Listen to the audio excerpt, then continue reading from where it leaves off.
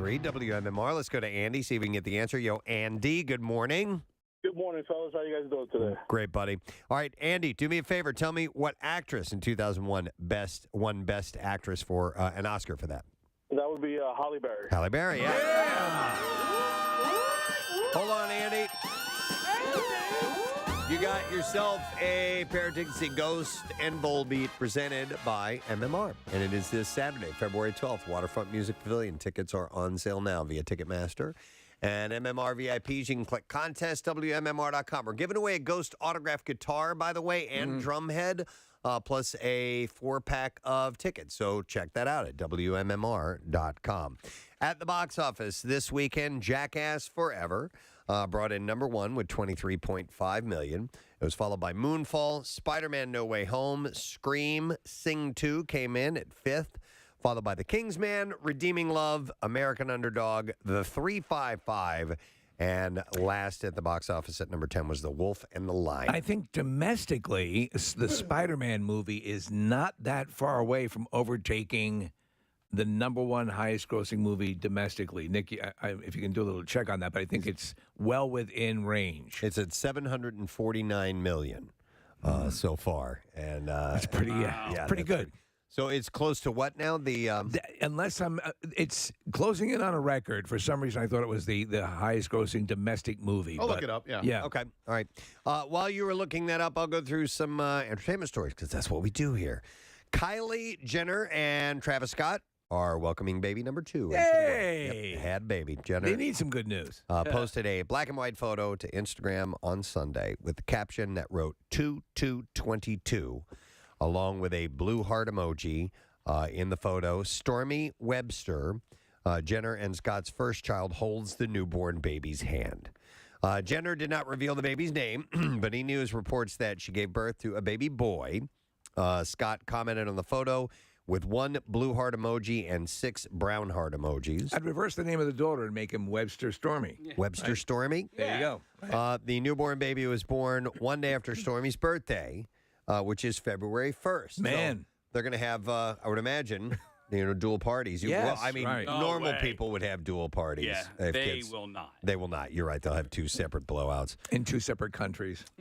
She just turned 4 years old, and Insider told E! News that leading up to the birth, Stormy talked about the baby all day long. So It's adorable. I shared this with Kathy. James McAvoy is a married man. In a new interview with The Guardian published on Thursday, the 42-year-old actor revealed that he privately tied the knot with Lisa Liberati, who is from Philadelphia. She's from Delco, actually. They've been together for a while. Stop it.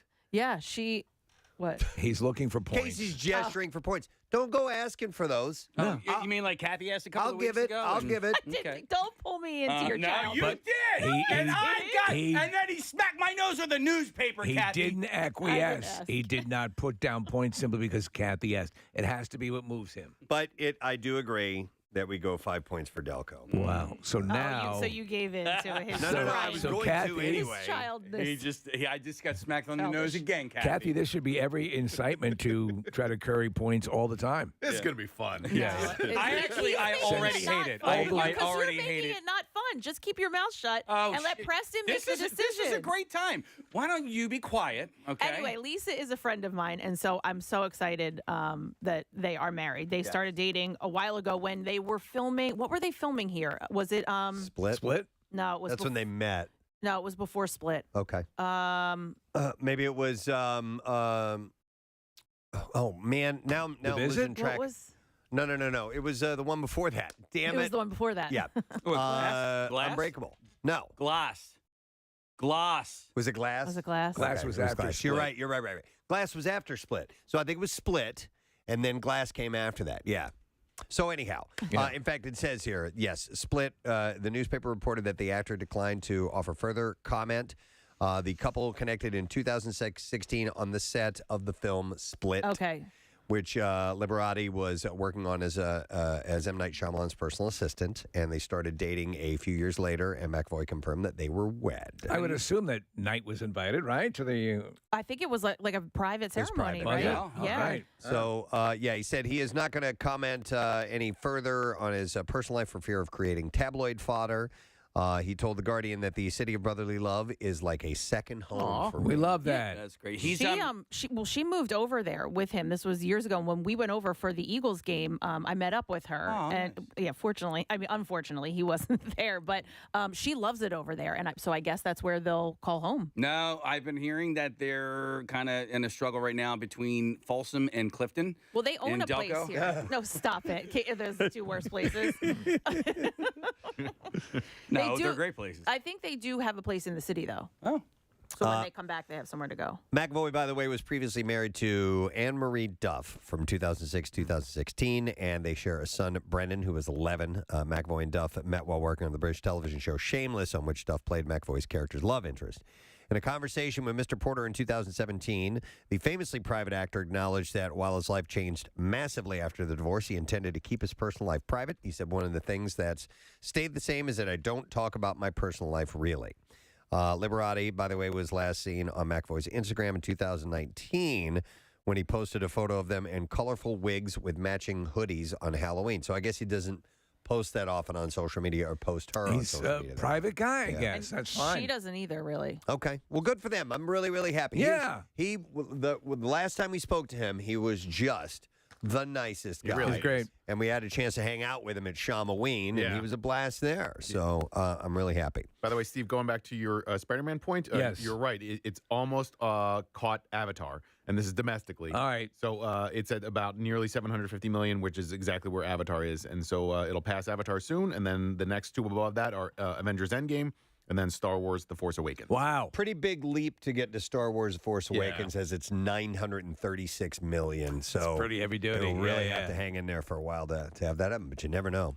All right, so Saturday was a blast for Jennifer Garner. She was awarded the 2022 Hasty Pudding Award from Hasty Pudding Theatricals at Harvard University. The actress rode in a convertible through Cambridge, Massachusetts, with members of the theatricals who were in drag. She also performed the Can with students in front of Harvard's Farkas Hall with her Hasty Pudding medal around her neck, and later that evening she received the pudding pot on stage. She addressed the audience and said, I guarantee that my day was better and more fun than yours. I'm a devoted member of the Hasty Pudding Club from now on, and I will be a nerd in the audience next year. I promise. This has been the most fun day ever. Later, she was asked questions that she had to answer. That's part of winning the award. The ceremony, yeah. So when an audience member asked Garner about the first kiss that she ever had, she laughed. She said it was a guy named Matt Critterton, and he tried to go further than a kiss, and I swatted it away. He broke up with me the next day because he said I was a prude, which was a badge I've worn proudly ever since I was 18. So congratulations to her. Crazy Rich Asian star, actress Awkwafina, born Nora Lum, has been criticized for years for having a black scent or using African-American vernacular English, also known as AAVE. And on Saturday, the Golden Globe winner addressed the criticism on Twitter before signing off the platform entirely. She said, as a non-black person of color, I stand by the fact that I always listen and work tirelessly to understand the history and context of AAVE, which is deemed appropriate or backwards toward the progress of any and every marginalized group. But I must emphasize, to mock, belittle, or to be unkind in any way possible that at the expense of others is simply not my nature. It never has and never was. She also announced that she's leaving Twitter. I like how she puts this. She says, I'm retiring from the ingrown toenail that is Twitter. It's true. She said, not retiring from anything else, even if I wanted to, and I didn't drunkenly hit someone with a shoehorn and now escaping as a fugitive. Also, I'm available on all other socials that don't tell you to kill yourself. She said, well, I'll see you in a few years, Twitter, per my therapist. She is off of that format. Yeah, her presentation's always been likable and light, and, never thought anything of it. So I guess it's become a thing. Yes. Billie Eilish, the singer, stopped performing at her show in Atlanta, Georgia on Saturday night to help a fan who was having trouble breathing. And we have a clip of this, I believe. Footage taken by a fan named Dana Macias, shared with E! News, showed that the bad guy singer stopped the show to ask her team to find an inhaler for a struggling concert goer. The woman who took the video told the outlet they helped her out of general admission and made sure that she was okay. After that, Billie noticed people were struggling, so she asked everyone to take a step back and make room. Suddenly, people started asking for an inhaler. and another girl was struggling to breathe, and Billy stopped everything. Here's So that she clip. could see them? Yeah, she could see him, so he must have Okay. been fairly close, I guess. So here we go. Do we have inhalers? Can we just grab one? Okay, it's okay, it's okay. We got one, it's okay, we got one. Guys, give her some time. Don't crowd. It's okay, nothing's happening. We're good, it's okay. We're taking care of our people. Hold on. I wait for people to be okay until I keep going. And that was kind of a dig on Travis Scott. I wait for people to be okay before I keep going. Right. That's what some are interpreting that as, by the way. So the performance at the State Farm Arena was Eilish's second stop on her Happier Than Ever world tour. Can people just share inhalers, or they're different prescription-wise, right? Yeah, Or I don't can know. be? I don't know. I think there may be like a general one because Like albuterol. Antihistamine? yeah, like something that's Yeah, my son had breathing issues when he was younger, and so he had an inhaler of albuterol. But then there was a second one that was like a steroid, and I might be confusing the two. So he had two different inhalers, but they were like generic. So like if anybody else was having a wheezing attack, and they were like generally asthmatic, they could inhale that. Okay. All right, this was a fun little thing that popped up over the weekend. Eddie Vedder says he hated Motley Crue in the 80s, and now one of the big hair band's own is firing off his thoughts on the matter, calling Pearl Jam a snore fest. This is funny. I would normally put this in music news, but it's a little bit bigger than that now. Nikki Sixx tweeted out some zingers on Saturday, writing, "Made me laugh today reading how much the singer in Pearl Jam hated Motley Crue. Now considering that they're one of the most boring bands in history, it's kind of a compliment, isn't it?" He wasn't done mouthing off just yet, though. In response to one fan saying that she had recommended Pearl Jam songs for a friend's newborn baby to go to sleep to, Nikki replied, "Or just sing to the baby with marbles in your mouth. Very zen." And yet another fan who called him lame, who had 3 mid-level songs at best, Nikki wrote, "Remember, there were zillions of brown-haired bands for brown-haired fans. Go find them. You will know them by the bored look on their face."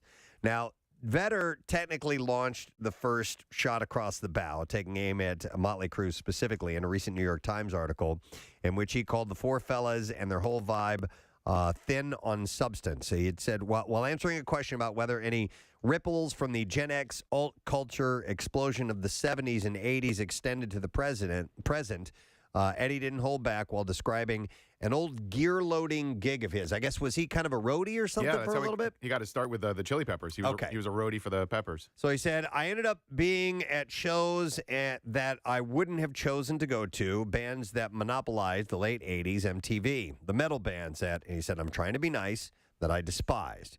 Girls, girls, girls, and Motley Crue, F you. I hated it. I hated how it made the fellas look. I hated how it made the women look. It felt so vacuous." Vedder went on to say that, "Thank God Guns N' Roses came around to put some teeth back into the genre." And finally, he took a shot at Heather Locklear, who, of course, was Tommy Lee's ex-wife. And he suggested Locklear was emblematic of how rock and roll portrayed and or saw women in those days, explaining, "But I'm circling back to say that one thing that I appreciated was that in Seattle and the alternative crowd, the girls could wear their combat boots and sweaters, and their hair looked like Cat Powers and not Heather Locklear's, nothing against her." And he finishes with, they weren't selling themselves short. They could have an opinion and be respected. I think that's a change that lasted. It sounds so trite, but before then it was bustiers. So I don't know what that means. Well, I guess a lot of the women of the time, like the rockers, even Madonna, they were wearing bustiers at that time. So. This is funny that they're going back and forth, and I don't care. No, it's fun either to way. watch. I really don't care at all, but it is fun to watch. Yeah. So that was the first volley, was Eddie's comments. Yeah, in a New York Times article, they were asking him about that genre, and he kind of, he was saying how he felt. He didn't like him. He just not his type of music. So whatever. It's kind of weird because he kind of portrays women as like unwilling participants, and that's not the case at all. Like, do you know what I mean? There are a lot of rockers, women that love that style of music, and we're and it was absolutely empowering participatory. to them and to I don't know the other women. reasons, Right? It's bizarre. Like I understand what he's saying. Yeah. It's just not but his also thing. and it's not his thing, and that's fine. But we're talking about adult women who were out having nothing but a good time. How could they resist? Right, yeah. No, it's and I understand the objectification and all that sort of stuff, but it's to me, it's less that, more that these guys are now in this bizarre feud. I don't even know if it's a feud. Has Eddie responded since Nikki's comments? not that Pearl Jam did. Pearl Jam put a funny tweet out last night, which just says, "We love our bored fans." Yeah, look at it. And then they show these guys like absolutely rocking at a show. And, that's great. Yeah. So I mean, I think at the end of the day, people are just going to have fun. I think Nikki probably took it a little personally. I don't think Eddie meant it personally. Yeah, no, I agree. And what's funny is there's absurdity in both of that. Of course. In both of those bands and how they portrayed themselves. Like, Yeah. I remember Oh, God, yeah. the Motley Crue stuff was just over the top and got ridiculous after a while. And then when Pearl Jam came with, and I love the music, but their kind of sullen attitude, I was like, come on, dude. You know what I mean? I was kind of that way as well. So, yeah, whatever. It's... At the end of the day, who cares? Yeah, exactly. If you like you Motley get some Crue, great songs out of it. Apparently, Eddie said something last night. They had a show in North Jersey, and he said that their drummer does not need to spin upside down to get your attention. But there you go. So now it's off and running. Yeah. But I mean, Keep it going. I love Kickstart My Heart, and I love Porch, and all these different songs from both bands. So Wait, I love this though. Their post, we love our board fans. Yeah, that's great. It's really good. They're throwing stuff and Everyone's bouncing up and jumping down and around. going crazy. yeah, clearly he's never been to a Pearl Jam concert. Yeah. All right. Well, we knew this was coming, but unfortunate to see nonetheless. Snowboarder Shaun White said on Saturday that the 2022 Winter Olympics will be his last snowboarding competition, and he said that he would retire from all contests. He said, I think this will be my last competition, which is pretty special. Is he going to do pie eating contests and stuff like that? No Or contest. Nothing. No Wow. contest. God damn it. But you knew this was coming, but Yeah. I'm waiting to see him What do you mean? to compete for the last time. To watch the Olympics? Yeah. White competed at his fifth games, and competing at his fifth games had already said 2022 would be his last appearance on the Olympic stage. He won half pipe golds in 06, 2010, and 18. He said his knee and back issues had lingered, forcing him to pull out of competitions and miss training. He said it's this and that. All these things are major things that brought me to this conclusion. He added that the other riders' tricks were getting heavier and heavier. And he said, this is interesting, he had decided to retire recently during a quiet moment when he got lost and had to take a chairlift over an empty mountain by himself. Oh, my God. He said, I was watching, and the sun was going down, and it just hit me right then. So he was on What the hell am I doing? He was on this ski lift by himself. Nobody's out there, and he Yeah. just had this moment, and he's like, this is it. Well, he's very enthusiastic for the Olympics this time around. We have a picture of him showing up. He's got huge rings attached to the back of his jacket here. Oh, wow. It looks amazing. No, Steve, How heavy that's are those the- things? What? Oh, that's just in the That's background? Yeah, that's Oh, the I'm sorry. background of the picture. He said it was very sad and a surreal moment, but really joyous as well, adding that he, quote, broke down a little before calling his friends and family to tell them of his decision. He's one of the oldest members of the United States snowboarding team. He said that he was still at the games to compete, explaining that he had been visualizing the runs that he would put down during his event next Friday.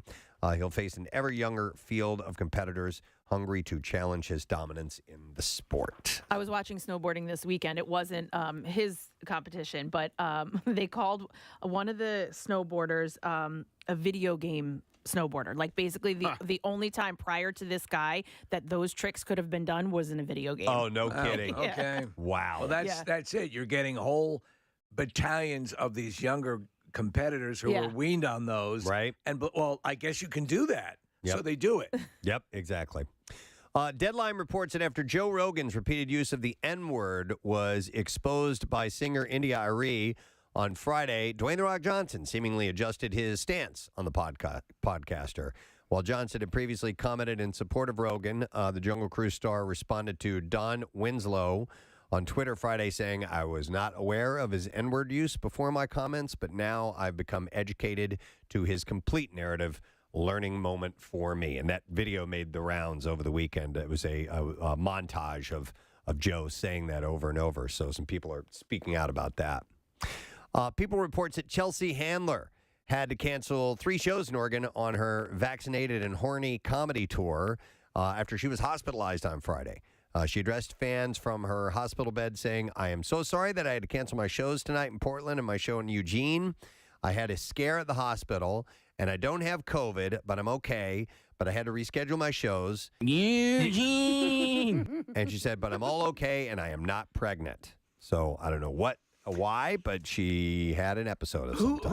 Who are we having on this week? A female comedian? Are we having? Tammy Tammy? Pescatelli. Okay, no. Then there was another one Heather McDonald McDonald. She had a fell and broke her, cracked her skull or another something like that. hospital thing. Yeah, she passed out. She was on stage. She was joking about. Being vaxxed and all that stuff, and doing the, and she completed the joke, and just at the point she completed the joke, she passed out, and everyone thought it was part of the routine, but it wasn't. God. Yeah, Right. You know what's weird? Go up, search on Wikipedia, list of celebrities who have died on stage. yeah, No. it's pretty wild. It's longer than you think it is. Yeah, I remember we had talked about this before, and they pulled up a video, and I just watched some dude have a heart attack on stage, and it was just. Well, terrifying. and here's the thing. It's scary. And on many occasions, it's been like that. They thought it was part of the act. Mm-hmm. And person's lying there dying. So I don't like it that. Yeah, you don't like it that? No, I don't Then like it. don't watch Here's that. here's one you'll like, Casey. A list of mainstream actors who have appeared in porn. Oh, There we go. So I'll send you that Wikipedia list. I like that. That's better. Following all the drama that unfolded over the weekend between Kim Kardashian and Kanye West rumors, apparently there was drama over the weekend. There were rumors sprang up that West and Julia Fox had broken up, and apparently Fox had deleted a bunch of photos of Kanye and unfollowed Kim. That's a whole mess. Or no, a Kim fan account Oh, on Instagram. No. I know. How dare you? Wow. Oh my God. that's a real slap in the face. The Uncut Gem star explained on her Instagram stories Sunday that the rumors weren't true and that she just didn't want to deal with all the comments. Suddenly, Instagram was not a fun place anymore, she said. So there's a whole bunch of back and forth over parenting and whether or not, I guess, their daughter should be Kim and Kanye's daughter should have a social media account at the age of 8. Well, and she had made that decision without discussing it with him. There we go. And he takes issue with that. It's a brouhaha. Yeah. By the way, I got an email from listener Alex who says, "I'm from Delaware, but I live in West Palm Beach, Florida. Longtime listener. And I just wanted to reach out because every time you pronounce, all right, so Kanye, Ye, Yeah. right? Every time you pronounce Ye as Ye, I think someone please tell them how to pronounce it. Is it yay? It's apparently Ye. Okay. Like Ye Kanye. is pronounced Ye as in Kanye, not Ye. Well, no. You what? spell it Y-E, it's pronounced ye. Yeah. Yep. But his name is spelled K-A-N-Y. Oh. K-A-N-Y-E. It so ruins just take the Yeehee. Y-E. It ruins Yeehee if you do it that. Yeah. Unless you want to make it Yaha. Well, I emailed Yay, this guy hey. back and I said, so is it not Yeezy? Is it Yeezy? That's what I was thinking. Yeah. And he's like, no, it's Yeezy, Then but we his name can't is have- Yay. And I'm Can't like, have it both no. ways. That's too much. Too much to remember. I'm You calling him can't Ye. have it both ways. No. We're going to say it the way we Right. You want can't to ye say it, and okay? yay at the same time. No, And but does he say GIF or GIF? Because apparently it's GIF. No. And everybody says GIF. I say GIF. I said GIF. And I'm saying Ye. What do Sorry, you say, Alex. Steve? Appreciate it. We'll just sound stupid. That's all there is to it. Do we, though? So what else is new? Let's see. While attending a men's basketball game at the Carrier Dome in Syracuse on Saturday, Pete Davidson was booed by locals. This apparently because he had called the city trash a few years ago. Oh, okay. A season ticket holder told Page Six Pete seemed to be prepared for what was coming to him. He brushed it off and had a laugh, as did the locals. In photos of Davidson at the game, he can be seen bundled up, wearing a gray Syracuse hat. Pete remained bundled throughout the game, the source said, maybe because of the single-digit temps or perhaps because the cold welcome from the natives. Syracuse basketball reporter Mike Curtis later posted a video of Davidson on Twitter in which Davidson addressed the city saying, "Thank you so much for having me and my friends in the building. We had a really great time, so peace?" ? So who knows? This is a sweet story. Philadelphia Eagles safety Anthony Harris made a heartwarming gesture last weekend by escorting a Texas middle schooler to a daddy-daughter dance because she had lost her father a year ago. This is just wonderful. It was unbelievable. I think she also lost her grandfather recently, too. Harris took Audrey Soap, at 11 years old, to school to the school event after the girl's mother, Holly, had asked the NFL player to be her date on social media. Audrey from Austin lost her father Ryan and grandfather in the past year. Harris is the girl's favorite player. To the family's surprise, he was able to make it after the Eagles were defeated by the Buccaneers in the first week of the playoffs. And apparently she said, I told him about the situation, and surprisingly, he was more than willing to do it. This is the mom who said that. It happened really fast. He said that, yes. He said, yes, probably about a week before, so it was kind of a whirlwind, and she just felt like a princess all night. The Eagles safety even paid for all of her dance expenses, including her dress, shoes, hair, and makeup. Wow. Despite the excitement, Audrey admitted that she was nervous, but Harris had made the experience less awkward for her by talking to her about a variety of different things, including football. She admitted, I was very nervous because I didn't know what I was going to say. At first, it was kind of awkward because we weren't talking yet, but then he kind of came up and started talking to me. Harris, who joined the Eagles last year, was also moved by the experience and was grateful that he could be a part of the young girl's special night. He said, you got to cherish these moments. Yeah. You never know how long we have here on this earth. So it was really sweet. Yeah, and there's pictures of them dancing, and he said he had to come to a decision whether or not to throw the game so that he could be here for right. Oh, Wait a second. And so no, it's an adorable thing, and for this girl to go through all that and then have this, it was a nice break from all that crap. Yep, agreed. Very cool. All right, so let's do clips. Let's Okay. jump over to that if you don't mind. Travis Block discovers a plot targeting U.S. citizens in the new film Blacklight. And in this clip, star Liam Neeson discusses what aspects he loves about his job. I get the chance to do this job. These complete strangers send me scripts that I'm always humbled by and touched that they'll offer me this stuff to do. And it's I feel very privileged, and I genuinely mean that. Shut up, dummy. Blacklight premieres in theaters on Friday. how many years ago did he say he wasn't doing action movies? Yeah, is he an another action one. star? It's an in this action one movie. too? Yeah. Yeah. I was about 7 years ago. Okay. Yeah. And it's been nothing but that since, Yeah. right? Okay. All right, next clip. Here we go. Bel Air is a new series based on the hit sitcom The Fresh Prince of Bel Air. Jordan L. Jones, who plays Jazz, explains his take on the show. Here we go. But this is more like a dramatic retelling. So I'm excited for the differences. I'm excited for the naysayers that are like, I ain't watching this, to be like, oh snap, this is really good. Like I'm really excited. Shut the f*** up! Bel Air will stream on Peacock Super Bowl Sunday. So It's supposed to be very serious in tone. Yeah. Yeah. All right, and there you go. That's the entertainment report for today. All right, you know what we got? A very rare concert announcement at this time of day. Normally it doesn't happen, but we want to get the word out right away about this particular show. It's going to be on a Friday. That's always a great thing. May 20th. And the venue is the Wells Fargo Center. Ladies and gentlemen, MMR is excited to rock The Who. Yep, it's called The Who Hits Back.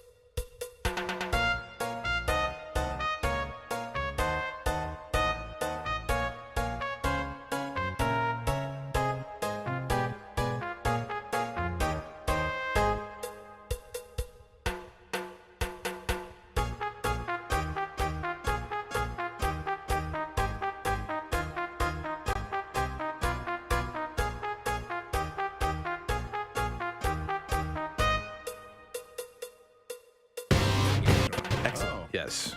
Is she naked yet in any of those episodes? Emilia Clarke?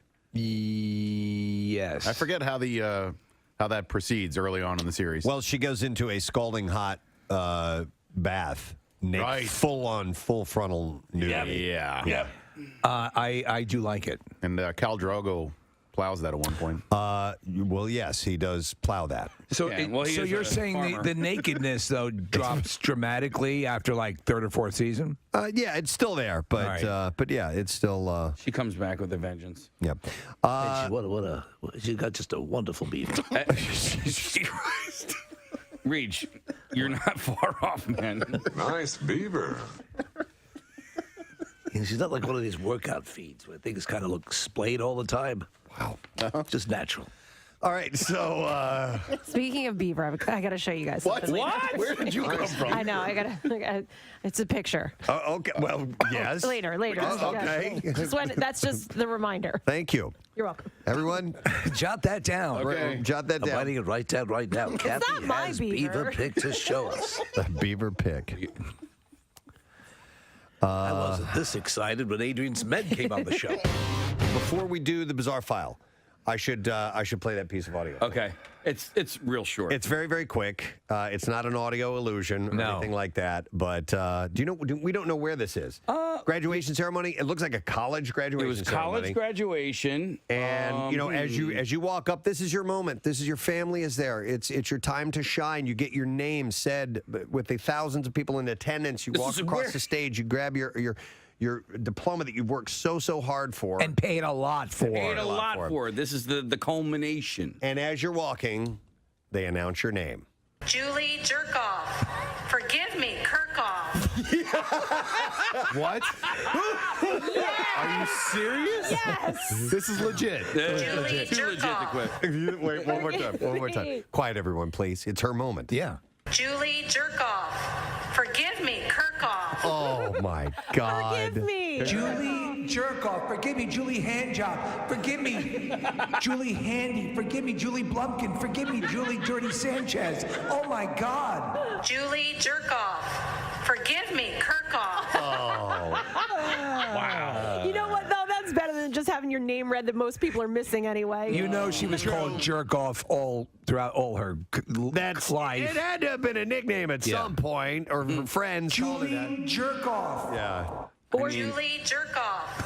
Forgive me, Kirkhoff. If you think about it. Julie Oh my God! I can't believe I said that. Or that professor won a nice bet. Yeah. Said she would do it, and Julie Salad Tosser. Oh, it's not even close.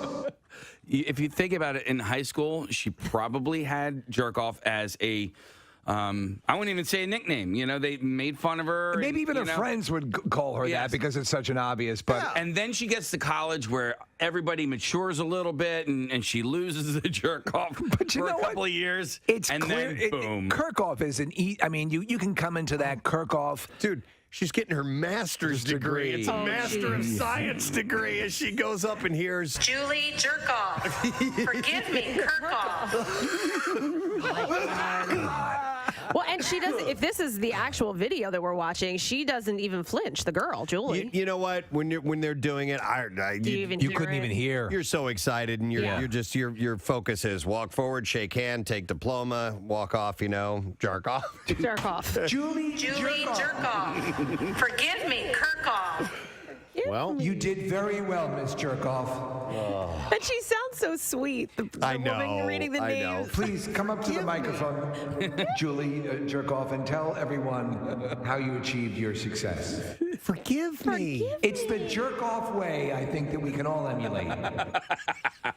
Oh my God. But there's countless names like that are being butchered in similar ceremonies going on.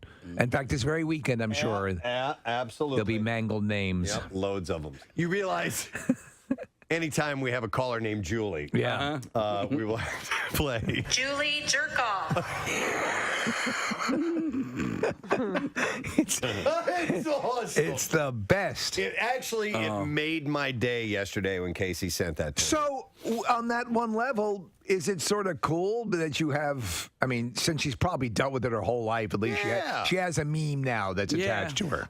Let's see. We have a caller on the line real quick, and I'm going to go to this caller. Hi, caller. Good morning. What's your name?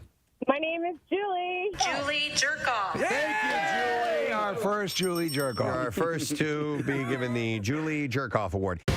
Following explosive fights on social media, Jersey Shore star Ronnie Margot Ortiz, he and his girlfriend apparently are done. He wrote on Instagram, on an Instagram story to Jen Harley. Yeah, he's a real silver-tongued devil. Listen to this. Yeah. Note to self, can't turn a natural-born hoe into a housewife. Damn. If you find them in the gutter, then leave them in the gutter. Note to self. Yeah. Ronnie later apologized, writing, I want to apologize. I love you. Earlier to my fans and especially to Tater Tot Kitty. Really? Tater Tot Kitty? That's somebody's handle. I don't know if that's her handle or whatever, but I want to apologize to Tater Tot Kitty. Dear Tater Tot Kitty, I'm so sorry for those terrible things I wrote. I writ. He said, I acted out of my gut and not rationally. I was not rational. I should have never. Apologies to you too, Ravioli Ramon. He said, I should have never acted in such a manner, spelled M-A-N-O-R. Really? Yeah. Okay. Come on, man. It's where he lives. That's the name of the place. I should never have acted in such a manner. That's what it says. You pull up Preston, it says, I never should have acted in a manner. And then he writes, my deepest apologizes. Wait, seriously? My deepest apologizes. A-P-O-L-O-G-I-Z-E-S.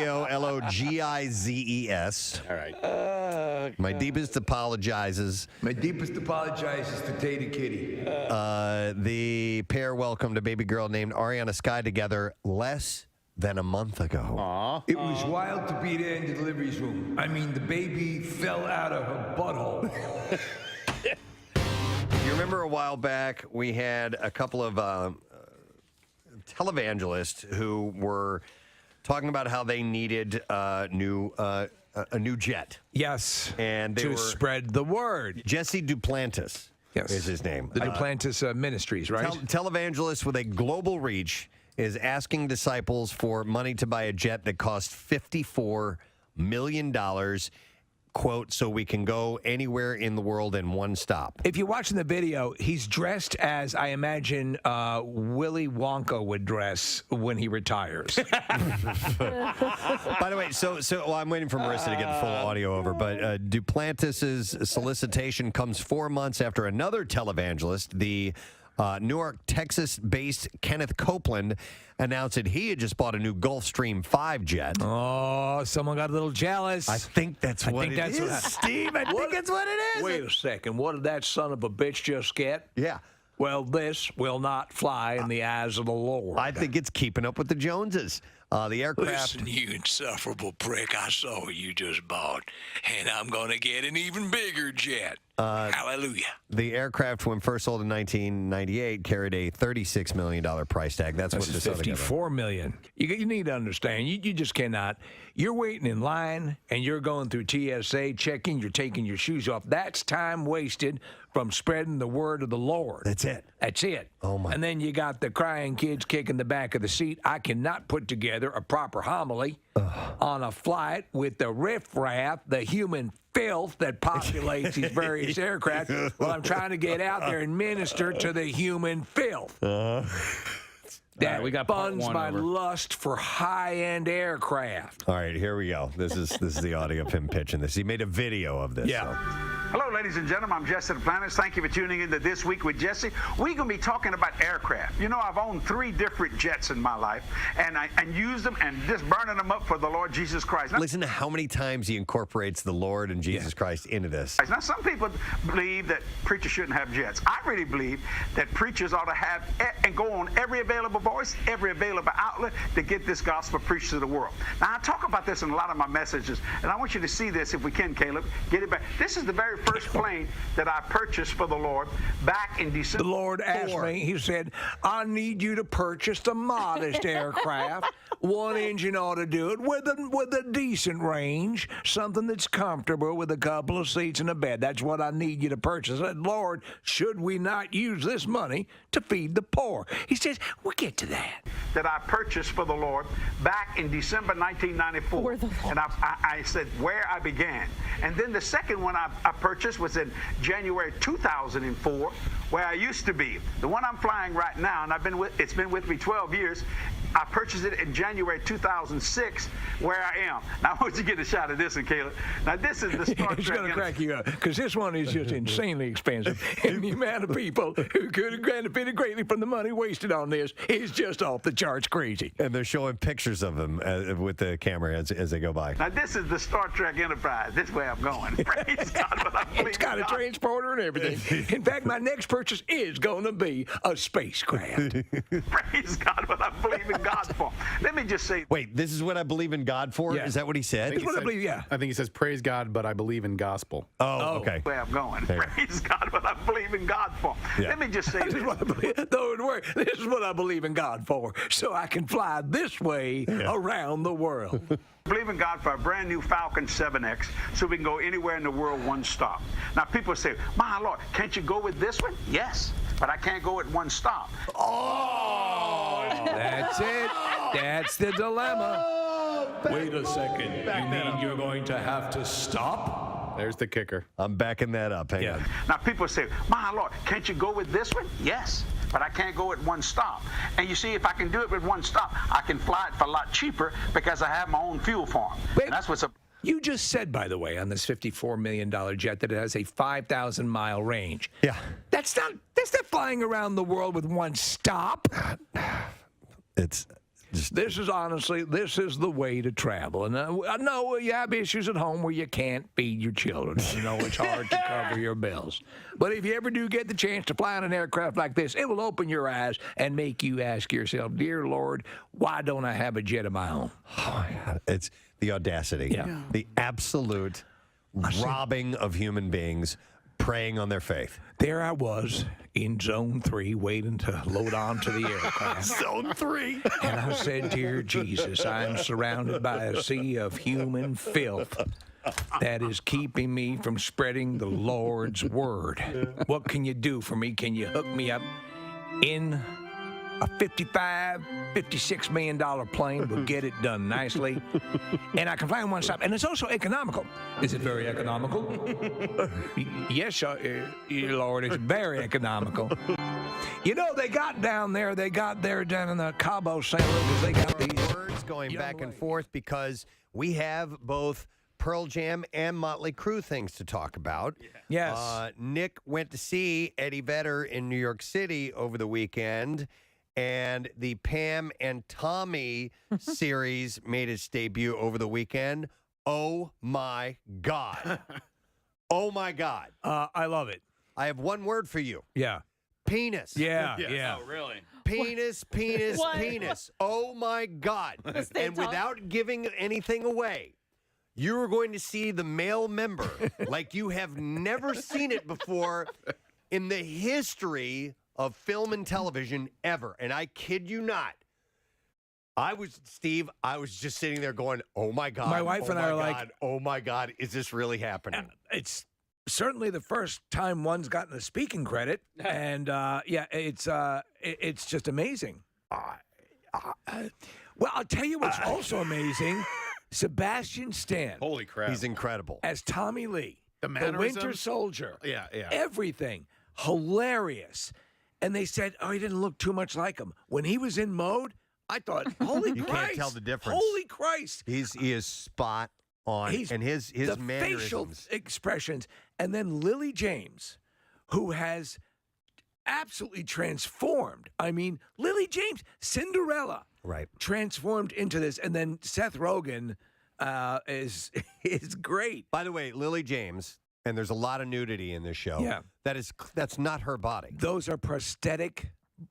And by the way, the best prosthetic boobs I've ever seen in my life. I could not tell how they were doing that. She's not overly well endowed. Yeah, yeah. She's maybe like average size, but obviously Pamela Anderson, right? Is huge, and so there's plenty of nudity with her, and I'm like, wow, it is seamless. So I guess the CGI, maybe they cover up the seams of where they must have of where the prosthetics are, because it's fantastic. But I'm telling you, man, I've seen more penis on television lately than I think in all my years combined of watching movies and TV, because I'm also watching The Righteous Gemstones. Yeah. And there's a lot of male full frontal nudity in that too. But this takes it to another level. This is insane. This is just... There's a scene where, well, I don't want to give it away. Don't give any of the, especially the really novelty nature of what happens, because you need to see it for yourself. Yeah. You're going to be blown away. We'd kind of talked about it a while ago, but I won't bring it up again, because it is an amazing moment. But in the performance, in the so the story is a real story. People working on their house. This is Pam and Tommy Lee's house when they were together. They found that videotape, which became legend, pop culture legend. There's also a thing on Hulu that is an exact documentary about that. Well, I need to find out, because what I don't know, and Nick and I were discussing this off air this morning, because he's seen it. Casey is not. Kathy is not. I don't think Marissa has seen it, or she has seen it. Okay.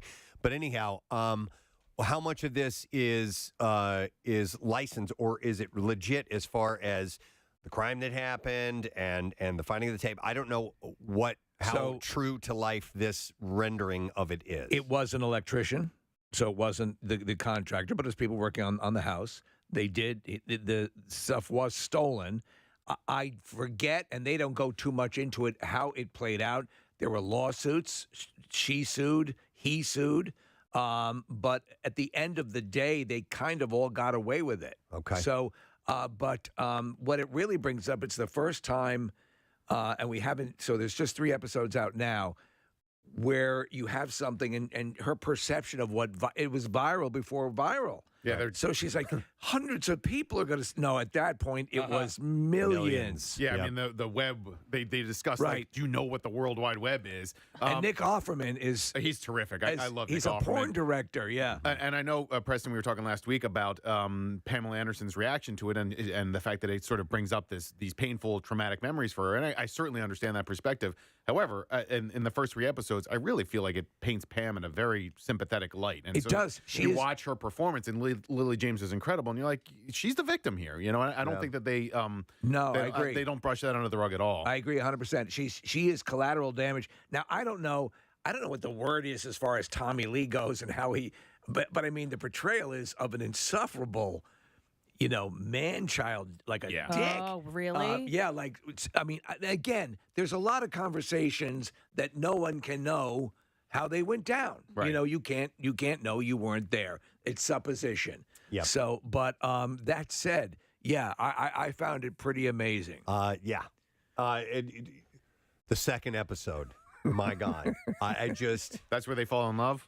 Yes. Yeah, okay. How many episodes altogether are Yeah, there that's what I don't know. 3 available now, 1 drops. I think there are 8. Okay. I'm not sure. Okay, that's what he was wondering, exactly how many they have all together, because I need to know. This is... I'm like... we watched the first episode. I'm like, we're going to watch another one, right? Yeah. So we're going to hold on. Let me see here. Marissa wrote down this note. Many of the stories are right out of Tommy Lee's autobiography. Okay. Eight episodes total, Case. Okay, there you go. Wow. And they're going to come out once a week now? Yes. After this? Yeah, the next one comes out on the 9th. God, it's well worth your time. They've got us just like drug dealers, man. That's the way they do it now. They give you a little taste, and then you got to keep coming back. Yeah, but I'm for glad more. they do that, because otherwise I wouldn't be able to help myself. I'd just sit there with like 7 boxes of Girl Scout cookies and finish all of them. Right? Give me 3 cookies at a time, and I'll be good. It's crazy. It's insane. Well, also the recreations of the classic videos that we all saw. Listen, no one knew how to process this at that time, and if you think about it, there were things after that where it became available to look at, and I wouldn't look at it because I felt you understand what a violation it is. That this was a violation. This was an act of revenge. They paint the case in the series No one walks away unscathed in this, except the collateral damage of Pamela Anderson, who didn't ask for this to happen. But the guy was wronged, and he went a little too far. But it's an interesting take on how we perceived it. It starts off with the Jay Leno interview. Mm-hmm. I remember that clearly. All this stuff, it just never occurred to us at that time. And you remember that we had years ago, Preston, we had this woman pushing this fake, or this guy pushing this fake collection of sex videos, famous people. They were all doctored. Yeah, they were all fake. All fake. Yeah, they were lookalikes. Michael Jordan lookalikes, stuff like that. Stuff that had been hinted at, and so they were off and running after that. Oh man, and you know what? The show's also a total flashback for me because all the scenes in the nightclubs and stuff. I was in my mid-20s at that time, so all that music, I'm like, yeah, I remember. The music's great. Totally going crazy to that in the clubs and stuff. So. I like the fact that they went to Senior Frogs in Cancun. Right. Oh my I was God. at Senior Frogs in Cancun in the 90s. Wow. Yeah, Kathy, I'm curious as to what you think of it. Yeah, I'm definitely going to watch it now that I hear your guys' review. It's insane. All right, and with that, so if you've missed this back and forth that's happened between Eddie Vedder and Nikki Sixx, we talked about it just a little while ago. Eddie had said in an interview with the New York Times that he pretty much hated Motley Crue and found them to be ridiculous, and he said, I despised it. Girls, Motley Crue, F you, I hated it. I hated how it made the fellas look. I hated how it made the women look. It felt so vacuous, is what he said. And Nikki is fired back, calling Pearl Jam boring and all this other stuff. So now there's this war of words going back and forth, which is pretty funny. Yeah, it is, because especially Nikki Sixx is going to be one who's going to rise to the, he's not going to let that sit. But Nick went to see Eddie in New York City. He did a solo show on Friday night, and went up with Pierre. It is funny, but just touching on Pam and Tommy Lee, because they do touch on Kurt Cobain and grunge coming in. Yeah. And Tommy's watching VH1 or something like that, and he's like, you can see him sort of react to grunge taking over the rock scene and sort of sweeping Motley Crue to the side, and Pearl Jam and Nirvana and Alice in Chains and Soundgarden taking over. But yeah, it was an awesome show on Friday night. I went to the Beacon Theater in New York, which I'd never been to before. Pierre and I took the train up. I got Pierre to the train station on time. That was a big question. Yeah. Well, oh my God, that alone. So, Steve, the train left at 5. I told Pierre that it leaves at 4:30. So we got to the train station at 4:25. He left a couple of things in his car, so he had to go back to his car. Of course. So arriving on time, arriving a half hour early or 35 minutes early was definitely the right move. And then so we took the train to the Penn Station up in New York, and then took a cab to the Beacon. It was really easy getting there. We showed up at the Beacon Theater on time. And then Pierre was like, let's go get a pizza. I was like, no, let's go into the theater. They have food in there. Yeah, I'll buy you popcorn. And so I did. He looks Later for on, we'll have ice ways cream. to sabotage his promptness. I think he gets distracted and sees he was joking about it last week, but I think he sees a shiny object and he's like, oh, I know a pizza joint around the corner. And like, no, man. You know what, though? He's a little like me. Like, if there's 10 minutes to spare, you're like, well, I could probably get pizza in 10 minutes and still make it back on time. In reality, you can't, now you're going to be a half hour late. Is it because you don't want idle time? Yeah. Well, if we go in there, we're just going to be sitting yes, there. Yes, 100%. I have no problem with idle time. I will go sit in my seat. Oh, yeah. As long as I know I am positioned and ready to go. To me, I look at it like it's wasted time. Like, I could have gotten something to eat that way. Maybe I don't miss something at the show, so eat prior to, not during the show. What you need to do is, like, if you guys get in there early, you have a coloring book and some crayons. And then you give it to Pierre and say, here you go. Yeah, I mean, listen, I'm and glad a bag of Cheerios. We got in early. Yeah, here you go, buddy. But Steve, I know you've been there before. I had never been to the Beacon before, and I'm glad we went in early because we got to the seats and we had a conversation for 15 minutes, which was a nice way to kill time. I want pizza. I swear to God, I took him to the concession stand. I'll get you pizza. I bought him goddamn popcorn. But it's a gorgeous theater. It was so nice. I'll post a video up on Instagram a little bit later, just of the inside of the theater itself. It was really cool. And I put up a whole review on PrestonandSteve.com and MMR.com with some highlights from the show. And I told you guys this last week, but Eddie is featuring a lot of new songs off this new record called Earthling, and his band is called the Earthlings.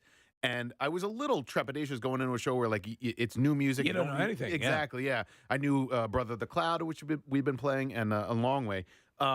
It didn't matter. It was so great beginning to end. The guy that opened the show is a guy named Glenn Hansard. If you don't know Glenn Hansard, he's a terrific Irish singer-songwriter, and he and Eddie have been friends for a really long time. So he came out and he opened, and then just from the beginning to the end, it was one great song after another, even though I wasn't familiar with all of them. The backing band is awesome. It's this guy, Andrew Watt, who I also didn't know, and then Josh Klinghoffer from the Chili Peppers.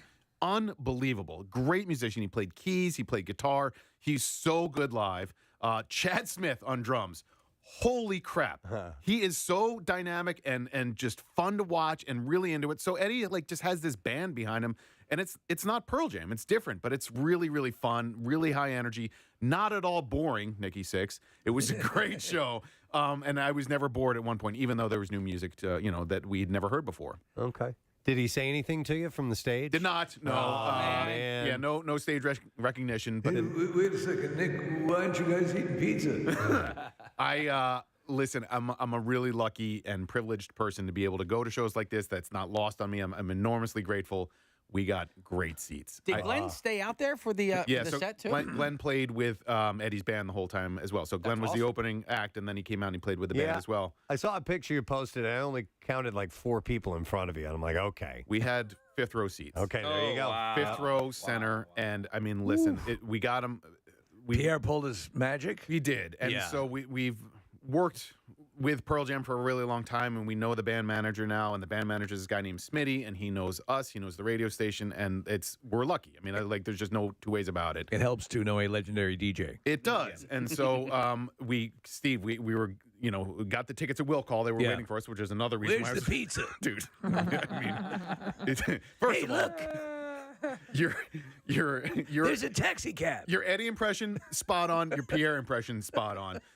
And the mannerisms and the way that they think also accurate. But when we walked in, the tickets were waiting for us at Will Call, and so we grabbed the seats and we're like, all right, we're sitting on the balcony where we're sitting or whatever. When we walked in, and the guy's like, no, you guys are down this way, and we kept walking and walking and walking, and then we're like, oh my God, we are fifth row center, and it was unbelievable. So Eddie probably saw you. He saw us, yeah. And do I bring this up or what? What do I do here? But they did 2 shows at the Beacon. They were there Thursday night and Friday night, and then Matt Cord got to go see him in New Jersey last night. But it's a quick tour. They're doing New York, New Jersey, and then I think Chicago, L.A., and then San Francisco. Why skip Philly? I don't know. It. And maybe they were just being. Well, we talked. Does this make you think that Nikki Sixx is right? No. But we were talking to Jeff Ament 2 or 3 weeks ago, and Jeff was saying this run for Eddie is kind of like a test run for Pearl Jam later in the year. And I think people were still trying to figure out how to tour in COVID coming out of Omicron and Sold whatever. out? Oh yeah. I mean, you couldn't get tickets, and so we were lucky to get them. But yeah, it was people were scalping them outside for $700 a pop. Holy hell. $800 a pop. Yeah. It's crazy. Yeah. Yeah. So, but yeah, we took the train up, and then got back. I mean, the travel went well. It was remarkable. The traveling with the air. But you came right. He was still on the air when you came back here, right? I got back to the radio you made station. Sure. I made sure. I mean, did you chloroform him? No, we waited. I feel sleepy. We waited in the green room for a little bit, and Pancake was like, "Pierre, you got to go. Pierre, you got to go." And so we left the radio station by 4 and made it to the train station and made it up on time. Yeah. So it can work if you manhandle him. Yes. Yeah. And get him to the show, but that's great. Train is a terrific way to get to New York. It couldn't have gone any more smoothly. Did you fall asleep on the ride? On the ride up? Yeah. Yes. Okay. Let me show you a photo. Okay. Yeah. A picture of Pierre. He has an interesting sleeping technique when on a train and perhaps when a car. Oh wait, no, I put it on Twitter. Okay. Anyway, it's yes, he pulls his hat down and then his mask up, so there's no light coming in. What? Yeah, and It's partially suffocating. yeah, and so then he did that, and then a few minutes later he was out. Okay. Here we go. Oh yeah. That's a good way to sleep. Yeah, it's described very well. That's exactly what he. Yeah, so he was asleep before we got to Trenton, and then woke up when we pulled into Penn Station. You should have just got off the train. Yeah. Yes. Bye. Pierre wakes up at the Roundhouse. Right. There's a homeless man that won't get off of And the he's in train. Boston He somewhere. says he's a radio DJ. I mean, why not sleep on the train? And Totally. Yeah. That's part of the convenience of it. He Absolutely. looks like some sort of horse here with the. Well, congratulations. Yeah. You made it. Great And, band, great show, and I'm really curious to talk to Matt later today to see what his impressions were for last night. And it was also the other thing I wanted to mention. It was my first show, not counting MM Barbecue, since the pandemic began. So I saw the Struts in December 2019, and just to be in a room. And Steve, you brought this up a month or two ago about like when we did the Christmas Miracle. Yeah. And you're all hanging out together in the same room. This collective like energy and You need joy. it. Oh my God! As human beings, we need that. And it was emotional. I was so happy to be there, and the whole night I just felt like this joy, this sense of joy of being in the same room with all of these people who are feeling the same thing, and I hadn't felt that in a collective sense in a really, really long time. So that felt great, just to be at a show. So if Pearl Jam's not your thing or Eddie Vedder's not your thing, that's fine. I don't really care. It's my thing, and I had a blast, and so I was really glad I got to go. Doesn't matter. Yeah, exactly. That's awesome. And wouldn't it be great if all of a sudden Pearl Jam and Motley Crue did a joint tour together after that all would of this? be awesome if they. That's a hard listen.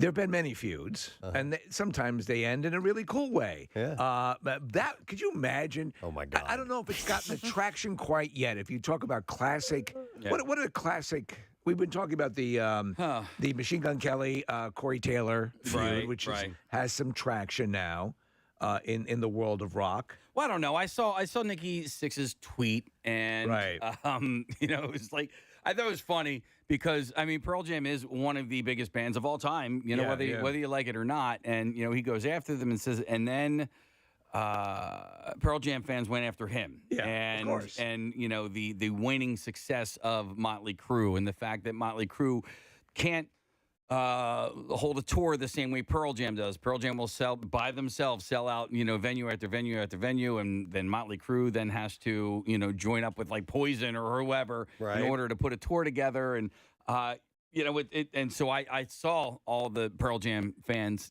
sick themselves on Nikki Sixx and then go after Motley Crue. And what sucks is like Nikki Sixx says this, and like who knows what like Tommy Lee and all the other band members are like, dude, why are you doing this to it? But if feuds like that are always like I've never had it. I've had people that I did not like and preferred to not be around, and I just stopped being around them or engaging with them. To carry on a feud, especially a public feud, to me is an interesting dynamic. It was very big in the hip hop community for a long time. East and West Coast. Yeah, East and West Coast was a big thing. Got deadly. It got No, exactly. But like for Eddie to single out or name check one band in particular. That's what kind of sucks. When that was, one band of many of the time. Right. And I think that's what Eddie was basically saying was not just Motley Crue, but like that whole era and that whole genre of music is basically what he was talking about, but just to single out one band. It kind of sucks. Well, then he pointed out that GNR helped bring it back, and like so GNR kind of was a little sort bit of that way too. Hair metal, but yeah, like they were a bridge. They were a rocking band, Yeah. And it's funny. I mean, listen, you're allowed to hate bands' music. And I know there are certain ones that I'm like, no, please, yuck. I have nothing to do with that. How many times have you seen Motley Crue over the years? I've never seen them. Oh, really? Yeah. It's fun. Yeah. And one show for me was enough. But I went and saw them, and the Tommy Lee did the spinning drum thing, and it was a blast. It's a show. Right. And so that's what you get at a Motley Crue concert. And like I had a really great time. Yeah. So this feud is kind of because Pearl Jam's my favorite band, but I had fun at Motley Crue, It would be but imagine if they did a show together like a one-off. It'd be great. You need to get it you need to massage the feud for a little longer and then have the turnaround. I remember there was a short feud between Axl Rose and Bret Michaels. Yes, there was. And they're threatening each other. Was Get in the Ring that song? Get in the Ring was him. Bob Guccione Jr. Yeah, was beaten up on one of the people. I think was Bret Michaels. Wasn't there one with GNR and Metallica as well, or Axl and Metallica, or am I misremembering? I think there was Axl and everybody at one point. Okay, hang on. So I'm not really sure. Crying Like a Bitch, the Godsmack. What is that? Who is that about? Oh. Nikki Sixx. Yeah. Oh man. Crying Like a Bitch is about Nikki Sixx? It was about Nikki Sixx, yeah. They wrote that about him, and I forgot there was an interaction that they had backstage, and Nikki Sixx was a total jerk, and so they wrote that song, Crying Like a Bitch. Eddie should cover that at the next show. Dude. Oh, my God. That's a great idea. I will always think, when I hear Crying Like a Bitch, I think of Mike Schmidt. That's right. Yes. Because he was sitting here. He was sitting here. We were interviewing him, and the song we were coming out of before we were going to the legendary Michael Jack Schmidt was crying like a bitch from Godsmack, and he's got his headphones on, and he's just sitting there going, Yeah. Cry like a bitch. It's great. It's great. All right, Guns N' Roses, Axl Rose clash with Metallica and Lars Ulrich. So apparently there was a thing at one time. Oh, and remember the huge feud between Stephen Jenkins and the dude from Stone Temple Pilots. That's right. On the old Stephen side, Jenkins yeah. of Third Eye Blind. Oh, yeah.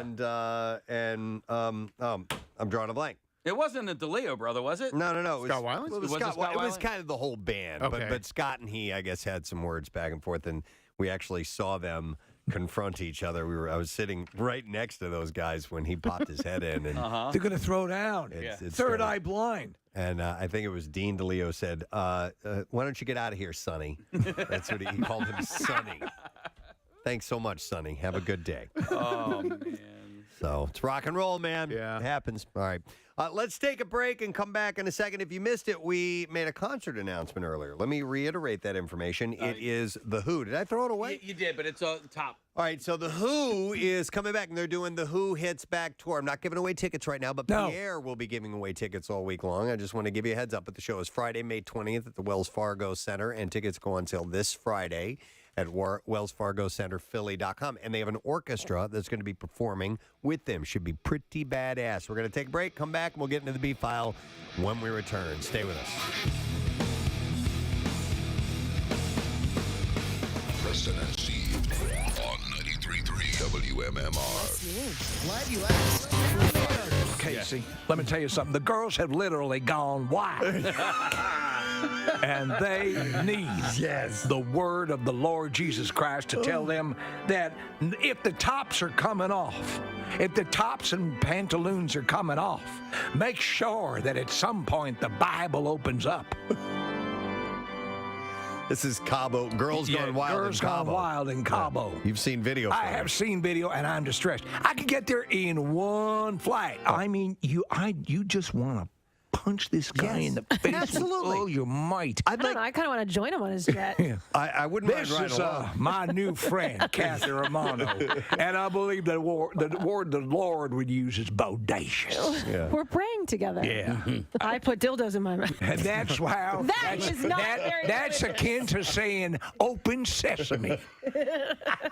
When this fine young, and she's a broadcaster, I want you to know, so she spreads the word herself. But when she said she put dildos in her mouth, I got to tell you that jet door opened right. I put dildos in my mouth. So I thought this one would be a nice, light conversation. Anne Frank. Yes. No, but actually, this is actually a little bit of light information about Anne Frank that was recently discovered. It's pretty amazing. Yeah.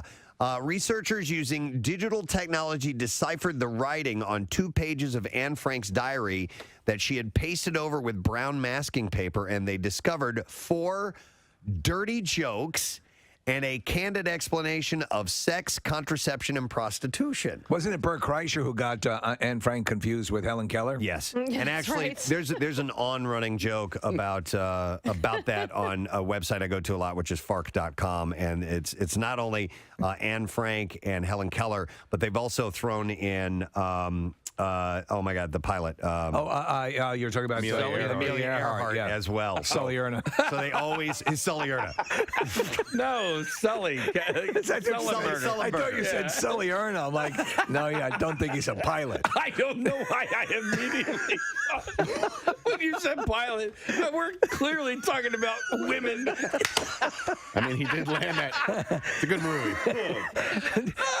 I don't know why Sully has not brought up the fact that he hid in a in Amsterdam during World War II, because that's an even more courageous And story. what blows me away is the dude was blind and deaf and able to land that plane. It's amazing. Well, I mean, he landed it in a river. Well, I but, guess you know. he doesn't want to puff himself up too much. All right, so anyhow, let me find something else. I can't wear the earbuds. I have small ear holes. You can't wear the earbuds? Yeah, they fall out. Ooh, your ear holes are so tight. Tight ear holes. Oh, man. You can get That's awful. Can you fit that in there? I'm going to work with it. Wait. Yeah. Wait, ow.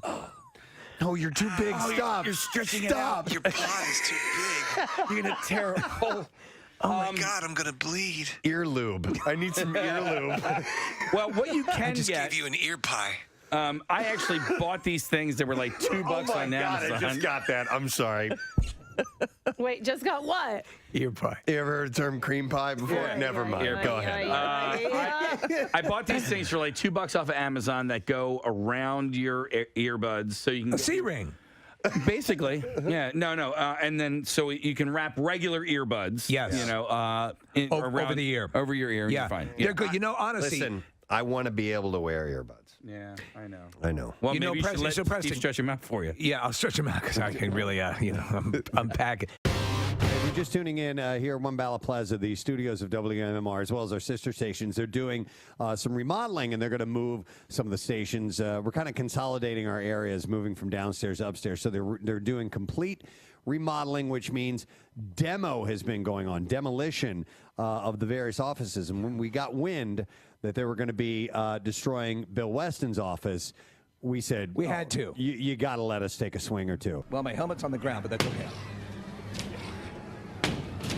Wendy, I'm not gonna hurt you. I'm just gonna bash your brains in.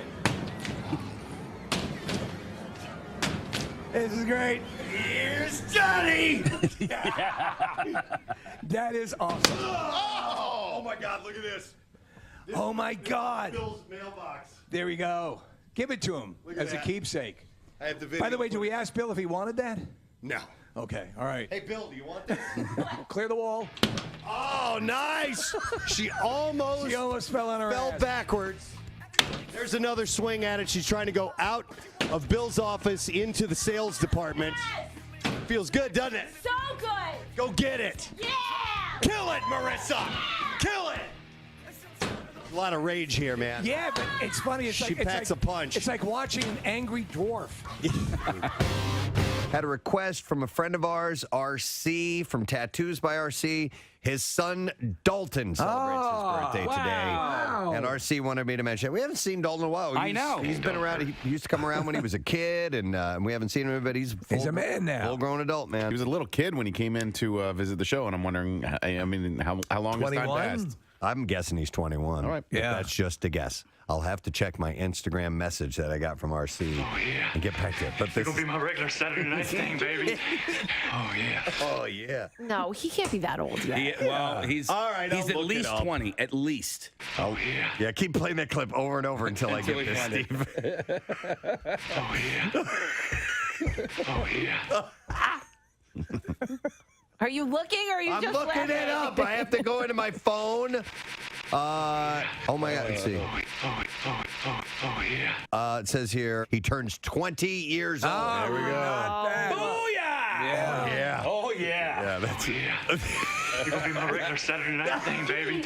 Oh, yeah. Oh, yeah. Oh, yeah. So far, this is my favorite part of the day. There we go. It all goes downhill from here. All right, let's see if we can get an answer to the stupid question. A panda, what is their primary food source? Yeah, okay. I'm going to go to Courtney. Hi, Courtney. Hi. Hi, Courtney. What is the panda's primary food source? Is it bamboo? Oh, yeah.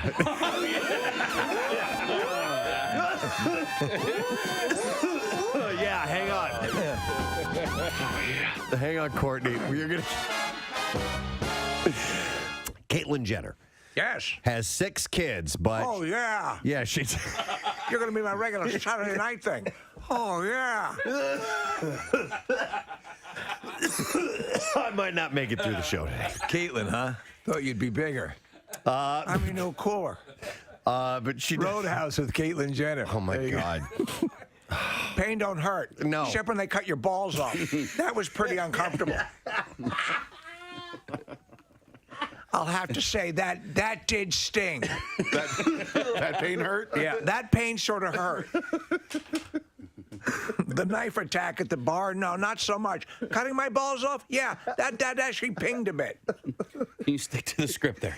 It pinged a bit. That pain hurt. Okay, sorry. Oh, yeah. Oh, yeah.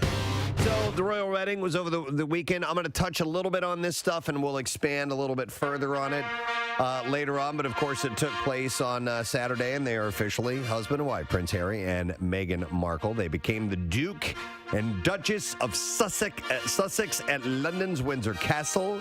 The ceremony took place at the Gothic St. George's Chapel at noon, but was no ordinary wedding, even by royal standards. So there's an Instagram thing that I follow. It's called Fish Dance Party, and what they do is they'll dub Fish concert music over people dancing. How did I miss this? No, listen. At one point over the weekend, there was a Fish Dance Party Instagram posting of people coming out, and it looked like they were coming out of the royal wedding. And I was like, this can't be. But I think it was legit. I'm fairly certain what I saw. Fish music was playing when they were coming out? Okay. No, but like ridiculous. A selection from Fish. I just need to know if I did indeed see Prince Charles and Camilla Parker Bowles come out dancing out of the chapel or whatever. No, I don't think they were dancing when they walked out. That is not. Dude, wait till Prince Charles and Camilla. They're Casey. great. Casey. I know. Casey. What is it? We're watching this right now. There's Yes. no way in hell the royal family would do something like this. But look at this. They're great lookalikes right there. They are not even remotely looking. That guy looks nothing like Prince Charles. I was looking at her. Oh. You thought this was real? I couldn't tell. It was on my tiny little. I couldn't tell. What is this from, though? It's a spoof. It's a It's a spoof. Oh my God. People. Yeah, we're watching this right now. This it is absolutely absurd that Casey would think that this was legit at the actual royal wedding. I'm telling you, when Prince Charles and Camilla, the Camilla lookalike, I was like, well, that kind of looks like her. But Prince Charles, you know what, Casey? It was. I knew it. I knew it. It was real. Let him have this. Thank you, guys. They really are big Fish fans. We are so happy he is back in town. It's been a while since he's been here in this studio, and we know him as Gay Robot. We love him for that. Ladies and gentlemen, Nick Swartz. Yeah, everybody. Is with us. Good morning, sir. I'm glad you got my name right and didn't call me Blink 182. You nailed it. It's that kind of day, Nick. It is. Flooding in the streets and in Preston's home. Dear Lord. When did your friendship with Adam Sandler begin? We met on J-Date. It was J-Date. Yeah. So a mistake ended in a lifelong it was just friendship. A lovely turn of events. That's perfect. Actually, this goes with answering this question. A lot of people don't even know I do stand-up. So this generation now, it's funny because that's why I wanted to. They'll come to my preface. show and they're like, "Oh my gosh, you're really good at stand-up." Yeah. And I was like, yeah, I've been doing like 22 years, which is insane. And a lot of people just know me from movies. So it's kind of a bonus when they're like, oh my gosh. Yeah, yeah. You know, it's like Michael Jordan when they're like, go to see him play baseball. And they're like, oh, you play basketball? Oh my gosh. This is a whole other crazy. aspect. Wait, you're the Michael Jordan of comedy? No. Michael Jordan of baseball. Yeah. Yes. Was exactly. Was Chuck and Larry the first movie you did with Adam, or did you do anything before that? Adam saw my stand-up on Comedy Central. Okay. Yeah. So he was in bed with his wife, and he was channel surfing, and he was like, oh, it's this kid. And I was a kid at the time, and he wrote my name down and went to the office, and he was like, who is this dude? And a lot of the younger guys were like, oh, that's this kid Nick Swartz, and that was my first special. And I used to do jokes about my grandmother. Oh, I love them. And so he had a script called Grandma's Boy, and he called my manager, and I had a meeting with him, which was surreal, obviously. And the whole time I just wanted to be like, yeah, you.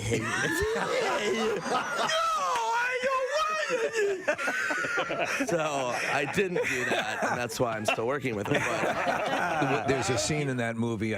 Michelle Carmen, who's in one of our calendars, is the girl who is across the street. Moon balloons. Oh yeah. She's from Philly. And she's in one of our calendars. Yes. I remember Sandler called me up and he goes, "Hey man, I'm doing this movie Chuck and Larry with Kevin James." And I was like, all right, cool. And he goes, yeah, it's a part for you. And I go, okay, great. And he goes, yeah, you're playing Jessica Biel's brother. And I'm like, that's amazing. And he goes, yeah, you're a gay brother. And I was like, I've been doing a lot of gay stuff. I was on Reno 911 at the time. So I was like 4 or 5 years deep in Reno 911. And he was like, no, dude, it's not like your character Terry on Reno 911. It's different. It's not that gay. And I show up to wardrobe. I show up to wardrobe, and they put me in like a butterfly outfit with like tiny shorts. And I was like, bringing some bad news, but we found out last week an old friend of ours and one of our Black Listener party attendees, Brian McLean, passed away. It was sad. He was so young too. He had a stroke, and just shocked to hear that that he died. And just want to send some love to his family. And man, going to those. There was a time when a group had a party for us. Yeah. They had a presidency Black Listener party for us. It was great. So much fun. We had such a great time. And Brian was always such a great smile and just a wonderful face to see when we would come out and do events. So I'm sorry for Brian and his family. So we just wanted to pass that along. And then another passing, 99-year-old Roland Scarinci, the United States Marine veteran, who would come by and play harmonica from time to time. His wife passed away. And always told the great story about how he met her. I think it was on a bus, right? And he stayed on, and they ended up staying together for good. And they were really young. I'm not sure how old she was, but he's 99, and they've been together for ages. So, but listen, folks, that's going the distance. Right there. That's an amazing story. He was on. He spoke of her like they had just started dating. Yeah, it's his birthday next Friday, so we should. No kidding. Yeah, see if we can wish him a happy birthday. Yeah, for sure. All right. So anyhow, I just wanted to acknowledge those two passings before we move on. But I do have some bizarre file stories, and I want to share those with you now. WMMR presents Preston and Steve's Bizarre File. All right, brought to you this morning by Primo Hoagies. Big games, big parties. It isn't just football. It's an experience, so don't settle for an average catering tray. Make it Primo. Order in advance and online at primohoagies.com. It's not just a hoagie, it's Primo. So a British Columbia woman had the fright of her life recently when she discovered a naked man had been living in the trunk of her car for days. Yeah. Bethany Coker is her name. She noticed some mud in the front seat of her car earlier this week. She deduced that someone had broken in, spent the night in her vehicle, so she cleaned it up, steamed the upholstery, moved on. 3 days later, she noticed the windows of her car were fogged up. And then she was inside her car when she heard a voice say, "Hey." Could you imagine? You'd crap yourself. And that's when she discovered the naked man in her trunk and quickly realized something was wrong. Hi. She said, at first I thought someone was playing a prank on me, and then when I realized what was happening, I kept my phone recording because I wasn't too sure what was going to happen. She said, I don't know who this guy was. I didn't know if he was dangerous, and he had been in my trunk for 3 days and didn't say a single word. Can we go to McDonald's? She said that she's been driving around with him, running errands, and going to work. Coker recorded some of the interaction with the man and put it on social media, where it's received thousands of views. And she can be heard in one clip asking the man if he is naked, and him replying and saying, yes, it's a rite of passage. Oh, okay. She called the cops. Yeah. She said it was probably the most hysterical call I've ever been on. They're like, what do you mean he's been in your car for 3 days? And I'm like, he's been in my trunk for 3 days. Can you hurry up? Officers did attend. They said the man has some significant health issues. I would imagine. And they confirmed that he is now receiving the help that he needs. I'm assuming those needs are mental health. Any word on what he was doing as far as a bathroom was concerned? No, I assume they he was indicate leaving the trunk, I if hope. he was just staying in there the whole time. By the way, you're not going to want to open your glove compartment. Or what? Geez. Wow. A Tempe, Arizona Home Depot employee is facing a federal charge after authorities said that he repeatedly took cash from the store and replaced it with counterfeit currency before depositing it in the bank. Agents arrested Adrian Jean Pineda, a vault employee at the store who was responsible for counting cash and preparing it for deposit. Pineda is accused of ordering counterfeit bills from Amazon, swapping them with the money taken from the store cash registers. So, like cheap theatrical money? And stealing them in bags for transfer to the bank. I don't know. I didn't see any pictures of it. Okay. It says counterfeit money. So, what kind of counterfeit money is available on Amazon? I don't know, Nick. Why don't you do a search real quick? Fake See dollar how bills. authentic it looks. Pineda admitted to switching the real money with fake bills in an interview with Secret Service agents. Between January 2018 and January 2022, Home Depot recorded $387,000 in losses. These bills have Jeff Bezos on them. Due to counterfeit notes in their bank deposits. Jeffrey Bezos. Agents seized $5,000 in counterfeit currency and $5,300 in genuine currency during Pineda's arrest at Home Depot. An additional $22,000 in genuine currency was recovered at his home when agents executed a search warrant. Preston, these bills on Amazon, They look real. They look pretty damn good. Yeah, they do. I'm surprised they can sell those. I am too. Steve, this is $2,000. It's only For $9. $9.99. You can't beat that. Deal. What a savings.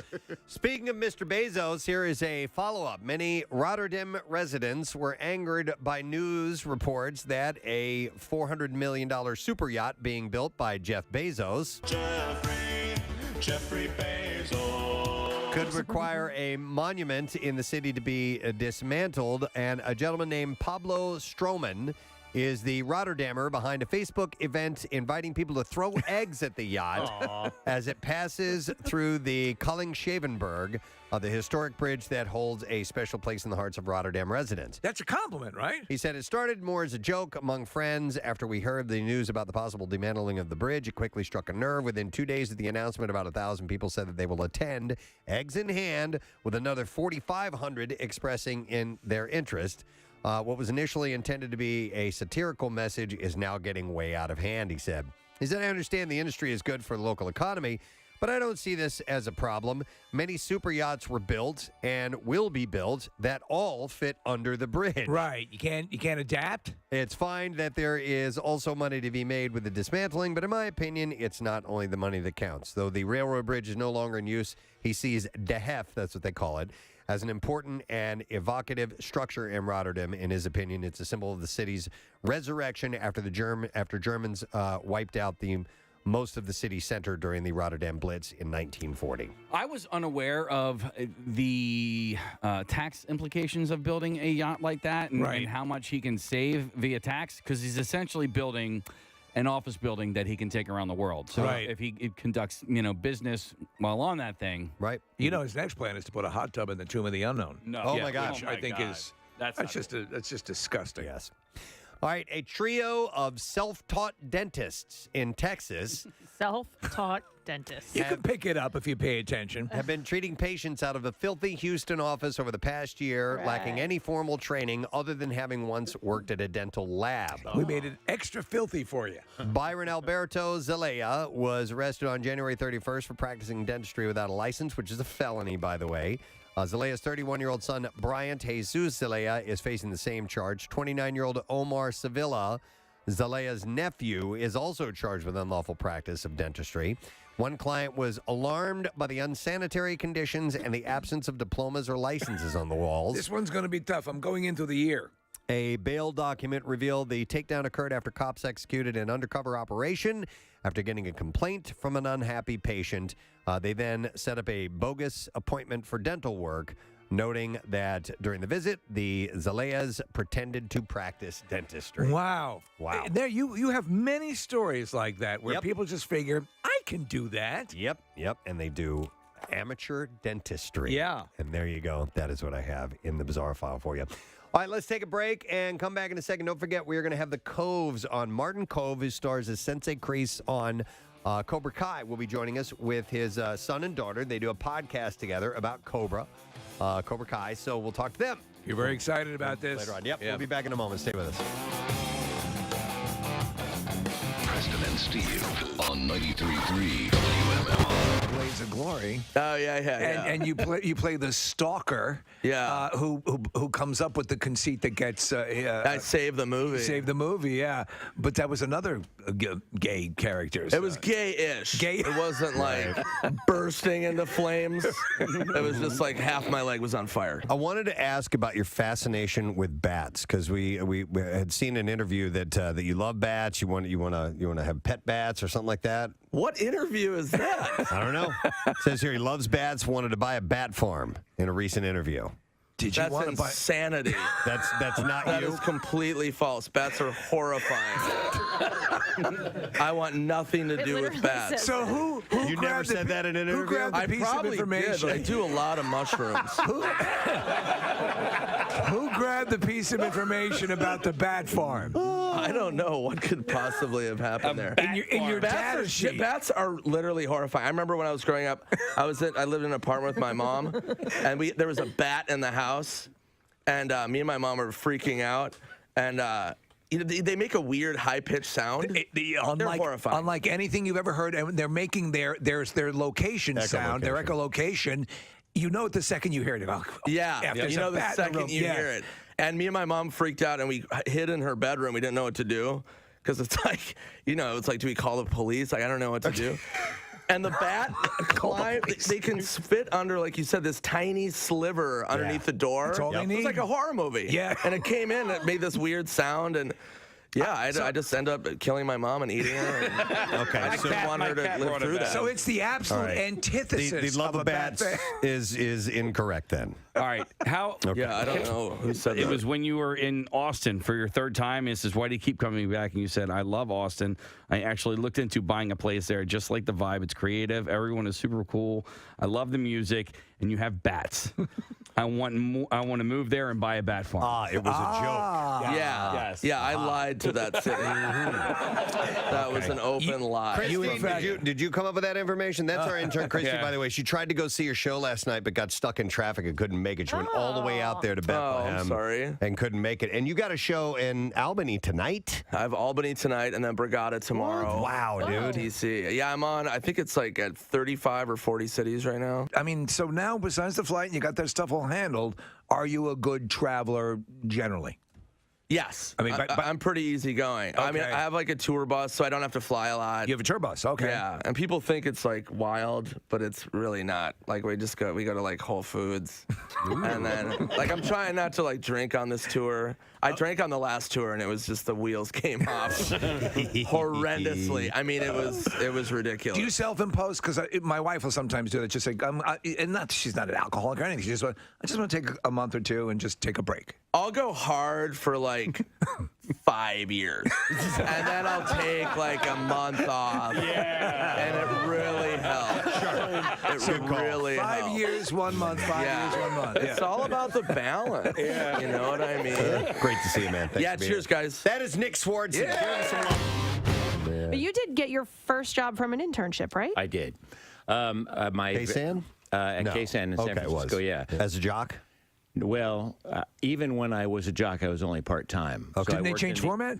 Yeah, and then in my last year, it switched to country and western, which was just ghastly. And what was your name again for that? Will Robertson. I couldn't give. I was so. You just couldn't. My first name is William, but none of the kids in my family ever went by their first name. My middle name is Pierre, and we've always gone by our middle names in my family for whatever bizarre reason. And so I said, I can't. This is such a vile thing they've done. I can't give them my name, but I got to keep my paltry weekend air shift. So, but the records were much shorter. It was hard to go to the bathroom. Yes. They're Country 3-minute records. Country songs are short.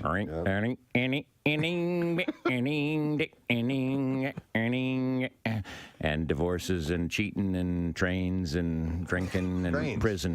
Trains. Cheating on trains. Yeah. I mean, some themes that go through. Now I actually got to like a lot of the music too, but yeah, it was here comes another 5-song songs in country stereo. Yeah. Yeah, that's Country stereo. That was the tagline? Country well, stereo. something like that. Yeah. And then they had this horrible jingles. The spirit of the West is alive and well, and living in Contra Costa County, and and living in Marin County, and living in Sonoma County. Name all the counties. They in name the all area? the counties. Oh my God! You all got us a story there, Yeah, we Presbo. do. Yeah, we do. And now decades, one station. Yeah. rest is I've only history. been at 2 stations. That's wild. So Will Robertson and Kenny, what was his name? Who, me? Yeah. Kenny Knight. Kenny Knight. Yeah, but when I worked at a country station I did weekends. It was down the hall, and they needed a part timer, and I did whatever I could to be in the radio business. I was Kenny Big Rig Rider. Kenny Big Rig Rider. Big Rig Rider. Yeah. We got to get us a morning show with Will Robertson and Kenny Big Rig Rider. That's a good team up. Hell right there. yeah. I like And it. then I went by Don Imus.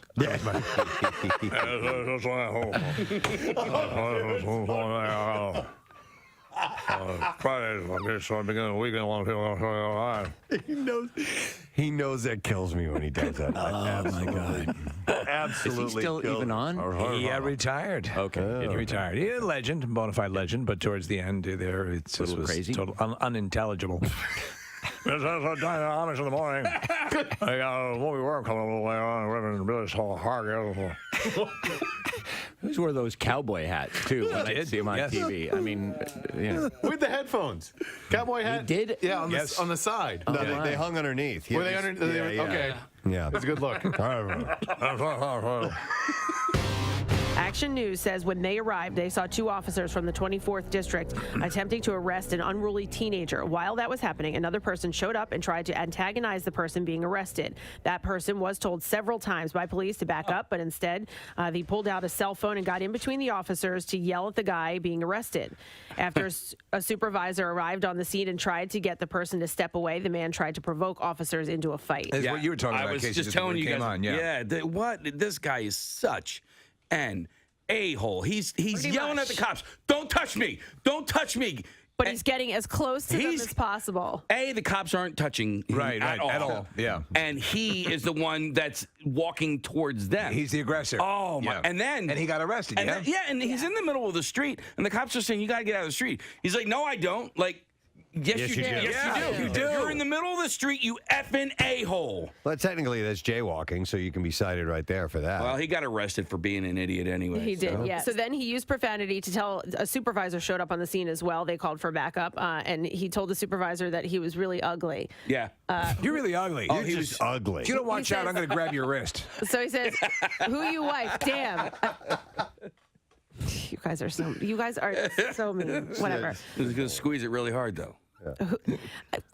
I'm moving on. Okay, move on. Who you wife? I need to focus on this because she's a newswoman. I don't know if this is English. And we're distracting her. sorry. All right. Who you wife? Damn, I forgot he ain't got one. Damn, he said. That was well performed. Okay, Who thank you you. wife? Who you wife? Damn. Damn. Don't Yeah. forget the damn. Yeah. Damn. Who you wife? So Damn. Philadelphia Police Chief Inspector Scott. Excuse me, who you wife? Damn. Damn.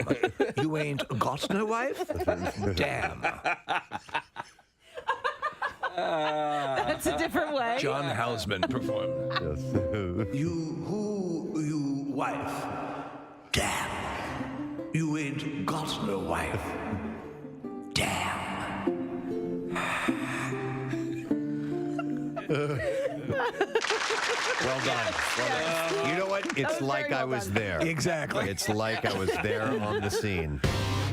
The Harry Potter film franchise is indelibly linked to Alan Rickman. Yes. And his portrayal of Professor Severus Snape. But Rickman wasn't as enamored with the role as fans were and still are, a new trove of letters reveals. I think it sucks a bag of beans. Mr. Potter, this role sucks a big bag of Harry D. If he didn't like it or had issues with it, it certainly didn't show up on screen. He was excellent, and to his emotional. Spoiler alert! Ending in the series. Yeah. He was a critical part of it. Yep. Many of you are surely wondering why I have summoned you at this hour. Guy's deliveries. So good. It's come to my attention that earlier this evening, Harry Potter was sighted in Hogsmeade. Now, Should anyone, student or staff, attempt to aid Mr. Potter, I just love the way he drags out those words, man. they will be punished in a manner consistent with the severity of their transgression. Furthermore, any person found to have knowledge of these events who fails to come forward will be treated as equally guilty. It's so good. Fantastic. Wow. It's so sad that he's You will gone. be called to my office, where I shall spank you with your pantaloons down around your ankles. I shall do so liberally and with great care. There will be a modicum of probing. Digits will be involved. If that doesn't scare you straight, I don't know I what might would. even break out the wand. At which point you will receive an enema unlike any you have ever received before. In fact, I will pay to have the owl watch the whole Oh thing. my God. He's a cuck. The owl's a cuck. Absolutely. Hedwig? Yeah. Yeah, that's his And then, when it is all done, I shall pleasure myself into the sorting hat. Oh my God. Not the sorting hat. Oh, man. Oh my God. He's gone off the deep end. That's when Rickman became bored with the character. Right. He decided he needed to add a little flavor to it. Sure. Oh, It's wow. because of his pentameter, I have had this ongoing debate as to whether or not he says yippee-ki-yay, I'll say truck, mutta truck or mutta trucka. And that haunts you? Well, I mean, I've talked about this ever since the movie came out. Does he put an ER at the end of... I don't think Bless he me, does. Father, for I have sinned. Yes. I'm worried about Alan Rickman's delivery of the role, Yippee-ki-yay, Mother Trucker. Do you have any sins to tell me about, son? No. I just thought I'd talk about I just this. wanted to seek your counsel. Yeah. I don't know. I don't think there's an ER. I think it's Me neither. Question you just raised Yeah. is easily one of the most imbecilic things I've ever heard. I want you to come to my office, where I shall lock the door and spank your buttocks. A man was spotted riding on the hood of a car barreling down the express lane of I-95 in Florida late Sunday. It appeared to be talking on the phone while he was doing it.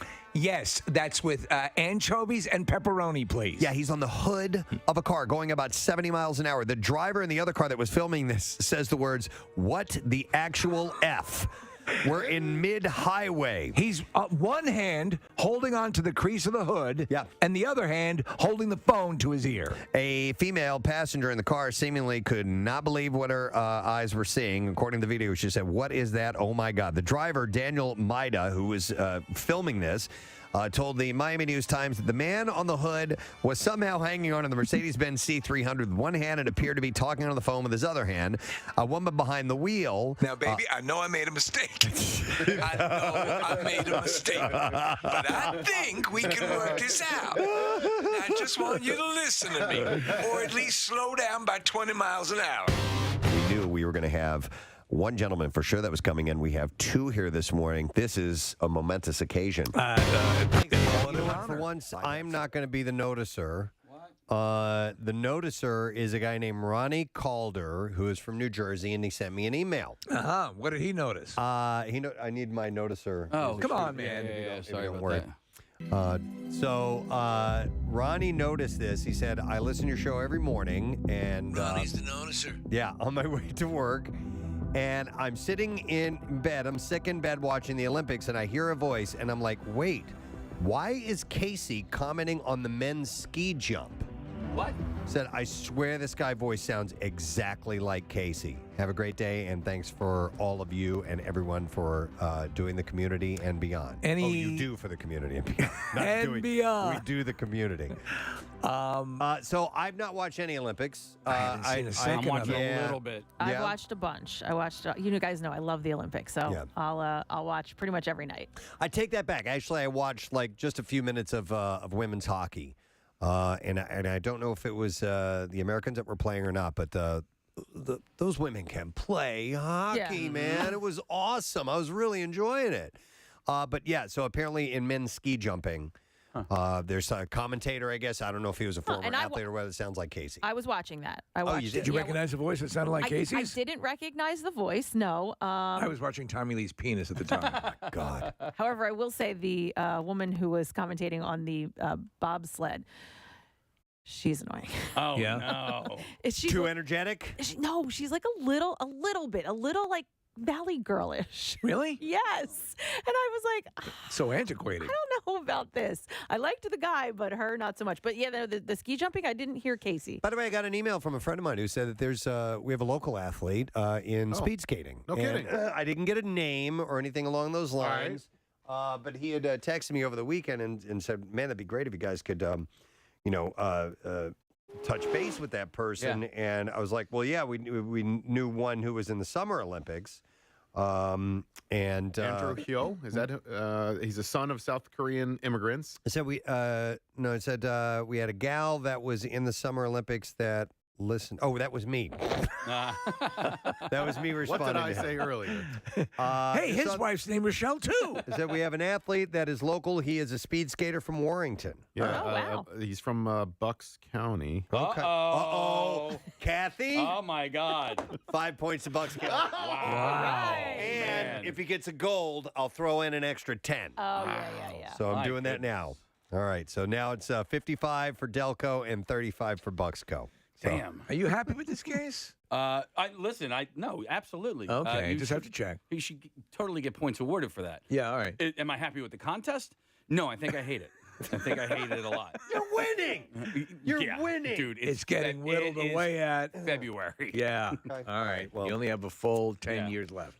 Anyhow, so yeah, I need to. We had Peyton was our friend from the Summer Ridenauer, Olympics. yeah. Ridenauer, yeah. And now I'd like to meet another person. Hey, Yeah. are any of the commentators in China? I think they're Most all of in them are not. Connecticut. Yeah, okay. Most of them are broadcasting for the States. It's weird No because, kidding. there's just like the weird Clampdown. and sort of like this boycott, but it's still happening. So it's being advertised heavily and pushed on NBC, and yet none of the commentators from NBC are actually in China. Well, you saw the footage of, I guess it was a Dutch reporter on the street, and he was where he shouldn't have been, and he's right in the middle, and the police are just basically are pushing him live on camera. Wow. I didn't see the translation, but Okay. I guess they're having difficulty. There's a lot of things that they're trying to do to just really clamp down on Corona and all that crap. Well, there's a local guy. We're going to try to talk to him from NBC who is over there. He actually got to go. Yeah, he is over. Okay. Hang on, Kathy. Mario wants to comment on the bobsled commentator. Hi, Mario. Good morning. No, she was a dancer. Oh, Call me. No, she was a dancer. Jinx, oh my God! All right, what's up, Mario? it's better than messing up the safe light jingle again. Kathy, so funny you mentioned that. We were watching the bobsled last night. My wife says to me, her voice sounds so familiar. And I was like, we try to play the game during the movies, like the animated movies, to guess the game. So we're like, all right, let's see if we can figure this out. She tells me she thinks it's Elizabeth Banks from like the a cappella singing movies. From Pitch Perfect? Pitch Perfect. Yeah, Pitch Perfect, because she's like trying too hard. She's like, yes, if you notice, they're jumping in the bobsled. He's like right. they He's normally right. do. That's exactly what I thought. She's trying too hard, and the other commentator is very natural in the way that he's talking about it, and she's like, it almost sounds like she's putting forth an effort to not say or She's trying to be as clean as she can in her delivery. Yeah. So, Mario, did you hear anybody that sounded like Casey? You know, I was watching that ski jump, but I got to be honest, I didn't necessarily. It was kind of on in the background, if I'm being honest.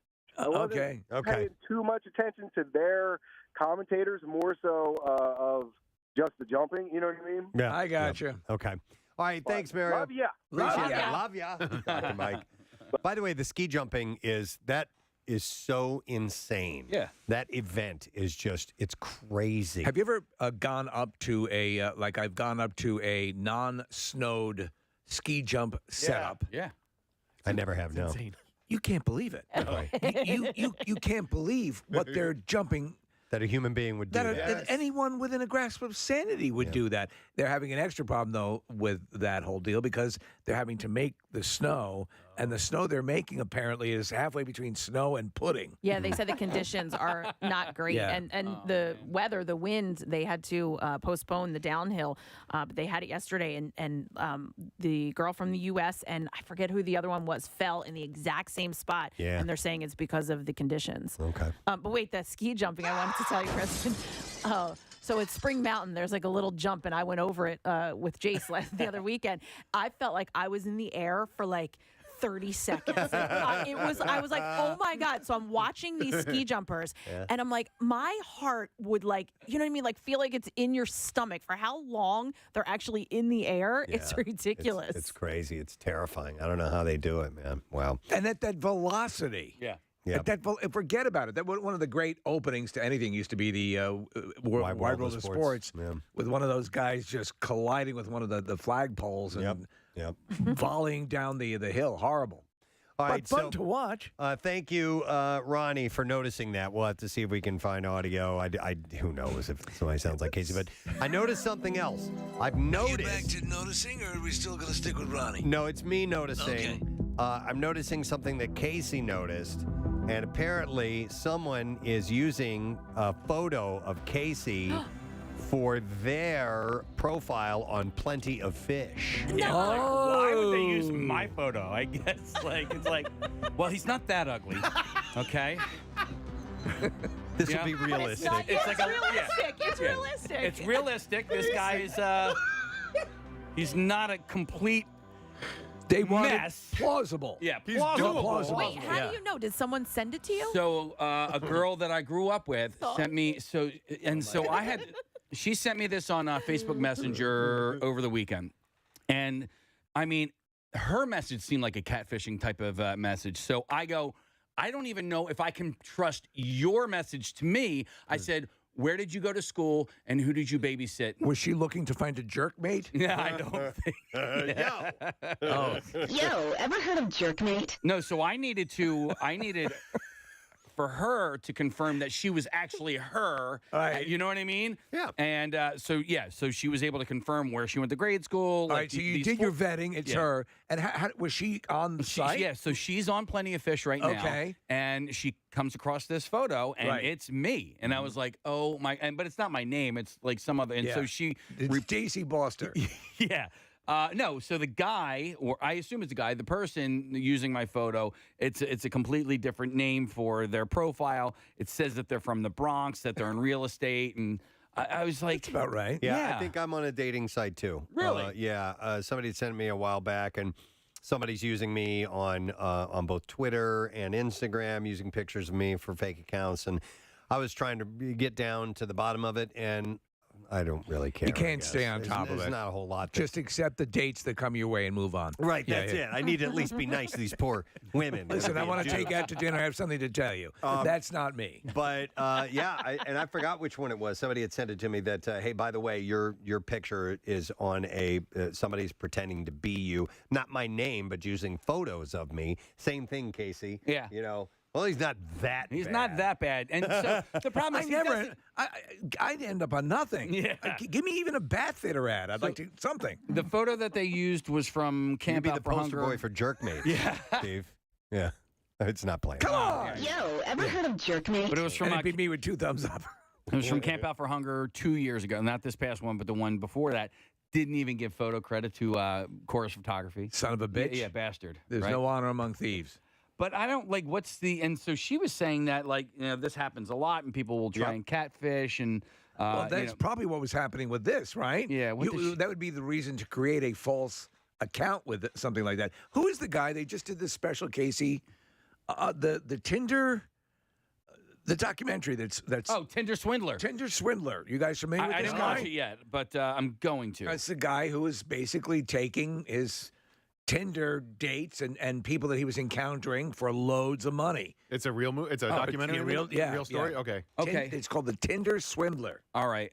And so I saw the first trailer where I guess the woman picks him up in what she thinks is at his house, but Do you he's know the just full standing. story? No, but he's apparently standing in front of a nice house, right? That she would believe is his, but it wasn't his, and so that's as far as I've gotten in the trailer. Right. There's a girl also on. She has become very, very TikTok famous. Where her initial, I think, run that gained attention was her recounting her. It was a Tinder date where the guy took her out to Taco Bell. Did you see this thing yet? No. Okay. So she is like full on, like she's in a Super Bowl commercial coming up. But yeah, so this guy takes her to Taco Bell. When they get there, he does the whole like pat down, like, oh no, I don't have any. I forgot to bring my wallet. He orders. I did hear this. 100 tacos. Right. And then he comes home and he basically feeds his whole family, with 100 tacos that she paid for. Right. But why would you even acquiesce to that? Why would you buy someone 100 tacos? Have you ever been stuck in a situation where you're like, oh my God, like I should buy this guy 100 tacos? No, but you were too sort of embarrassed. Like, have you ever paid for something that was like way too expensive because you didn't know how much it was going to cost, and then you're like, oh my God, what am I supposed to do here? I absolutely understand, but they were out on a date, just the two of them, right? Yeah. So how do you validate 100 tacos? I don't know. Yeah. Who knows? Maybe she was desperate too, and wanted to please someone because I'll she buy really your 100 wanted to find somebody. And Yeah, you don't know. I don't know. There's all kinds of people For out love, there. wouldn't you buy someone 100 tacos? Certainly, it'd be well worth it. Yeah. But the picture, do you know the picture that they used for you, Preston, on the I don't dating remember. site? It was a while ago. It was months ago. Were you happy with the picture? Do you remember? I don't remember. Is it from the why. image? Why? You clearly have an opinion on your picture. No, I'm actually okay with the picture that they used. I was like, okay, Oh man, they used a lousy picture right? of me. They're catfishing with a terrible picture. Yeah. Let me go to Mike on the phone. Say, Mike, good morning. Hey, guys, Gadzooks. Gadzooks, Mike, what's up? So, about a year ago, I found out that somebody had given out my phone number on Grindr. Oh, Okay. no. Grinder. And I found out, I got a random text. It's like, hey, this is so-and-so. I'm like, I don't know who this is. He's like, oh, it's whatever his name was. You gave me your number on Grindr. And then before I could respond with, I'm not on there, someone's messing with you, I got, bam, open my phone and gooch pic. D-pic? Gooch pic. Gooch Oh, the pic. gooch? Wait, what's a gooch pic? That's the chundle, the chode. the taint? Yeah, I said chundle, grundle. Taint. I like Chundle, though. Chundle is I good. I would like to It's know Chundle. Chundle. Yeah, That's a new one. One of the houses at Hogwarts, isn't it? Chundle is chode and grundle at the same time. Yep. It's All a right. chundle. And did you respond to that, Mike? I was like, dude, someone's messing with you. I'm not on there. Good luck. And then I deleted and blocked the number. Is it possible it's just completely organic and this guy just randomly picked your name and said, I'm going to send him a picture of my chundle, which connects London to Paris? Right. I mean, I don't know what kind of conversation he was having on the app before it moved to texting me, but, I mean, bold move. Yeah. Bold move. Yep, exactly. All right, thanks, Mike. Appreciate it. All right, well, Casey, you going to do anything? You're going to try and get No, I mean, try and she end said, that, or help it along? No. She said she was going to report it for me. I said, all right, well, give me any details if you have any. But, like, I don't even know, like, dude, they don't even, I don't even know how they do anything.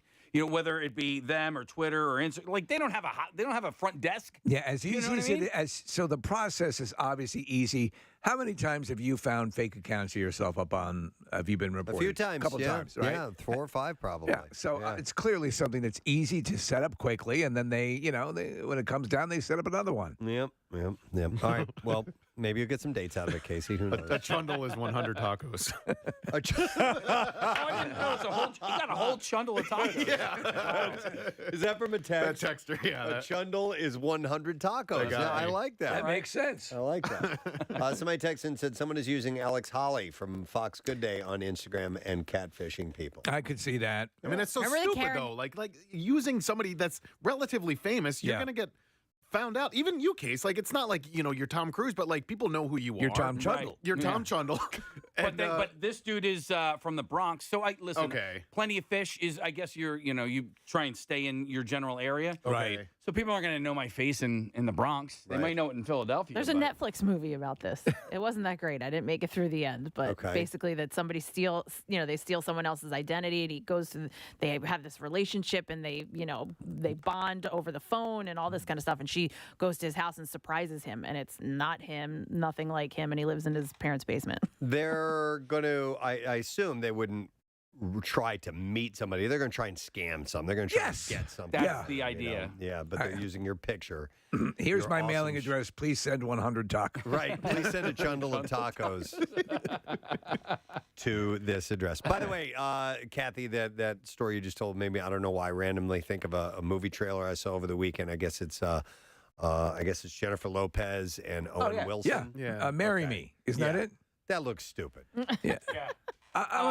If it's cute, I'll like it. I know it probably will be cute, but the guy's holding up a sign. She's a musician, a star, and somebody holds up a sign that says "Marry Me," and it's Owen Wilson, and she says, "Yes, I will marry you." I don't know why. I can tell you why if you want the specifics here. So she's a singer who's involved in this relationship with another very popular singer, and so they're going to do this thing on stage where he's going to propose to her, but before she's about to go on stage, she sees a viral video floating around of him cheating on her, and so she's all teary-eyed up on stage. Now, some other guy in the audience had gone to the bathroom, and he hands his thing that says "Marry Me" to Owen Wilson, who's there, who took his daughter to the concert.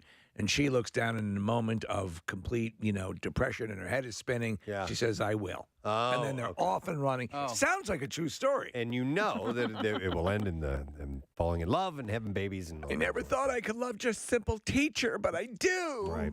Okay. I wasn't sure what that was all about.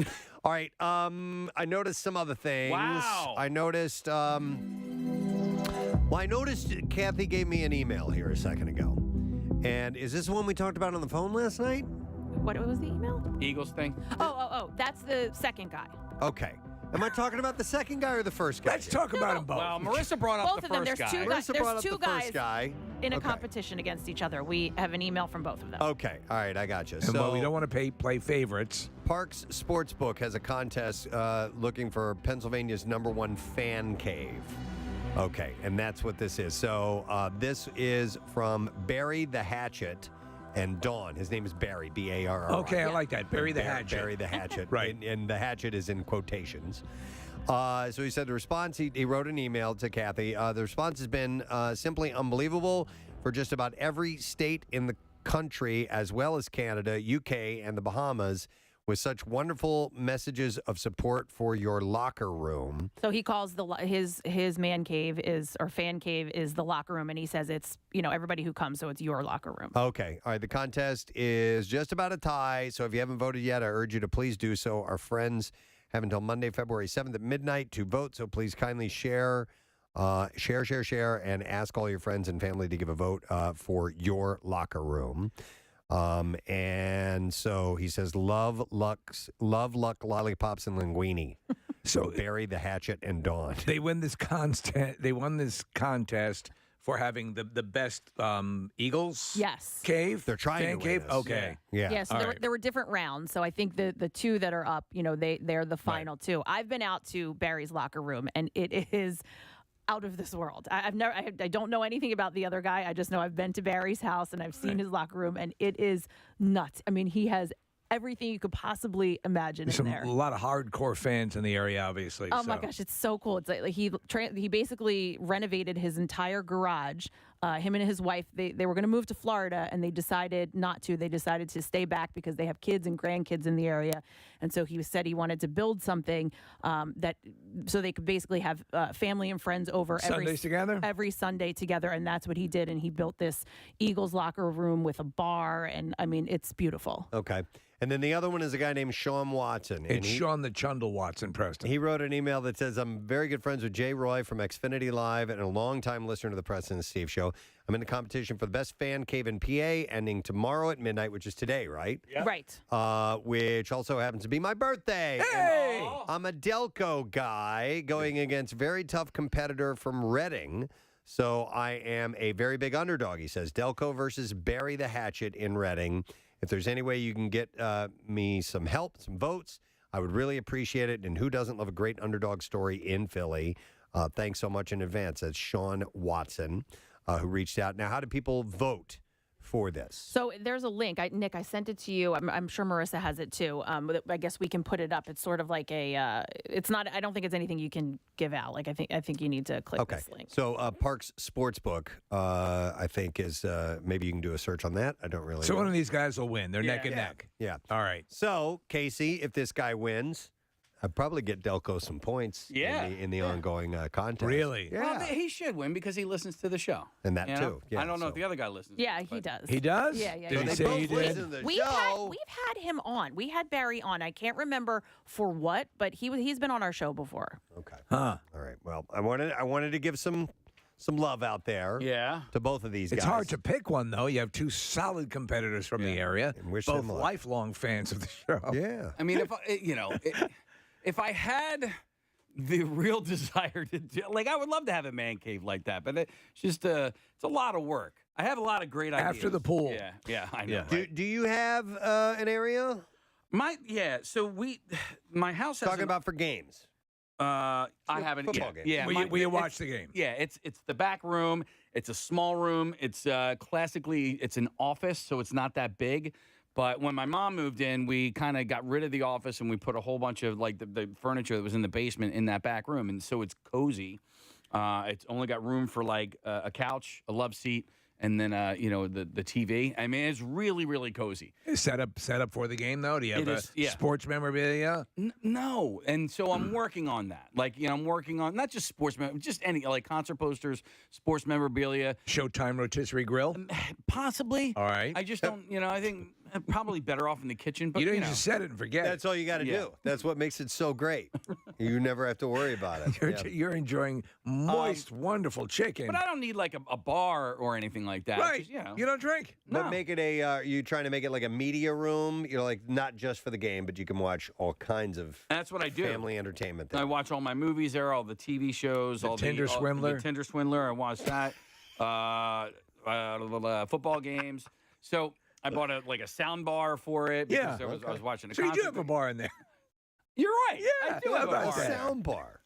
But I have nothing on the walls. And I look, Preston, when you were doing your It's just the wood. no, it's just paint and Oh, okay, all right. and drywall. But like when you were doing the show from your basement, and I saw all those posters, and I was like, man, that looks really, really good. I should and it takes, steal those. No, but it takes time and a lot of work and planning. Yeah. That's my spot. That's my. I go there alone. It's where my drums are set up, and I've surrounded it with stuff that visually lends itself to that. I go there alone. I whip it out. All right. Did you do the hanging, Preston? I did, yes. Because that's such a pain in the ass. Yeah. And like the measuring and like the getting it exactly the right way you need. Well, depending on what you're hanging on the wall, how much it weighs, I'm gonna lead you in the right direction, dude. Velcro strips. Seriously? Velcro strips. All The right. majority of the things are hung with Velcro. All right. Because you can slightly move it a little bit if it's a little bit not level. You can just kind of. What's the word for level? I always hear Preston. It is a nightmare. I bought this thing that has a balance built into it, and it is like I can't explain the mechanism for it. I saw it on one of the social media things. It popped. You know I know what you're talking about. You Yes. just put it up, bam, the marks. It even has hooks and stuff in it, and you can hang stuff in like a minute. All right. I want that. Because I'll send or you Velcro. I 'cause want it to I'm be an as easy idiot. as possible. Me too. I'm an idiot. And I've tried nailing them to the walls, and because I got my basement redone last year, right? And it looks great, and I love how it turned out. But I have frames of things that I would love to hang, but I'm nervous about doing it on my own. Steve, does your thing have lasers? No, but I've seen the laser one. It's really Okay. good. Yeah. I do like lasers. The problem is, like, I feel like all It has a machine gun. all frames that need to be hung, just put one thingy in the middle. So you know what I mean? Yes. You have to like line it up on like one on either side. A, make sure that it's level. B, make sure that like the holes are exactly as far away and it makes it harder. If you just only put it in the middle. My thingy allows you to do that. But a lot of times they do too because you're supposed to put a wire there. Mhm. So then you can still just do one hole in your wall. That makes more sense, Kathy. Why? Why, I don't know why why I aren't do you hurt my wife? myself. There's a few different kinds. There are the Yeah. two on either end where you do need to put a nail there, Right. or whatever you're hanging. There's one in the middle where you can use a nail, and then there's the wire as well, which you can use one nail in the middle too. Kath, you know what I have down the shore? I have one of those. It is like a 3-poster set, or it's not a poster, but pink. So it's like it's a map of the world, and it's 3 different ones. And you know, I sat there with a protractor. I had like It takes forever. the T1000 calculator, and I'm working, and it took me forever. But Steve, I got it right, and it looked good. And then it didn't. And then all of a sudden, like midsummer, I was like, what's going on here? I was like, those things, there's like 3 different heights going on right now. And it was so frustrating. So I had to go back and like do it all over again. Things were sagging. People that can do it and do it. I mean, again, this device makes it easy, you know. But yeah, it's a nightmare. Try hanging a swinging anal seat, and it's impossible. You got to find the. Oh man, and that's the other thing. I have a stud finder, and speaking of anal seats, okay, yes, you know, right here. I'll be right over. I don't like. Look at these nipples. When you're using the stud, there's 2 different settings. One is like and then the other one, I don't even know what that means. Case, I have the ultimate stud finder. I have all the gadgets and none of the ability. But when you do the stud finder, like when it starts beeping, what does that mean? Does that mean you finding a stud? Mine has arrows. It also tells you if you're on an electric, if there's a power cord, it tells you what you have behind the drywall. It's awesome. I mean, my brother-in-law, though, I was going to attempt to hang something that was going to hold 60, 70 pounds of weight. Yeah. And I said, no, what am I kidding? Yeah. So to do it the exact right way, you need somebody who's got some smarts, and I don't have them. Hercules hooks. You ever seen Hercules those? hooks. Yeah, Those yeah, are yeah. good. They'll hold a lot of weight. Yeah, yeah. And they look really thin. They're easy. You don't even need a nail or anything, or a hammer. They had these things years ago that had actually it was a shelf you could put in a corner, and you'd pull out like it was almost like razor blades on a slide. So you'd hold it in the corner and you just push the things into the wall, and it actually stayed. It was a shelf that was that quick to put in. No kidding. Yeah, but how many corners can you fill up with stuff? So social media has helped with, like, I follow a bunch of things on Instagram, like woodworking stuff. Press, you turn me on to the world of engineering or whatever. And you see these things, you're like, okay, this, you know, if I just had the time and the know-how to just figure all this stuff out, it would be great, but I don't. Hang on, I'm going to go to Julie. A helpful tip if you don't want to buy all the gadgets. Hi, Julie. Good morning. Good morning. Hi, Julie. What's up? I have a tip on hanging frame pictures Okay. that you can see if you like the way the setup is going to look before you actually put a hole in the wall. Okay. You trace the frames on like wrapping paper or like brown paper, anything you have. A large piece of paper. Yeah, and then hang that up. Make sure it's the right height, and then you can measure where the nails should go on the back of the frame. Oh, that's so smart. It's a good put move. the nail in, and then just rip the paper off the wall. You know what? I would just hang the paper up. Yeah. 'Cause it would be That creative. might look good. Look what I made. Look, it's got snowmen on it. That's you know what, Julie? That's a very practical solution to the problem. Are you from Delco or Bucksco? I am from Monco. 5 points for Monco. No. All right, thank you, Julie. Appreciate it. By the way, here's a text that says, I can't believe you guys are talking about this. I Velcroed my entire man cave holding 50 frames about 3 years ago. So much easier. Yeah, I recommend you just use those self-adhesive strips that you can buy and stick them on the back. And then you put 2 on the wall, or you put them onto the Velcro itself onto the frame and then stick it on the wall. And We use them for Christmas decorations. Yeah. Hanging up like, you know, anything like a garland and stuff like that. Right. Yeah, it goes So quite nicely. Make sure the wall is clean, though, Yeah. because sometimes, and the frame is clean, because sometimes the adhesive might not hold. Okay, maybe that was We the have to issue. take a break here shortly. No, because you know what? I wrote the wrong time down. We have 9:10 is our interview, so Oh, we do have okay. a couple of extra minutes. All right, go ahead. But I wasn't sure. Maybe We don't want to fold Martin Cove into this? No. But Press, I wasn't sure if it was the paint on the wall or if it was the salt air. But we were trying to use those Velcro command strips, and it just kept falling down. That's a problem. It is. Yeah. Well, especially because it gives you this false sense that, like, okay, it's up there, it's good, and then you walk away, and then 10 minutes later, you just hear a crash in the other And when room. you have the cuckoo clock crash onto your head while you're watching Tinder Swindler. Right. Back to Tinder Swindler. All right. So anyhow, these guys are running for essentially best fan cave, Eagles fan cave. I mean, they're both good. Yep. If you want to destroy a long-standing family tradition, though, that you can vote against the one guy. Yeah, you can. Yeah. You can go for that. All right. I guess I'll have time to notice one more thing. One more thing to notice. That's all we have time for now because we have Martin Cove and his kids joining us. What do I go to here? Because I have a number of different things. How about something that'll last for about 5 minutes? Yeah, exactly. All right. I saw this. I thought this was kind of fun. Oregon, Bend, Oregon. You know the boot that they'll slap on a car? Yes. If you are if you're behind on your if you have too many traffic tickets or whatever and you haven't paid for them. So they have a new device. It's called the Barnacle. The Barnacle. For repeat parking violators. It's a foldable contraption, and essentially it's almost the entire size of your windshield on your car, and they slap it right on there. Over the windshield. Over the windshield, and you can't remove it. No way. So is it an adhesive or is it a clamp? I don't know. I don't know how they stick it on there. It's some type Probably of with that picture frame think thing. I think it's suction. It's Velcro. Wow. So, and there's a phone number on the device that you can call and pay for your tickets, and then it will release it from the vehicle automatically. So there's and some then sort you of have to clamp. you have to return the device. All right, we're looking at it. Okay, it looks like a padded thing. That's actually kind of interesting. It covers almost the entire windshield. Do you know what I would say with And they'll that? put that right on the front. What? As a theft deterrent. Put that on. Yeah. Right? People can't Okay. steal it. Right. Well, they could. They could just drive with their head out the window. Right. But you're not going to do that all the time. You might do it to take it to your chop shop and cut it up. How long does it take to put on? Do they say? It doesn't say. You just hammer it right on. So you must return the device to the parking services offices in the downtown parking garage. According to the city's website, a vehicle with 5 or more unpaid citations of $250 or with $250 in outstanding citations might be subject to immobilization. So it looks like 2 yellow mats joined with a hinge. What I would do if I had a lot of outstanding tickets, I would just replicate this and just set it on my car at night. All the time. Yeah. They already barnacled this. We already barnacled this dude. Right.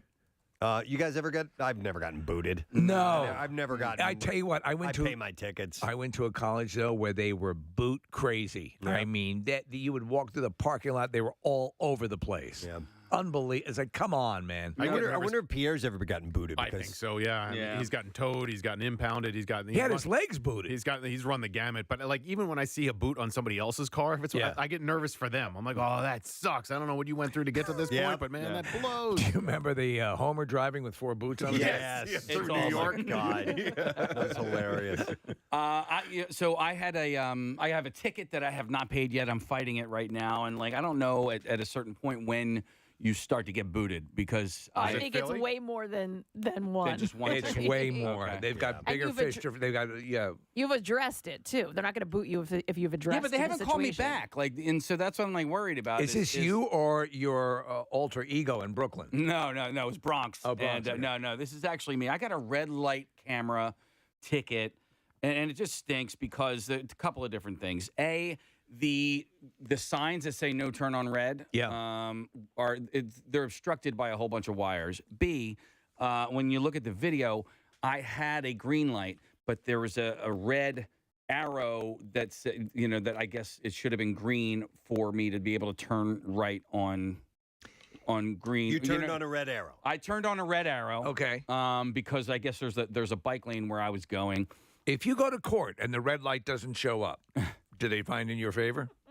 I don't think it's like the police officer. Oh, right. But So here's the deal, though. Even if you didn't see the sign that said no right on, no right on turn on red, right, a red arrow would make me think you can't turn right on red. Period. That's what I would. That's how I would interpret it. And I think we've talked about this before because I don't know what the actual rule is here because Wouldn't there not be an arrow if you could turn there? right. Yes. Yeah. So if there's an arrow, you can't. Don't turn. Yeah. All right. But when That's it what I says would think. Hire these two as your lawyer. it says right, it says oh gosh, I can't remember what the sign says. Something like right turn. No turn on red. No, there is a no turn on Turn red. on red Wait with for a green. question mark. I think Wait there's for a green. but there's two of them. There's one that says wait for green and one that says no turn on red. Yes, they mean different things. I know. And we did a conversation and it lasted a half hour, and I wanted to kill. And we never understood it. Finally, we determined that No, I there's no understand. sign that says "Don't wait for green." But I They mean think two different things. red light cameras and speeding cameras, I think, suck ass because here's You the deal. get caught doing things wrong. Not just that, but there's no like, well, let me make a judgment call on this one. Like, because here's what I feel like. If there was a cop right there, Right. and I did what I did, he'd probably be like, whatever. He slowed down. He looked both ways. I didn't just like blow this red light. You know what I mean? Like, if you get caught in like DC going, let's say 65 into 60, they're gonna clip you. They're gonna clip you for speeding. There's an explanation behind you on the screen here, Case. Can you see? Or you Wait can- for green. No, does this not, is wait for green. Yeah. It does not mean you can't turn on red. Only a no turn on red sign prohibits turning on red. Wait for green is a warning that the traffic that stopped at the light on the opposite side of the street facing you will have a green light before you do. So you can turn right They on should red. just put this whole paragraph up on It says the wait for green. on the sign. So Casey, you're fighting this, or you're trying to fight this? Yeah, I'm gonna try, but so I made a phone call, and it's it's not, I don't want to make a big stink about it. But you're entering law school. But I am entering law school. It's probably going to end up costing me tens of thousands of dollars to fight this $100 ticket, but it's going to be worth it. Damn it! do the show tomorrow. I'm in prison It's $100 for ticket. manslaughter. Yeah, it's $100. Well, when you say that, do you mean that's expensive or not? Yeah, that's expensive. It is. I think it is. Yeah, and so and it might even be more now because I haven't paid it, but No, it's not- been. if you've addressed it, if you mailed it in to say you're fighting it. Oh no, it I made a phone call. I didn't mail it in. Well, then maybe it went Yeah. out. Go, just mail it in. Tell You're them going you're to the fighting big it. house. What's the most expensive ticket you guys have ever gotten? Oh, dude, so I parked Handicap spot? overnight. I parked Yeah. because Oh, it you was. didn't. Well, there was a tree over the handicap parking. No park. And I was able to actually fight it. How much? Yeah.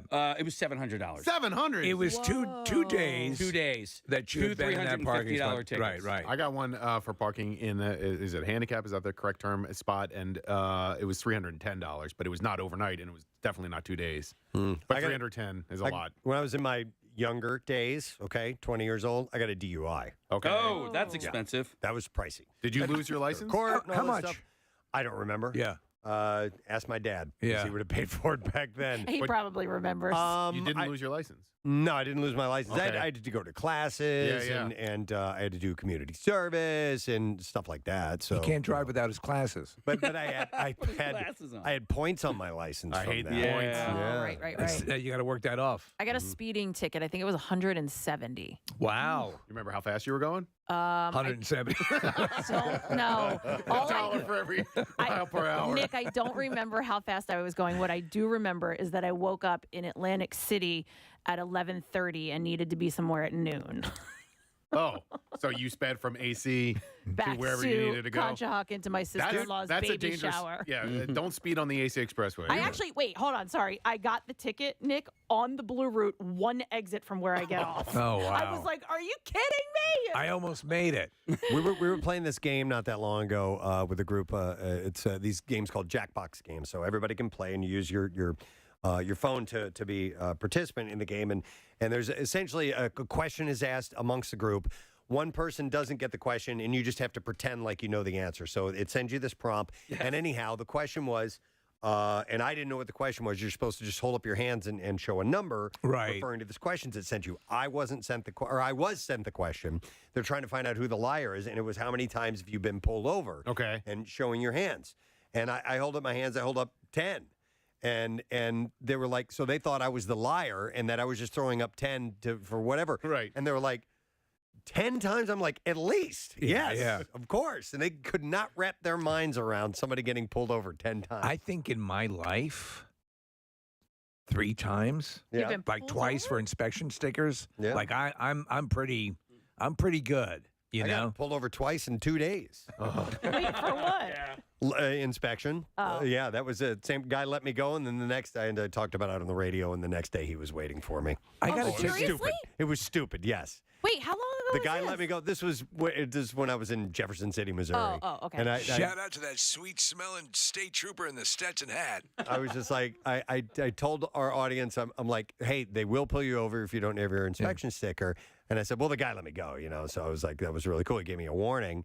And of course, the police the police were flooded with phone calls of people who were irate. Oh, Yeah. And I didn't know. And the next day, I'm driving down the same area. Dude sitting there pulls me over, and he's like, "Heard about what you said on the air. Here's your ticket." Yeah. It was stupid on my part.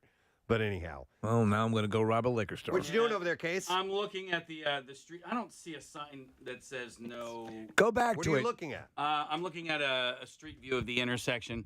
There's just one sign that says no turn on red, but this, I think, is before they put the bike lane in. And so that's what the one lady was explaining to me, is that they had a bike lane, and so sometimes there's a red arrow. The evidence doesn't break your way when you go back and look. I feel like it does. I don't think that it does. If there was an arrow that was red, then you're not supposed to turn there, dude. Oh, my God. It's confusing. There are green. It is a green light. Well, can I ask, Preston, can you go to Justin? Yeah, that's who I was planning on, too. Justin, you're on the air. Good morning. Good morning, guys. How are you? Good. All right, Justin, you had a pretty pricey ticket. Yeah, it wasn't a speeding ticket or anything, but I was coming off of 611 on the County Line Road towards Chalfont, and I was made aware that they changed the bridge weight limit like 2 weeks before I crossed it with a big rig. It was a dump truck and trailer, and that was a $4,400 ticket. $4,400. Wow. Yeah. All right. And did you just end up paying it? Well, so he pulled me over and brought me to the scale house right there at Eureka Quarry off of Lower State Road. Wow. And I was 23,000 pounds overweight, and I forget how they average it. It used to be like $100 every 1,000 pounds, maybe. Dude, it was just 2 weeks prior that they switched it? Yeah, so I grew up in Harleysville, around where Preston is and all that, North Penn area, and I drove that road all the time and didn't realize it until I got pulled over. Yeah, we talked about that. It's still the law at that point, but I didn't, like a grace period wouldn't have hurt. So what was the end? What was the end result, Justin?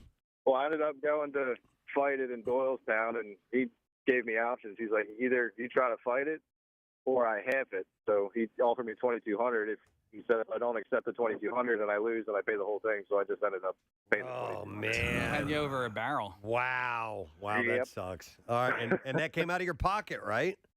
The company paid for half, and then I paid for half, so that kind of helped me out a bit. All right, whittled it down a little bit, but still, it's $1,000. Yeah, that Yeah, sucks, it was a man. lot. All right, thanks, man. Appreciate it. That's why I never take Yeah, my good big day, rigs guys. over bridges. That's pricey. All right, well, anyhow, that's all I have time to notice because we have our guest coming up, Martin Cove, and his kids are going to be joining us. His kids, I mean, they're they're 58. Crying out loud. So we'll come back in a moment, and we'll talk Cobra Kai and more with them. Stay put. We will return shortly, my friend.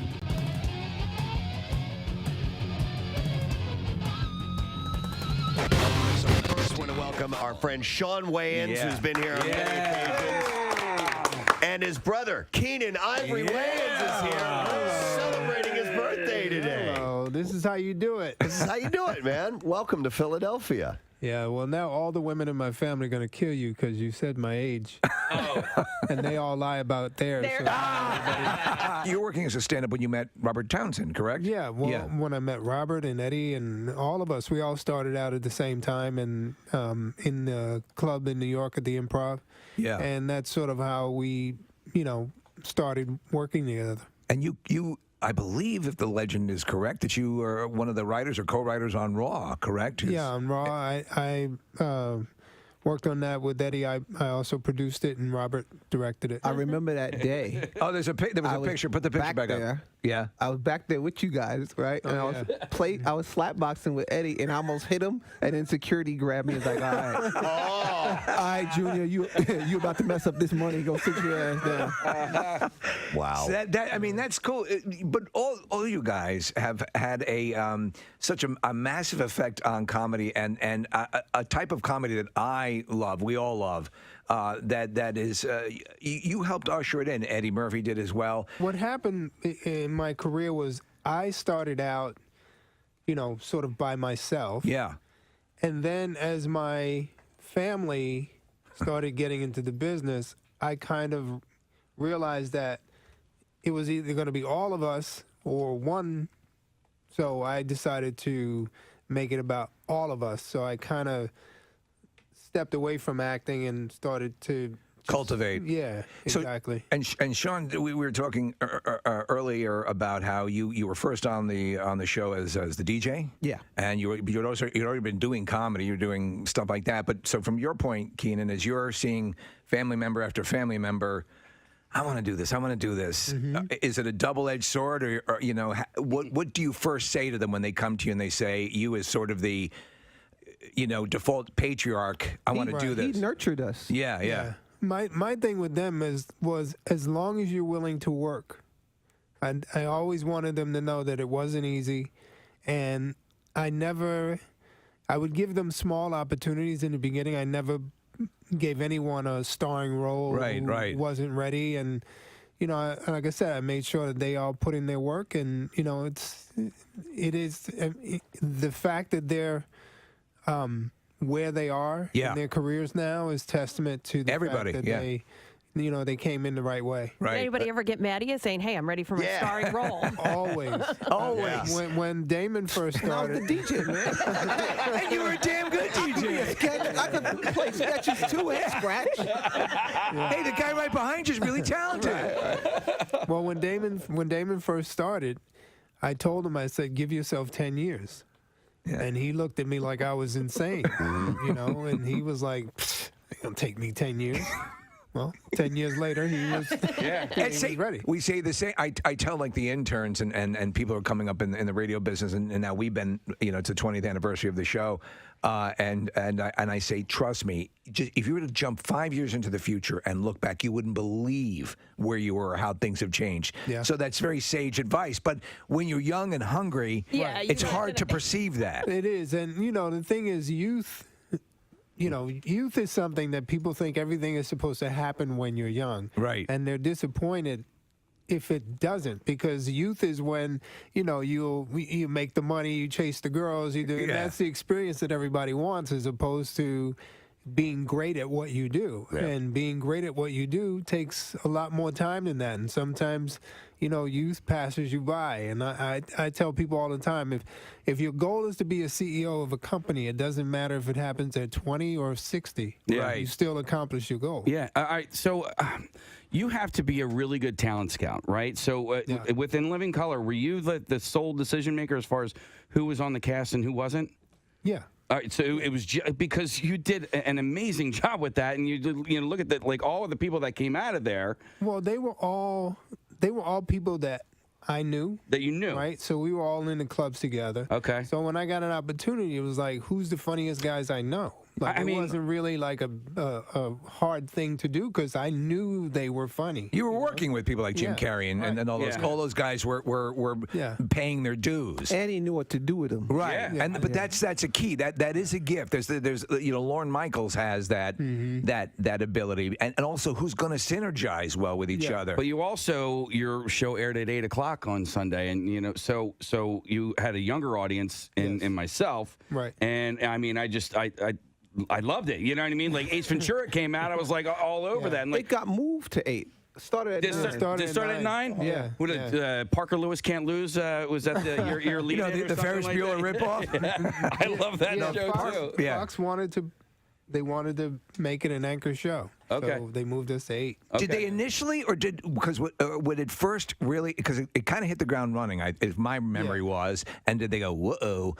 We need to bump this up. Yeah, well, initially they were very afraid of the show. Period. Like they had no idea what was going to happen. But once the show was successful, then it was like every network strategy is going to be how many other shows can we launch. Right. So, they ended up moving us. In this day and age of reboots, we're seeing TV shows rebooted. What's the likelihood? We don't have a good sketch show. SNL's the only thing going right now, as far as I know. I think there's absolutely a new generation. Yeah. So it would just. I don't think that the guys from the past would step forward. Yeah. Yeah, want to do that again. But there's absolutely a new generation out there, and it would be fun. Yeah. We're in a time now where I think a show like In Living Color is needed, but at the same time, it's the sensitivity. Can you do it? Yeah, No, can that's you a do good it? question. We were wondering about that, about the, Preston and I were having a talk earlier about, the comedy club or the theater. When you guys are there, that's your realm, and all bets are off. You should be allowed. There's there's safe spaces for satire and comedy and thought provoking, whatever you want to do. That's your palette, and there's been hits on it lately. It's the phone. Yeah.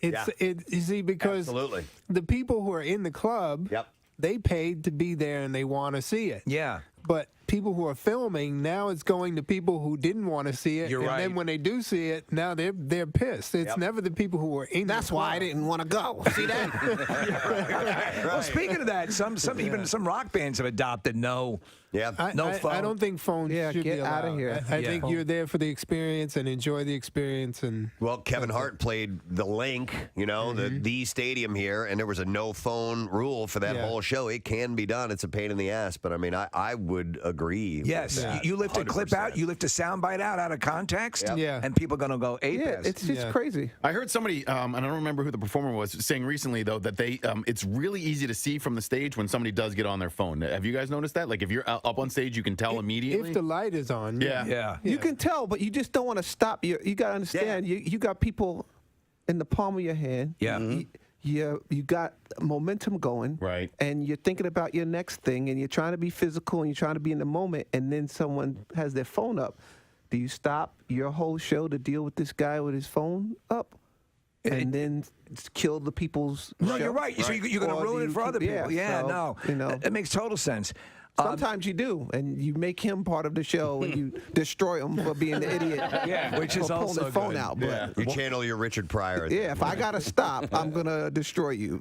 Keenan, I have to tell you that I'm Gonna Get You Sucker is one of my absolute favorite movies. Thank you. Hilarious. I think people need to revisit it, but I think it's also sort of it's the likely first step to getting to Don't Be a Menace, which that same sort of comedy, which has became the style of comedy. When you were putting that together, how difficult was that to pull everybody? You had a lot of cameos and stuff. Give us the idea of what that production was like. I was very lucky. And Jim Brown really, he and Bernie Casey, once they came on, got it done. That got it done. Then everybody else was like, well, if they'll do it. And they were essential. Yeah. They were what Leslie Nielsen was. Yes, they were the icons of the era. And so once I was able to bring them on board, it went really smooth.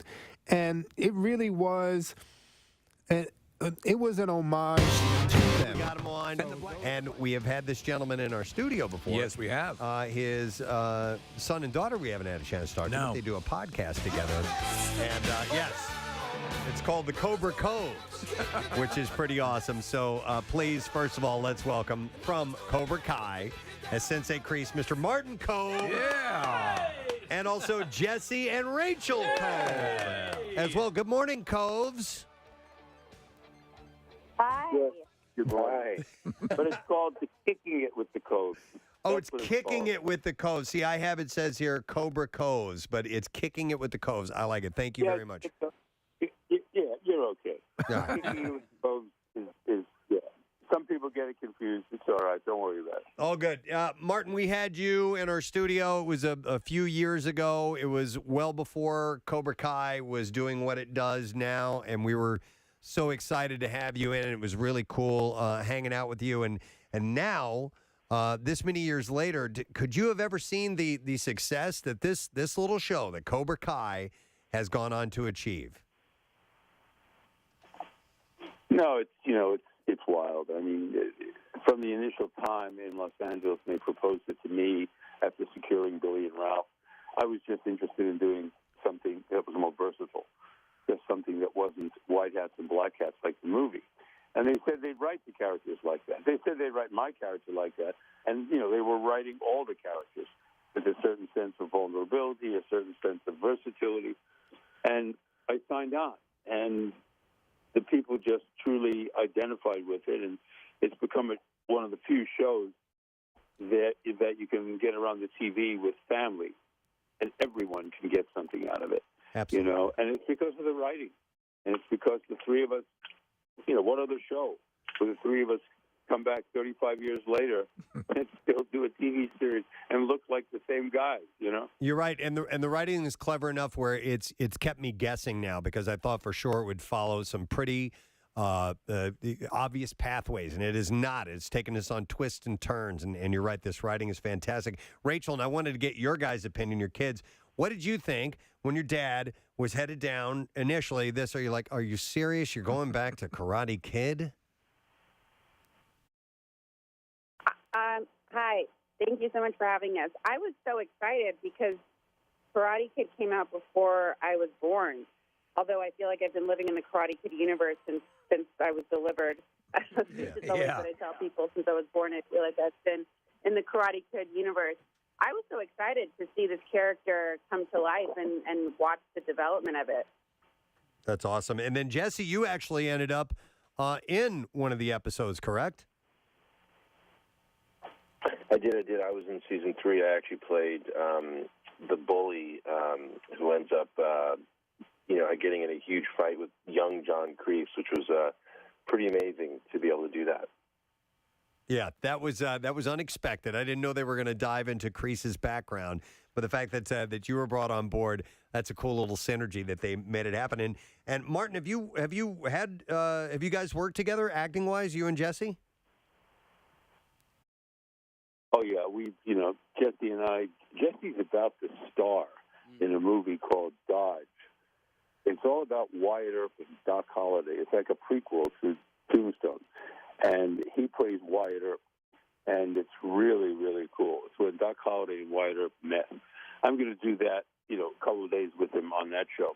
But, yeah, we worked together in the movie, D-Day, and Jesse stars in that with Weston Cage, Nick's son, who's a friend of his, and the World War II movie called D-Day. And cool. We have another one coming out called A Taste of Love, which is a soft Hallmark type movie, and Jesse's the romantic lead. And yeah, we have such a good time, I mean, we have a great time. And, running with Rachel, and Rachel, Rachel is such a good actress as well. We're all just waiting to slide Rachel into something really important that we're doing because she's such she's a little talent. She spearheads this podcast. It was her idea initially. So explain what the tone and tenor of the podcast is. Obviously, people know you guys and know you specifically more so, Martin. But what do you guys want to accomplish? What's the modus operandi of the podcast? Well, the podcast, it's not a Cobra Kai recap show. It's, we do talk about Cobra Kai, of course, and we talk about the history of, we talk about the history of Karate Kid and Cobra Kai, our experience around that. It's really an amazing show that's like letting people, into our lives. We're an entertainment family, and it's also very family-oriented. I'm a brother, my sister's a mom, obviously my dad is a father, and the dynamic between the three of us is, I think, really interesting for people to listen to, from all of our different perspectives. Rachel, being female, she has a great perspective on things. And then, we talk about pop culture, entertainment. We're going to have doctors and psychologists on the show, people who are in the mental health field, also, athletes and actors as well from the show. We talk intimately about things that happened, before Karate Kid, that happened during those shoots that people have never really heard before. So we really just want to keep this a very open show that everybody can listen to, very similar to Cobra Kai. Anyone can, if you're a woman, a man, a kid, a fan of the show, a fan of us, it's for everyone. You talk about the mental health aspect of it, and obviously you have a show where you had sort of one-dimensional characters in the film versions, but you have these very nuanced characters, and everyone has foibles, and everyone has good qualities, and it's sometimes hard to realize that. So do you get a lot of people reaching out to you who know you from obviously the Cobra Kai universe, but are brought along by what you're addressing as far as mental health issues? Yes, I get people reaching out to me all the time because the show addresses so much about bullying, And we talk a lot about bullying on the podcast. We bring in mental health experts and I've been working with clients for 13 years now, all who struggle with mental health and substance abuse issues and depression, anxiety. And so we really use this podcast to talk about all these difficult subjects and shine light on it so that we can normalize a lot of the things that are stigmas right now. And it's very powerful because, again, we are a family, and what I intend to do is to make these conversations more prevalent and more, again, normalized in families so that families can learn to be vulnerable and connect more, and that's what we're doing. I love it. It's important work that you guys are getting done. Well, excellent. Well, we wish you luck with everything. We're certainly a fan, Martin, of Cobra Kai, and looking to see more of both Jesse and Rachel and all three of you guys. Who knows? Maybe you'll make your own movie together, the three of you, the Kicking Coves. So, nonetheless, we want to remind people that the podcast, yes, I got it wrong. Kicking It with the Coves is what it's called. It's available on Podcast One, iTunes, Spotify. You're in Philly. You're just having too many cheesecakes. You got it. Or steaks, yeah. All right. Thank you guys, Martin and Jesse and Rachel, the Coves gang on the Preston and Steve show. All right. Oh, man. I wonder if they're in the same room or not. Yeah, I don't know. They didn't sound like it. No, they changed the name of the podcast, so. Yeah, because I have here Cobra Coves. Yeah. Yeah, so, all right, well, nonetheless. Hey, all right. We skipped traffic. Why don't we get a look at that now and see what's up? Kathy, what you got? We have jam traffic on 95. Southbound from Academy to Cotman, the Betsy Ross Bridge through to Girard, the Vine westbound, heavy the length. North on 95 between Delaware and Concord Pike. This is in Wilmington. We've got jam traffic through the construction zone there. Also on the Blue Route northbound, you're slow 95 to McDade Boulevard, Baltimore Pike to the Media Bypass southbound from the Mid-County tolls to the Schuylkill. Schuylkill eastbound slows from Conshohocken into Belmont and then heavy the Boulevard to the Vine. Westbound, Bear Avenue to the Vine, the Boulevard to Belmont, and then again at Conshohocken. New Jersey Turnpike southbound at 133 in the outer truck lanes. The right lane still blocked. That's an accident. 55 northbound jams north of Deptford to the 42 freeway, and then 295 southbound slowing 168 to 42. This traffic report brought to you by Tipico Sportsbook. They're now live in New Jersey. Tipico lets you track, bet, and cash out. Visit Tipico.com or download the mobile betting app and start with a risk-free bet. Terms and conditions apply. 21 and up. See site for details. Gambling problem? Call 1-800-GAMBLER. And that's your traffic on 93.3 WMMR. You mentioned mental health in that conversation with them, and I think this would help all of us mental health-wise, is that more and more companies are starting to see the validity of a 4-day work week and a 3-day weekend. I As saw far this as that becoming a reality. I saw this in the elevator this morning. Oh, you learned it from Elevator News? Yeah, it said that younger management, so like management under a certain age, was more likely to institute this in their work week. Right, and we've heard mentions of this from time to time. Right, but it seems like it's actually starting to get a little bit more traction, normal, a little more traction. Yeah, I think with people who, over the past 2 years who have worked from home or have split schedules or hybrid schedules or whatever, you're starting to see applications of this. It is kind of now. I consider I kind of a workaholic, acumen, and I try to stop that. But the validity of a 3-day weekend is pretty cool. I'll tell you why. For me, and I think you agree with this, Preston. Friday afternoon feels like the weekend. It's my favorite time, Friday into the evening. Mm-hmm. Saturday, okay, it's the weekend. And then Sunday is just counting the hours. Doesn't really count. Till back to Monday. Yeah, I agree. How do you get over that? Like, I need I wish I could embrace Sunday, but I can't. something. No, You I gotta can't have Monday either. off. Yeah, That's how you that's get over it. it. Yeah. Yeah. And Steven, I think like the cool thing about a four-day work week is that you can still be a workaholic. You can Yeah. you can work You can work just from as home. hard Yeah, yeah. and be just as productive and value your work just as much. And I think that like when you talk about mental health and people embracing it, like employers are recognizing that if this makes our employees happier and they're just as productive, if not more productive, why not embrace it? Are there countries around the world that has any country officially embraced? Iceland moved closest. Yeah. So this is in a pilot program from the 4-Day Week Global Group that's spearheading the movement. 35 North American companies and around 20-plus global companies and countries are testing out 4-day work weeks. In total, nearly 2,000 employees will be getting a paid day off weekly through the course of the trial. The numbers don't include companies that have already adopted this shortened week program. So the organizations run the gamut from small startups to large global corporations. The companies represent a wide array of sectors, including cultural analysis to health information, manufacturing, telco, tech and web design, building and construction management, hospitality, so a whole bunch of different things. Have they been able to determine with any data yet as far as productivity? Yeah. Okay. What's Yeah, the story? Very much so. Well, I'll get to that. So recently there's been a number of venture capital-backed startups that subscribe to the 4-day work week ethos, which is kind of what I think Kathy was talking about. Dakwa is one of the first tech company startups that had an existing 4-day work week to receive a considerable amount of funding from venture capitalists and investors. Dakwa? And instead of the expected Friday off, Dakwa CEO Mike Melio said they have Monday off in their 3-day weekend.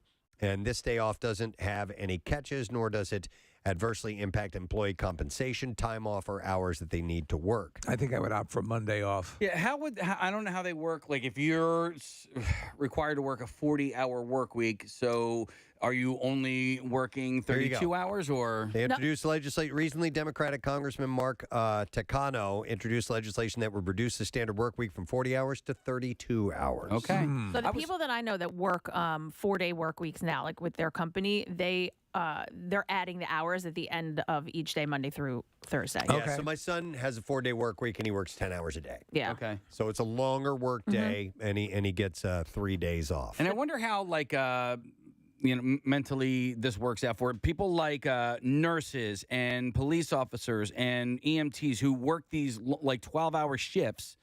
You talk to intern Joe, right? And he's a paramedic or an EMT now, and he works these he'll work 2 or 3 really, really long days in a row. Right. And then he has off for 4 days straight.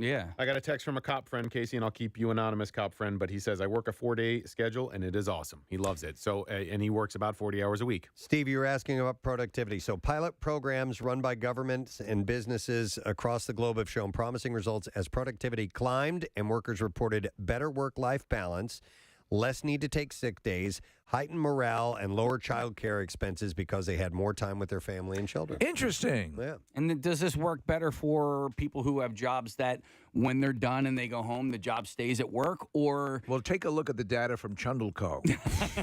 or Which is a good for question. people that work from home or are working all the time. You work all the time. I work at home. Yeah. I go home and I've got more work to do. I spend anywhere from 1 to 2 hours at home, focused strictly on work. Yeah. And so that's added on to the workday here, and we work after we get off the air as well here. We don't just And wrap also, up the show you and also leave. work while if you're eating lunch or anything. I never take lunch here. That's not part of the thing. I know it's a weird thing to say because our jobs are great, but we do kind of work all the time. Like, you're sort of paying attention to the world around you at all times, thinking this might be a topic for the show. And so there's always sort of in the back of your mind, is this show centric, and therefore it's kind of work. Yeah, you live the job. Yeah. I remember when I was at broadcasting school, especially, I went to a class on sports reporting, and the guy's like, okay, if you want to do this, you got to live the job. Yep. You got to know everything that's going on all the time, pretty much, in the world of sports. You have to watch the games. You have to go to these events. You have This cat really knows how to play guitar.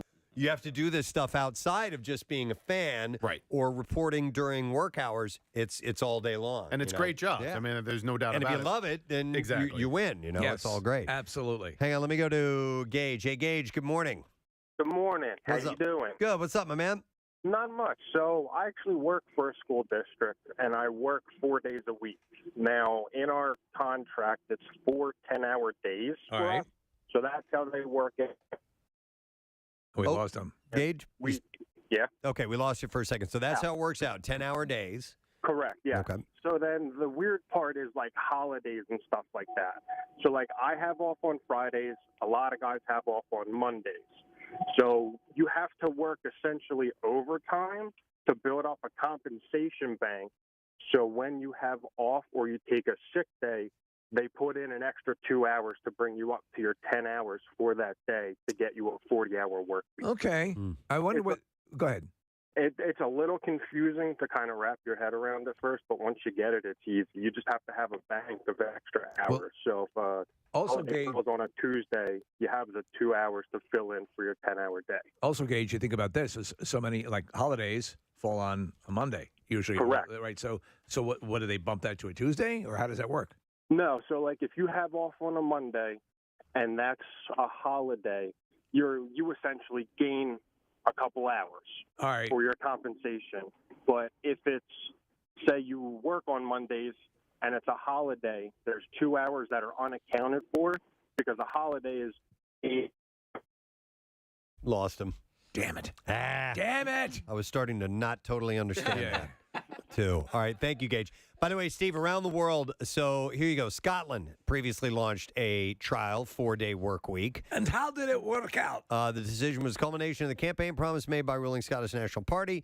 Workers will have their hours reduced by 20%, but won't suffer any loss of compensation. The program will be funded by SNP with $13 million, and the monies will be used to experiment with the abbreviated work week. Some Scottish businesses have already started their own truncated work weeks. Spain has announced that it will run a trial 4-day work week. They agreed to 32-hour work week over 3 years without cutting workers' compensation. The pilot program, similar to what Scotland is doing, intends to reduce employers' risk by having the government make up the difference in salary when workers switch to a 4-day schedule. You know why I love the 3-day weekend? And it's probably obvious to say, but like you get a day to chill. You get a day if you want to like hang out with your friends or do something or go out. And then you have a day to get stuff done, like a day to get laundry done and cleaning and whatever. Like when you have all 3 days to do that, it feels like a full weekend. When it's just a 2-day weekend, it just doesn't seem like it's enough time. And we get a jump on it because we get so like on Friday, Again, we're lucky. But still, it's a different animal. It's just psychologically also, I think, after a while. And everyone I know considers Sunday kind of pretty much the same thing. Like, but you know, because you lose the night. For us, time off to me is best and then more acutely felt at nighttime because I can't believe I'm staying up. Right. I can't believe I'm doing this. I'm already up. I mean, I'm up at 3:35. Yeah. I'm home in the afternoon, so that doesn't change. When I really feel it is the night before. We're like, oh my God. What I think I like best about having a day off or, a week off or whatever is the amount of emails or tweets or whatever you might get from people telling us that we take too much time off. I think that's the best time. That's, just imagine having a job where everybody can have an opinion on the days that you have off. Yeah. Let me go to Bob. Hey, Bob, good morning. Good morning. I think it's appropriate to say sorry to call you guys at work. No, it is appropriate. Yeah. What's up, buddy? Hey, so I do a 4-day work week. I have Mondays. I work Monday, Tuesday, have Wednesday off, and I work Thursday, Friday. 40 hours, so it's 4 10-hour days. But it's awesome. You work 2, you have 1 off, you work 2, and then you have 2 off. It's like you're not really at work. Yeah, that's what Parker does. Yeah, that's the Bob, what do you do? Information technology stuff. Information technology stuff? Okay. I've had jobs where I have had, for example, my weekend occurred and it was Tuesday, Wednesday, Thursday. Yeah. Where and I was working the weekend and all that stuff, and there was something to be said for that. If you went and did stuff, it was never crowded. Yeah. And so there was that benefit. I didn't hate it at all. Yeah. The difficult part is if you have friends that you want to meet up with, parties and do things their like that. weekend, then your schedule is completely different. Right. But that is odd when your days off are not weekends. Right. That it kind of throws things off a little bit, or you might really, really like that. But I like the idea of this 32-hour thing. That's pretty cool, as opposed to having to tack on and do a longer day. I mean, just really dialing it back a bit and seeing how that works out. Because somewhere along the line, somebody said, hey, we need to have 2 days off a week. Right. Maybe before that it was no days off a week. Why couldn't that guy have been drunk? Other than, I think 3. Then the Sabbath, you couldn't work on that day. Sure. But having why not shoot for 3? We'll see. We'll see how it shakes out. I mean, it's all arbitrary. It is. All of it it's made up. I mean, it's you become accustomed to it over time. But it's the 40-day work week is a pure invention. They've been talking about it for years. This has always been the conversation. But you say you believe, or they believe, it's getting a little bit more traction now. Japan is following Spain's lead as well. The country is considering implementing a 4-day work week. The government of Japan is leading the charge, and they are known as a very work-driven population. Yeah, it says it's somewhat surprising given Japan's hustle porn work culture. Yes. As bad or worse than America's propensity to work incredibly long hours with little or no vacation time. The strenuously long hours that salarymen put in led to death by overwork. It's commonplace. It's so commonplace, Japan actually has a term for it. Karoshi is what that's known as. Essentially working yourself Sounds like to a death. delicious candy bar. Doesn't it, though? Is that a Karoshi? Can I have a bite? I'm going to go to Brian. Hey, Brian, good morning. Good morning. What's up, Brian? My wife works 4 days one week and then 3 days the next week and then rotates that schedule. Huh. What does she do? She is a team lead for a warehouse. Oh. A what? Team lead. A team lead for a warehouse. That's pretty awesome. Yeah. Yep. How long is a workday for her? 12 hours. 12 hours. Ooh, That's a okay. haul. But I mean, listen, if we tacked on an additional 3 hours to our show every day and did 8 hours. Yeah. I mean, we could do that. Hell yeah. Thanks, Brian. Appreciate it. And then the other 4 hours would just be show prep. Well, let's talk to Bill. See what we could work out. Yeah, sure. We can work something out. All right. We start the show like at 4. Yeah. Yeah. Get Wow. those 2 hours early. All right. Well, listen, we do need to take a break, and we're going to come back, and we're going to get you beef file stories that you require, my friend. It's coming up next. Make sure you stay close. We'll be gone long.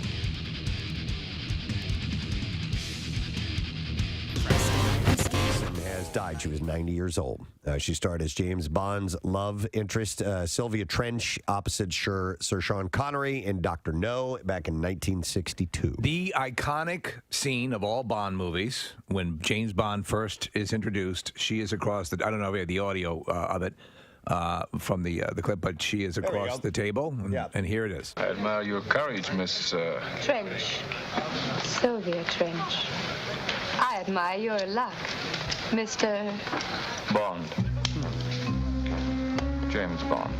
So, Sylvia Trench, you got to love the names that they gave these women. Sylvia Trench, huge gaping gash. Yeah. Right, exactly. Yeah. You know what I mean? If you're going with Trench and Pussy Galore and things like that. Pussy, Harriet Pussy. Yeah. No, I don't- Countess Smelly Bunghole. Well, Miss Bunghole. Yeah, Pussy Galore. And that was, a lot of vagina. Was the, the play off of that. Yeah, Halata vagina. But Sylvia Trench. Yeah, hairy gash. Hairy gash. Slimy bush. Slimy. Putrid pooter. Yeah. All right. Keep it going. I'm having fun. Melisandre Double Fist. Yeast infectantine. Yeah. So Rest in peace. what a lovely tribute to Eunice. Chlamydia hysterectomy. So, Steve, she was in From Russia with Love as well? Yes. So he actually leaves her to go off on this mission, but the idea was to keep her sort of continuing the way Money Penny. It was sort of a flirtation to keep her in and out of his life, but they passed on that. But that's the first time in the Bond films where James Bond is introduced at the Baccarat table. I believe they're playing Baccarat. Yep. And it's great. Did she know Steaming Butthole? She knew Steaming Butthole was her sister. All right. But anyhow, a post on her official Twitter feed read, an amazing lady. Perhaps you know my sister, Queef Poop Splatter. And my cousin, Purdy Turd Cutter. So the Twitter feed read, an amazing lady who left a lasting impression on everyone that she met. Did you say Queef Poop Splatter? She will be very much missed. You know what? I got to point this out. Lately, when you've come in here and we're doing this crossover thing, I don't know where you're going. Excuse me, what? No, I mean your inflection. It sounds like, is he going to say something else, or is he done now? And I'm having a hard time. I think we're off. I think we're out of sequence. I think we're We'll have like a He does have a bonding secret. session. He's become a soldier of there's- fortune. Oh Yeah. Maybe let's do an Outward Bound together or something? Furthermore, I did. And that. Hey, I wanted to ask you. I'm not saying you're stopping in the middle of what you're saying. He's saying you're an unprofessional broadcaster. You actually finish the words, that's and then certainly true. Your inflection is as if you're going to continue on, and then you don't. Yes, of course. Yeah. You should have heard us all day. The amount of screw-ups and semi-said words and spotties. Yeah. I mean, yesterday, Preston looks at me and goes, what's going on? I go, oh, I'm just trying to get my head out of my ass. Yep. So you're done talking now. What? Okay. What is on your show today? There was once a time. Oh, is that you doing that, Steve? I'm like, where's that noise coming from? Beautiful day. Then I found myself camping. That part's wrong because I wouldn't camp. Oh. That part's wrong in my own story. And well, I'd like to correct my story. A Motel 6 is camping for me. You going to U2 tonight? Yes! Yes! And you have access to it, right? You can be on premises, yes? Something to talk about. Thank God. Oh, my God, yes. It's like a first date. Oh, my God. We found something in common. I like spaghetti, too. I have a follow-up question. Do you think that the band will do anything for the radio station? I believe they've been made aware that it's the 50th birthday, but I don't know if they're planning on saying anything. I don't know. There could be something from the stage, possibly. May I recommend something? Yes. Put like a coil of speaker wire over your shoulder, put your hair in a ponytail, hold a Guinness, and pretend you're a roadie. Okay. Yeah. I like that. Yeah. I'm going to do that. Because, but again, I cannot right. affect an Irish accent like you can. Well, just pretend. You could, in fact, make it a horrible one. Okay. You know? Oh, goshly. Gosh. Did you just say, oh, Garshly? The hell does that mean? This man's an imposter. Don't just tackle him, shoot him. Oh, Garshly Bob Bono. I've got. My name is not Bob Bono. I've got to tie me shoe. Bob Bono. Bob Bono. I remember you back when you were playing the clubs, don't you know? Don't you know? Potatoes. Potatoes and leprechauns, right? And Am I right? Oh, yo. Mr. Bono just goes, he's one of us. Potatoes and leprechauns, am I right? Wow. Shillelaghs, right, guys? Shillelaghs, potatoes, and leprechauns. Right, everybody? I love this text from somebody that says, I think you two just canceled. Case, we got to get you on one of those water jet packs. Oh my God, I would love that. We've got to get you on that. So I know they do. Where's the closest one? They've got them down there somewhere. AC they do. We talked about it last year or the year before, and people said that they are available in certain spots. Very, very expensive to rent. But Are they? I think so. Okay. Yeah. That's what I've heard. I don't know if that's the case or Maybe not. we get a knockoff one. A knockoff jetpack. But I personally would love to go on one of those things. But I'm dying to see you on one. You see the dudes who are able to flip down and go underwater and dive it down and come back up? Since they've had those out now for several years, there's people that have mastered them, and they can do all kinds of spinny, wild, crazy things in the air and then dive down in and back up. I'm afraid that I would jetpack myself right down into the water and not be able to right myself, and then just go down to the bottom and stay there. Yes, just continue to thrust myself.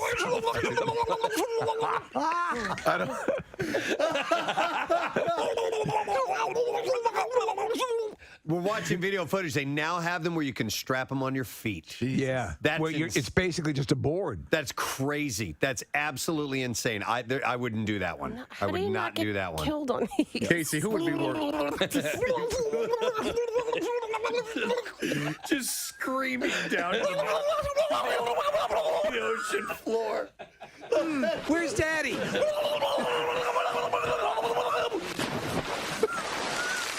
Any kids? Anybody see Daddy?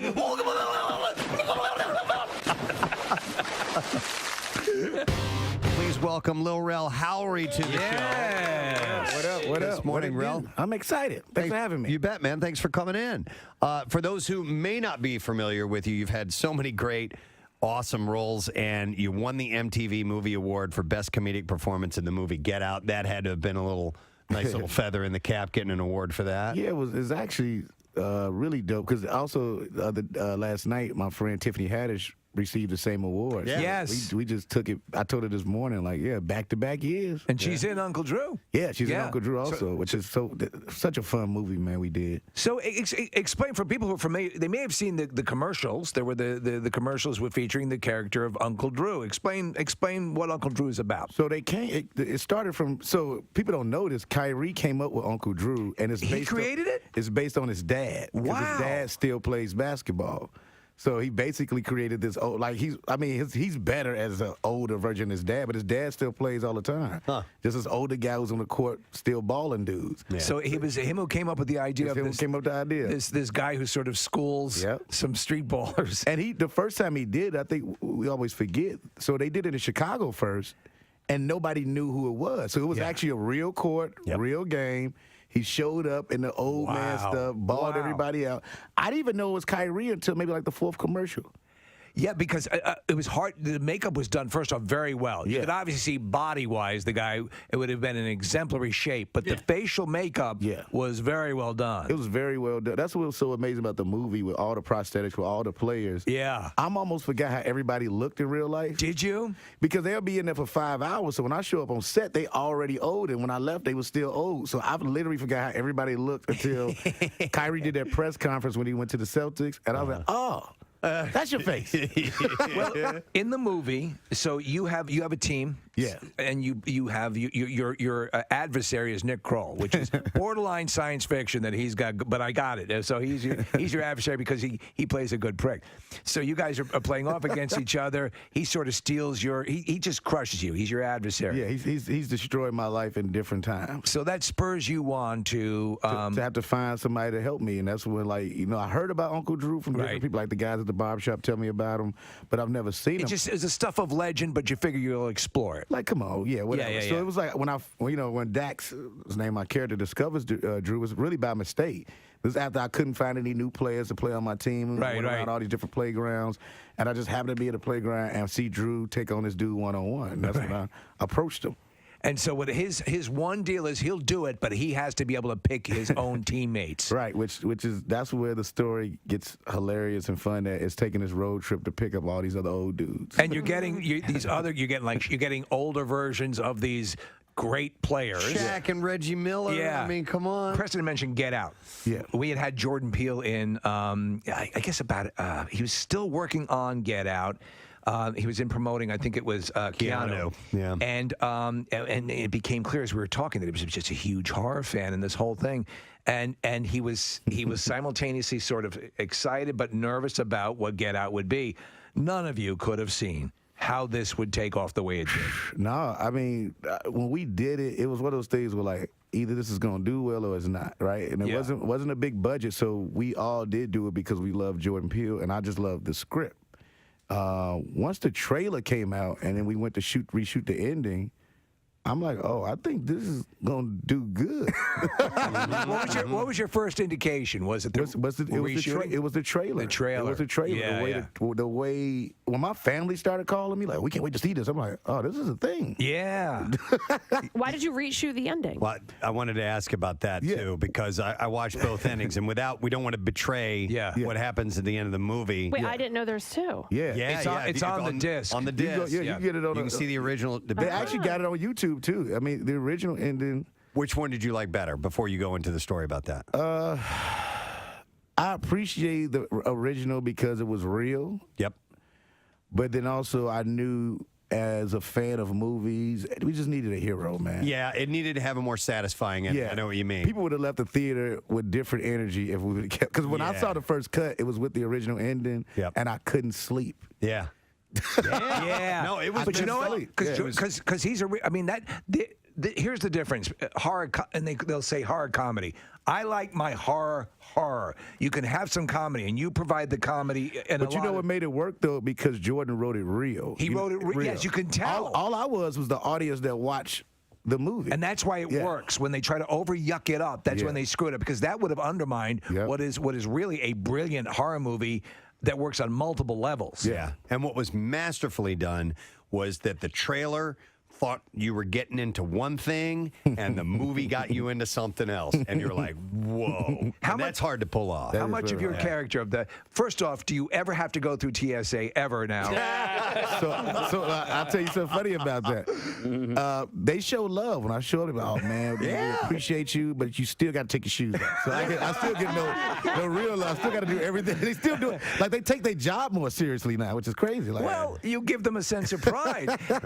Was Was there any on-set ad-libbing because you seem so natural? Your simultaneous pride and condemnation of him for going in the first place. So the funny thing about it is, I thought I was saying stuff that was scripted, and then we did a panel, and Jordan was like, "Nah, this is you just saying stuff." Wow, that's great. But he let me do that. He'll have we'll do the takes where I do everything scripted, and I do a real take, and I'm like, all right. Yeah, if anyone's going to appreciate comedic ability, it's Jordan. Yeah, that's why he's a great director. Yeah. I wanted to ask you, talking about being on the set and improving lines, and we have Adam McKay as a friend of the show, and he says he'll laugh when someone's riffing on set and doing the deal, and that actually encourages the actors. You as a performer, when you're doing something, do you like to hear response, or does it throw you off? Because technically, you're not supposed to be hearing someone laughing, but how does it work? Well, that's the thing. It depends on what it is. So for instance, it's not I'm trying to plug this, but I got a show on Fox this year called Real, a sitcom. Yes. I like a live studio audience because I like to hear it right away. It's easy to write to that. I give you a perfect example of not that environment is doing Get Out. I kept trying to make Daniel, who played, I just wanted to make him laugh. He had to be sad. So I'm saying all this crazy. That's why when you see those outtakes of me doing it, it's me trying to make him laugh, trying to break him. So awesome. They'll a cut, and we have to give him 2 minutes to just laugh. Yeah. Because he's so good. I'm like, I got to break this dude. But he was such a really good actor, man. Guys, let's give it up for Lil Rel Howery. Thank you for having me. So I'm 4 episodes into Game of Thrones. Excellent. Oh. Yes. Is she naked yet in any of those episodes? Emilia Clarke? Yes. I forget how that proceeds early on in the series. Well, she goes into a scalding hot bath, full frontal nudity. Yeah. I do like it. And Cal Drogo. WMMR presents Preston and Steve's Bizarre File. Brought to you this morning by Penn Distributors. You can join our very own Casey boy at Colmar Beverage, formerly known as Beer Stop Beverage, on Route 309 this Friday from 1 to 3 p.m. for the Zero Carb Bud Light Next launch. Yeah. And you could win a 4-pack of Flyers tickets. Wow. Visit WMMR.com for more details. So a fatal hit and run that stemmed from a fight between friends over mayonnaise has ended with a Western Iowa man being sentenced to life in prison. Was the fight over mayonnaise versus a Miracle Whip? It wasn't that type of thing, no. Christoph Erlbacher was sentenced to mandatory life sentence after being convicted of first-degree murder in the killing of 30-year-old Caleb Solberg. Investigators said the men were eating and drinking at a bar when Erlbacher put mayonnaise on Solberg's food. No. A fist fight between the two men ensued, and Erlbacher left his truck, making threats to hurt Solberg and others. I'm going to kill you. The threat included calls to Solberg's half-brother, Craig Pryor, whom he later confronted and whose vehicle he rammed with his truck. Prosecutors say later that night, Erlbacher spotted Solberg outside a cafe and ran him down with his truck, and he doubled back and ran over Solberg 2 more times to make sure that he was dead. So it's safe to say he doesn't like mayonnaise. Well, I think the guy, it's the other way around. The guy had put mayonnaise on the other guy's sandwich, and he was the one that did the killing. It's very weird. Oh, that's very weird. I thought it was the other way around, too. So anyhow. That's the way these stories usually go. Yep. So he had also, after he made sure that the guy was dead, he called his brother to tell him that he had just killed his brother. Yeah. Erlbacher, well, thanks for the call. Unsuccessfully sought to reduce the charges to second-degree murder, arguing that he acted recklessly because he was drunk and didn't intend to kill Solberg. But he ran over him 3 times. Mm-hmm. There seemed to be at least a slight element of intent. Yeah. This is messed up. 7 people died and at least 24 were poisoned after doctors told them to swallow battery fluid before having x-ray. Oh, my God.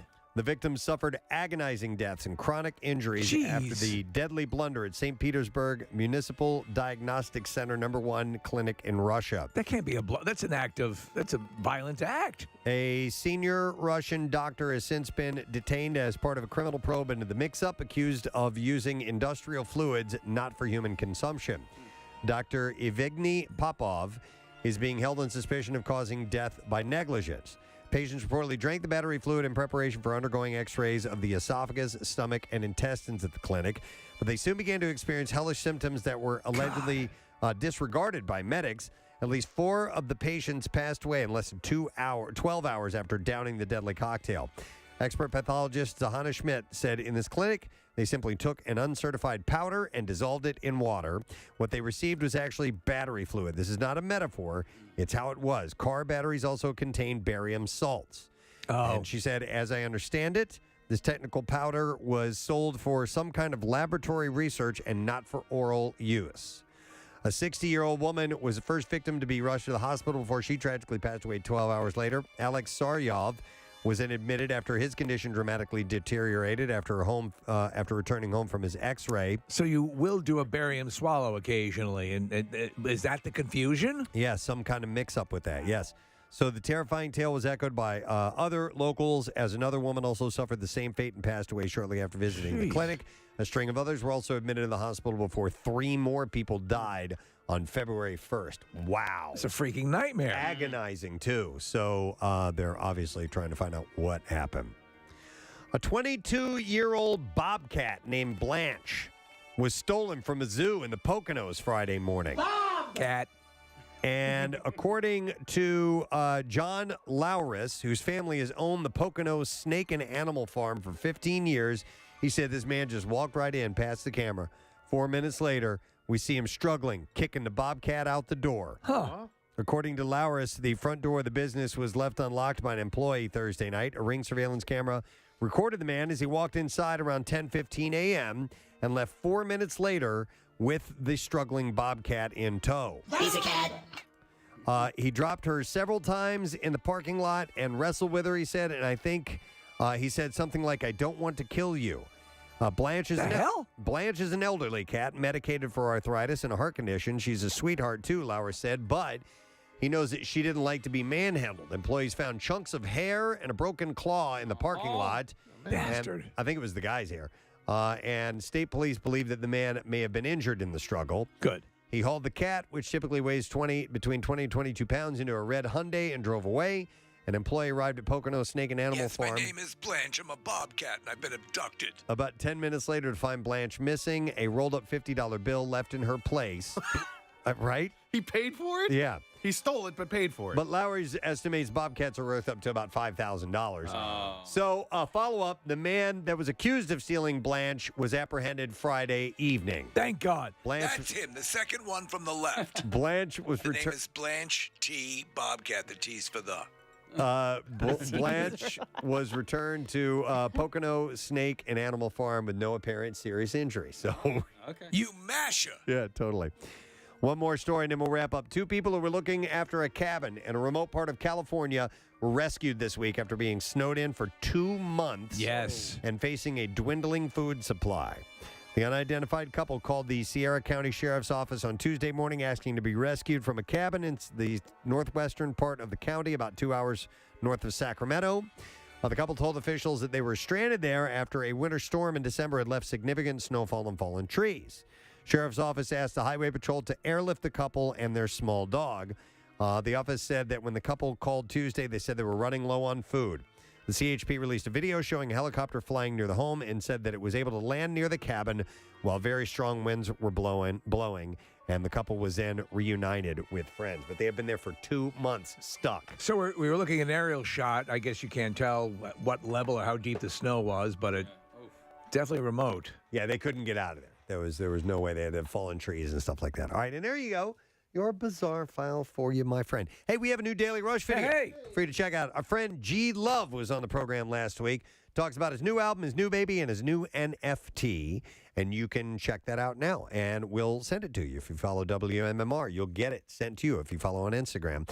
It's sponsored by Xfinity's Gig Speed Internet. Learn more at xfinity.com. We'll take a break, and we'll be right back. Lesson questions coming up next. Preston and Steve on 93.3 WMMR. Airline pilot, entrepreneur, and Iron Maiden frontman. But yeah, it's still. She comes back with a vengeance. Yep. She got just a wonderful beaver. Christ. Reach, you're not far off, man. Nice beaver. She's not like one of these workout feeds where things kind of look splayed all the time. Wow. Just natural. All right, so Speaking of beaver, I got to show you guys something. What? Where did you come from? I know. I got. It's a picture. Okay. Well, yes. Later. Okay. That's just the reminder. Thank you. You're welcome. Everyone, jot that down. Okay. Jot that down. Why don't you write that right now? Kathy not my has beaver. pic to show us. The beaver pick. I wasn't this excited when Adrian's Med came on the show. Before we do the bizarre file, I should play that piece of audio. Okay. It's real short. It's very, very quick. It's not an audio illusion or anything like that. But we don't know where this is. Graduation ceremony. It looks like a college graduation. It was ceremony. college graduation, and as you walk up, this is your moment. This is your family is there. It's your time to shine. You get your name said with the thousands of people in attendance. You walk across the stage. You grab your diploma that you've worked so hard for. And paid a lot for. Paid a lot for. This is the culmination. And as you're walking, they announce your name. Julie Jerkoff. Forgive me, Kirkhoff. What? Are you serious? Yes. This is legit. Julie Too legit to quit. Wait, one more time. One more time. Quiet, everyone, please. It's her moment. Yeah. Julie Jerkoff. Forgive me, Kirkhoff. Oh, my God. Forgive me. Julie Jerkoff, forgive me. Julie Handjob, forgive me. Julie Handy, forgive me. Julie Blumpkin, forgive me. Julie Dirty Sanchez. Oh my God. Julie Jerkoff. Forgive me, Kirkhoff. Oh. Wow. You know what, though? That's better than just having your name read that most people are missing anyway. You know she was called Jerk Off throughout all her life. It had to have been a nickname at some point, or friends. Julie Jerkoff. Yeah. Or Julie Jerkoff. Forgive me, Kirkhoff. If you think about Julie oh my God, I can't believe I said that. Or that professor won a nice bet. Yeah. Said she would do it. And Julie Salad Tosser. Oh, it's not even close. If you think about it, in high school, she probably had jerk off as a, I wouldn't even say a nickname. You know, they made fun of her. Maybe even her friends would call her that because it's such an obvious. But And then she gets to college where everybody matures a little bit and she loses the jerk off for a couple of years. It's and clear. then boom. Kirkhoff is I mean, you can come into that Kirkhoff. Dude, she's getting her master's degree. It's a Master of Science degree as she goes up and hears Julie Jerkoff. Forgive me, Kirkhoff. Well, and she doesn't. If this is the actual video that we're watching, she doesn't even flinch. The girl, Julie. You know what? When they're doing it, you couldn't even hear. You're so excited, and you're just your focus is walk forward, shake hand, take diploma, walk off. You know, jerk off. Jerk off. Julie Jerkoff. Forgive me, Kirkhoff. Well, you did very well, Miss Jerkoff. And she sounds so sweet. The I woman know, reading the I names. know. Please come up to the microphone, Julie Jerkoff, and tell everyone how you achieved your success. Forgive me. It's the jerk-off way, I think, that we can all emulate. Oh my God. But there's countless names like that are being butchered in similar ceremonies going on. In fact, this very weekend, I'm sure. Yeah, absolutely. There'll be mangled names. Yep, loads of them. You realize anytime we have a caller named Julie, we will have to play Julie Jerkoff. It's awesome. It's the best. It actually it made my day yesterday when Casey sent that to me. So, on that one level, is it sort of cool that you have, I mean, since she's probably dealt with it her whole life, at least she has a meme now that's attached to her. Let's see. We have a caller on the line real quick, and I'm going to go to this caller. Hi, caller. Good morning. What's your name? My name is Julie. Julie Jerkoff. Thank you, Julie. Our first Julie Jerkoff. You're our first to be given the Julie Jerkoff Award. Following explosive fights on social media, Jersey Shore star Ronnie Margot Ortiz, he and his girlfriend apparently are done. He wrote on Instagram, on an Instagram story to Jen Harley. Yeah, he's a real silver-tongued devil. Listen to this. Yeah. Note to self, can't turn a natural-born hoe into a housewife. Damn. If you find them in the gutter, then leave them in the gutter. Note to self. Yeah. Ronnie later apologized, writing, I want to apologize. I love you. Earlier to my fans and especially to Tater Tot Kitty. Really? Tater tot kitty. That's somebody's handle. Like, I don't know if that's her handle or whatever, but I want to apologize to Tater Tot Kitty. Dear Tater Tot Kitty, I'm so sorry for those terrible things I wrote. I writ. He said, I acted out of my gut and not rationally. I was not rational. I should have never. Apologies to you too, Ravioli Ramon. He said, I should have never acted in such a manner, spelled M-A-N-O-R. Really? Yeah. Okay. Come on, man. It's where he lives. That's the name of the place. I should never have acted in such a manner. That's what it says. You pull up Preston, it says, I never should have acted in a manner. And then he writes, my deepest apologizes.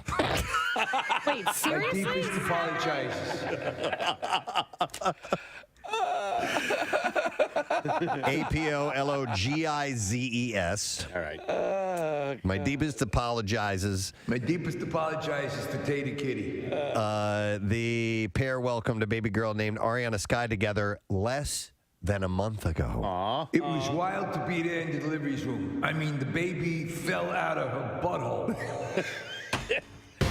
You remember a while back, we had a couple of televangelists who were talking about how they needed a new jet. Yes. And they to were spread the word. Jesse Duplantis is his name. The Duplantis Ministries, right? Televangelist with a global reach is asking disciples for money to buy a jet that costs $54 million, quote, so we can go anywhere in the world in one stop. If you're watching the video, he's dressed as I imagine Willy Wonka would dress when he retires. By the way, well, I'm waiting for Marissa to get the full audio over, but Duplantis' solicitation comes 4 months after another televangelist, the Newark, Texas-based Kenneth Copeland, announced that he had just bought a new Gulfstream 5 jet. Oh, someone got a little jealous. I think that's what it is, Steve. I think it's what it is. Wait a second. What did that son of a bitch just get? Yeah. Well, this will not fly in the eyes of the Lord. I think it's keeping up with the Joneses. The aircraft. Listen, you insufferable prick. I saw what you just bought, and I'm going to get an even bigger jet. Hallelujah. The aircraft, when first sold in 1998, carried a $36 million price tag. That's what this other guy bought. $54 million. You need to understand. You just cannot. You're waiting in line, and you're going through TSA, checking. You're taking your shoes off. That's time wasted from spreading the word of the Lord. That's it. That's it. Oh, my. And then you got the crying kids kicking the back of the seat. I cannot put together a proper homily on a flight with the riffraff, the human filth that populates these various aircraft while I'm trying to get out there and minister to the human filth. That we got part funds one my over. lust for high-end aircraft. All right, here we go. This is the audio of him pitching this. He made a video of this. Yeah. So. Hello, ladies and gentlemen. I'm Jesse Duplantis. Thank you for tuning in to This Week with Jesse. We're going to be talking about aircraft. You know, I've owned 3 different jets in my life, and used them and just burning them up for the Lord Jesus Christ. Now, Listen to how many times he incorporates the Lord and Jesus Christ into this. now, some people believe that you shouldn't have jets. 215-263-WMMR. Let's see if you know the answer to that. How many tacos is a chundle? You had to have heard that earlier this morning in order to know the answer. 215-263-WMMR. The trash business is a gold mine. 93.3 WMMR with Preston and Steve's Hollywood Trash. All right, well, we're waiting for your answer. We'll get the stories. What's up, Steve? Well, Elton John will miss his own annual Oscars party for the first time in 30 years. Sadly, when the Oscars were rescheduled this year, the new date fell squarely on Elton's annual celebrity warthog hunt. Oh, man. Oh, my God. Helen Mirren is addressing the controversy over playing former Israeli Prime Minister Golda Meir in a new biopic, even though she's not Jewish. Mirren says while that is true, she still feels qualified because she once gave oral to Jackie Mason. Hey! And finally, Shannon Moakler, explaining in a recent interview why she called Khloe Kardashian a donkey 10 years ago, said Moakler, quote, because I thought she was a donkey. Hollywood. Heidi, we'll see if you know the answer to this. How many tacos are in a chundle? And I'm going to go to Kelly, see if we can get the answer. Hi, Kelly. Hi, guys. Hey, so how many tacos are a chundle? 100. You got it. You got it. Congratulations, Kelly. Hang on the line. We're going to set you up with a pair of tickets as MMR rocks Steel Panther. That is Saturday, April 30th at Soundwaves, and that is at the Hard Rock Hotel and Casino in Atlantic City. Tickets go on sale this Friday at 10 a.m. via Ticketmaster. You can click on contest, WMMR.com to get all the details. Preston and Steve's Music News on 93.3 WMMR. The Red Hot Chili Peppers will issue their first new music since 2016 with the April 1st release of their 12th studio set called Unlimited Love. The new album was produced by Rick Rubin and marks the return of former guitarist John Frusciante after over a decade away from the band. They've dropped the first song and video from the set, which is titled Black Summer. We played that last week. Cool sound and tune. They released a statement. It says, our only goal is to get lost in the music. We spend thousands of hours collectively and individually honing our craft and showing up for one another to make the best album that we could. Our antenna attuned to the divine cosmos. We were just so damn grateful for the opportunity to be in a room together and, once again, try to get better. Days, weeks, and months spent listening to each other, composing, jamming freely, and arranging the fruit of those jams with great care and purpose. The sounds, rhythms, vibrations, words, and melodies had us enwrapped. What the hell are you talking about? They said, we yearn to shine a light in the world, to uplift, connect, and bring people together. Each of the songs on our new album, Unlimited Love, is a facet of us, reflecting our view of the universe. This is our life's mission. We work, focus, and prepare so that when the biggest wave comes, we are ready to ride it. The ocean has gifted us a mighty wave, and this record is the ride that is the sum of our lives. Thank you for listening. We hope you enjoy it. Back off, Warchild. Seriously. Hey, Anthony was there. Yeah. That's right. He was one of those guys, in that movie. So the track list is as follows. Black Summer, Here Ever After, Aquatic Mouth Dance. Ah, nice. Not the One. Summer Lovin'. Poster Child. The Great Apes. Sandra D. No. It's Only Natural. She's a Lover. These Are the Ways. What You Thinkin'. Ooh, I like What You Thinkin'. Bastards of Light. You bastards of light. White Braids and Pillow Chair. You try to figure what these songs will be about or what the tone will be. There's no way to discern that. One Way Traffic. Veronica. That's an Elvis Costello Yeah, it song. is. It's a great song. Let 'Em Cry. The Heavy Wing and Tangelo is the full track listing. That's and a the lot final cut is the Chundle Shuffle. That's a lot of songs. Yeah. So very cool that they are offering up, 17 songs on there? Yeah, it's been a long time since you've heard a band release that many cuts at once. Full length. Green Day's Billy Joe Armstrong is asking for the public's help in finding his car that was recently stolen in Costa Mesa, California. On Saturday, he shared several pictures of the car on Instagram, writing, "My car was stolen. 1962 Chevy 2. Wow. This car is near and dear to all our hearts and has been in the Green Day family for over 30 years. Please send any sightings, tips, or info to the Costa Mesa Police." Okay, so this is obviously a collector's classic. Yeah. It's in mint condition. Yeah. It's unfortunate. So he posted the police phone number, and if anybody knows, they're hoping somebody will reach out. Former Oasis frontman Liam Gallagher has teamed up with Dave Grohl and Foo Fighters producer Greg Kurstin for Gallagher's new single called Everything's Electric. The track, which was co-written by Grohl and Gallagher, will appear on Gallagher's upcoming solo album titled Come On, You Know, which drops on May 27th. According to a press release, the pair was attempting to capture the thunderous dynamics of Beastie Boys' Sabotage with the spiraling tension and danger of the Rolling Stones' Gimme Shelter. It'll be interesting to see what that sounds like. Bruce Springsteen has just issued Tower Theater 12/9/95, the latest official bootleg of his ongoing monthly archive series, and the show was recorded in Upper Darby, Pennsylvania. How cool. At the Tower, and called from his 95 to 97 solo acoustic tour behind his 1995 Grammy Award-winning album, The Ghost of Tom, I almost said Chode. Next one's called The Ghost of Tom Chode. Tom Jode. The set marks the boss's fifth dip into the soundboards from this historic tour. I think Chundle Road was on that. I thought it was Chundle of Love. Okay. Born to Grundle. Wow.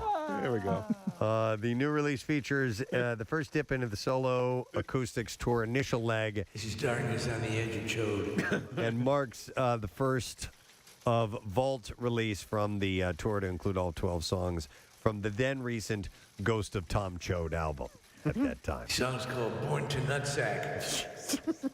He's not even trying at that point. Yeah. Not subtle at all. No. And then finally, I'm going to reiterate this story. This will be a third time that we've mentioned this. But Eddie Vedder says he hated Motley Crue in the 80s. And now one of the band's very own is firing off thoughts on this matter, calling Pearl Jam boring. Nikki Sixx tweeted out some zingers on Saturday, writing, "Made me laugh today reading how much the singer in Pearl Jam hated Motley Crue. Now considering that they're one of the most boring bands in history, it's kind of a compliment, isn't it?" Boring. And then he went on and launched a few other insults. But apparently Vedder got the whole thing started, taking aim at Motley Crue specifically in a recent New York Times article in which he called the four fellas and their whole vibe a bit thin on substance, while answering questions about whether any ripples from the Gen X alt culture explosion of the 70s and 80s extended to the present. He didn't hold back when describing an old gear loading gig of his. He was a roadie. He said, "I'd end up being at shows that I wouldn't have chosen to go to, bands that monopolized the late 80s MTV, the metal bands that," and he said, "I'm trying to be nice, I despised. Girls, Girls, Girls, Motley Crue, F you. I hated it. I hated it. I hated how it made the fellas look. I hated how it made the women look. It felt so vacuous." He went on to say that he thanked God that Guns N' Roses came around to put some teeth back into the genre. And finally, he took a shot at Heather Locklear and Tommy Lee. So I'm curious because he took it up to a certain point, as we said, but then he had to say, Motley Crue, F you. So, like he was making his point, but I think that's where he stepped over a little bit. Do you agree? I don't know. I think he was using them as an example Right. and then saying F you to the whole. Not that it I think matters. he was saying F you to more than Motley Crue. Yeah, I know. It's just the one band mentioned by name. But the whole the hair thing and what it had eventually gotten to, it did get ridiculous towards my God, the end. yeah. It got stupid after And a while. it caved in on itself. And that's why it imploded. Yeah, absolutely. I forgot to mention this earlier when we were giving my review of the show on Friday night, but they closed with Purple Rain. And first of all, it's a fantastic song. Second of all, they nailed it. But like Purple Rain is kind of like pop and totally, and that was Eddie Vedder and the Earthlings doing a Prince song at the end of the night. So it's not like he can't have fun, and enjoy himself at a show, and certainly wasn't boring. For whatever reason, he didn't like the I guess the machismo of all the of that brand of music, if you will, or that subset of music at that time. So I don't know, but nonetheless, they've been kind of going back and forth, and I think it was Pearl Jam officially posted a video of one of their concerts of the audience just going absolutely crazy. Yeah, and they were like, "Yeah, we hate our boring fans." So it's a little back and forth, and it will probably go on for a little while. I'm sure. We'll hear a little bit more about it. All right, and there you go. That's what I have in music news for you this morning. We're going to take a break. We'll be back in a second. Get ready to wrap the program up. Don't go away because we'll have our letter of the day in a moment. Preston and Steve. Preston and Steve. And I want you to see this if we can, Caleb. Get it back. This is the very first plane that I purchased for the Lord back in December. The Lord asked me, he said, "I need you to purchase the modest aircraft. One engine ought to do it with a decent range, something that's comfortable with a couple of seats and a bed. That's what I need you to purchase." I said, "Lord, should we not use this money to feed the poor?" He says, "We'll get to that." That I purchased for the Lord back in December 1994. And I said where I began. And then the second one I purchased was in January 2004, where I used to be. The one I'm flying right now, and it's been with me 12 years. I purchased it in January 2006, where I am. Now, I want you to get a shot of this one, Caleb. Now, this is the Star Trek. It's going to crack you up because this one is just insanely expensive. And the amount of people who could have benefited greatly from the money wasted on this is just off the charts crazy. And they're showing pictures of him with the camera as they go by. Now, this is the Star Trek Enterprise. This is where I'm going. Praise God, but I believe It's got a God. transporter and everything. In fact, my next purchase is going to be a spacecraft. Praise God, but I believe in God's for. Let me just say. Wait, this is what I believe in God for? Yeah. Is that what he said? That's what I believe, yeah. I think he says, praise God, but I believe in gospel. Oh, okay. Where I'm going. There. Praise God, but I believe in God for. Yeah. Let me just say This is what I believe. Don't worry. This is what I believe in God for, so I can fly this way around the world. believe in God for a brand new Falcon 7X so we can go anywhere in the world one stop. Now, people say, my Lord, can't you go with this one? Yes, but I can't go at one stop. Oh! That's it. That's the dilemma. Wait a second. You mean you're going to have to stop? There's the kicker. I'm backing that up. Hang on. Now, people say, my Lord, can't you go with this one? Yes, but I can't go at one stop. And you see, if I can do it with one stop, I can fly it for a lot cheaper because I have my own fuel farm. And that's what's up. You just said, by the way, on this $54 million jet that it has a 5,000-mile range. Yeah. That's not flying around the world with one stop. It's this is the way to travel. And I know you have issues at home where you can't feed your children. You know, it's hard to cover your bills. But if you ever do get the chance to fly on an aircraft like this, it will open your eyes and make you ask yourself, dear Lord, why don't I have a jet of my own? Oh, my God. It's the audacity, the absolute robbing of human beings preying on their faith. There I was in Zone 3 waiting to load onto the aircraft. Zone 3. And I said, dear Jesus, I am surrounded by a sea of human filth that is keeping me from spreading the Lord's word. What can you do for me? Can you hook me up in a $56 million plane? Will get it done nicely. And I can fly in one stop. And it's also economical. Is it very economical? Yes, Lord, it's very economical. You know, they got down there down in the Cabo San Lucas, they got these young ladies that need to hear the word of the Lord. I need to. Oh my God! I need to see this guy in down there, Casey. Let me tell you something. The girls have literally gone wild, and they need the word of the Lord Jesus Christ to tell them that if the tops are coming off, if the tops and pantaloons are coming off, make sure that at some point the Bible opens up.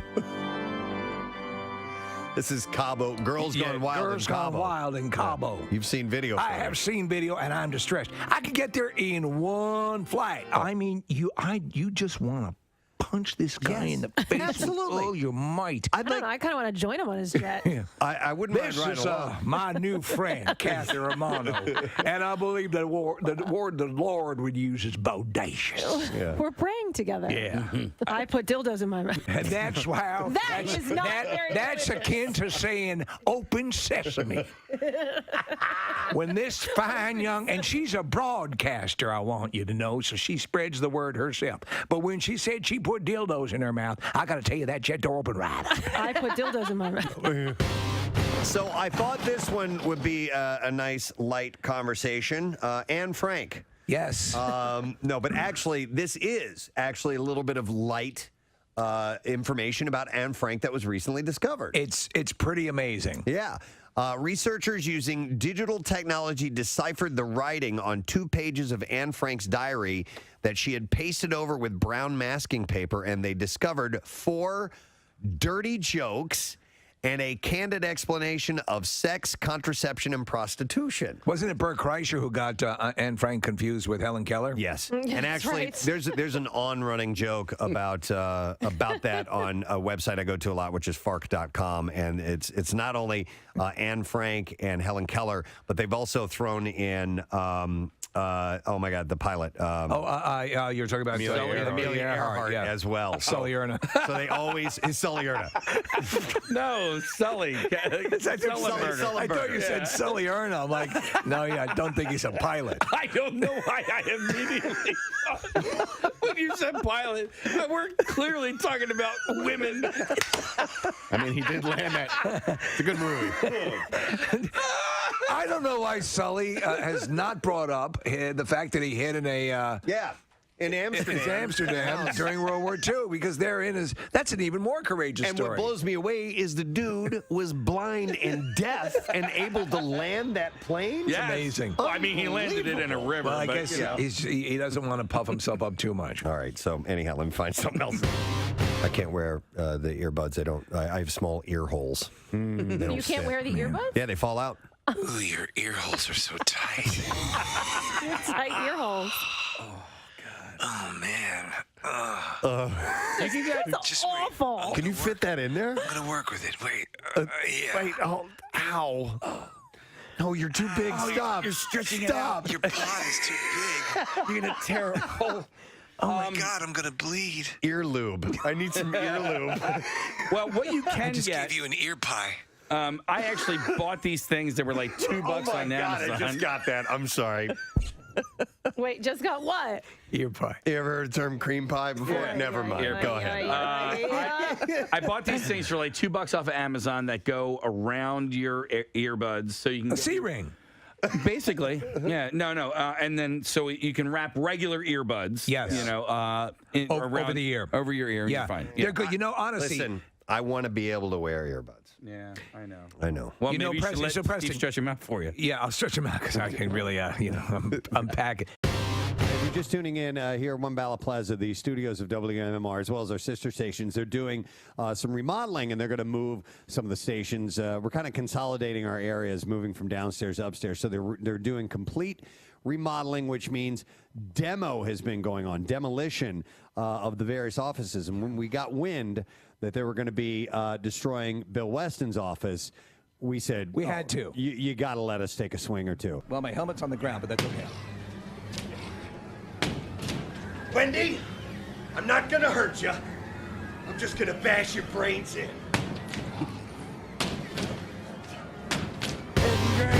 Even mid-50s by the time we get into Thursday, and then Friday around 50 degrees. So, yeah. With that's that all right. increase that way by the end of next week, 100 degrees. Yeah. Yeah, with that kind of movement, no. But it's nice to have warmer days in February. Casey, you had posted that reporter's take on February. Dude, it was so funny. It was excellent. I mean, because that was like a legit news story, right? Yeah. It's just how stark February is and how you've just had it with winter by the time February rolls around. Yeah. And he nailed it. Yeah, It's one of my spot on. favorite lines is he talks about, February is so bleak that they invented Valentine's Day to cheer it up. Right. And then, and then also Ash Wednesday to remind everybody that we will die one day. Right. Right.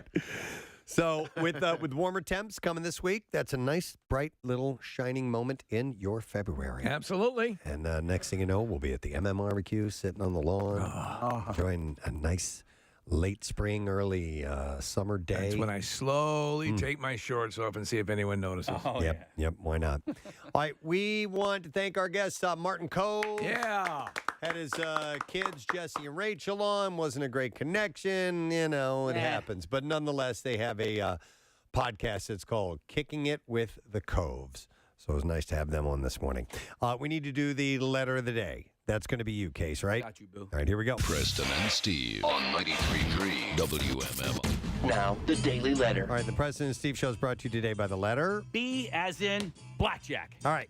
And we have a chance for you to win a 2-night stay at Live Hotel plus a $300 dining credit to use at any Live Casino and Hotel Philadelphia restaurant, including the Prime Rib, Sports and Social, or Luck Foo. And you can check out Live Casino and Hotel Philadelphia, voted best overall gaming resort in Pennsylvania. Must be 21 or older. Gambling problem, call 1-800-GAMBLER. Oh, and of note, when you called me boo there for a second, it made me think of something. One of our all-time favorite people, Angela Perfetto from our Totally Office calendar, ran a half marathon over the weekend, so we're very proud of her. Angela's in great shape. And another one of our calendar girls, Ashley Marie Gallo, is going to have a baby. Hey! So we were very happy to hear those two bits of news concerning our Preston Steve calendar gals. So that's awesome, man. Good for them. All right, let me thank our sponsors. Preston and Steve show brought to you today. I already did that part. Yes, the letter of the day. But now we've got the sponsor brought to you by Dunkin', the official coffee of the Preston and Steve show, and by Acme. You can visit download the Acme app today to see your all new deals, rewards, and perks today. Visit acmemarkets.com for details. Tomorrow, Tuesday, so we'll give away tattoo action for Tat Tuesday. And we have a big jewelry giveaway for Valentine's Day with Steven Singer tomorrow morning. Yeah, we're not kidding. Yeah. So Lots being given away. Goodies to be won tomorrow on this program. That is it. We are done. Rage on and have a great day, and we'll see you tomorrow, gang. Bye-bye.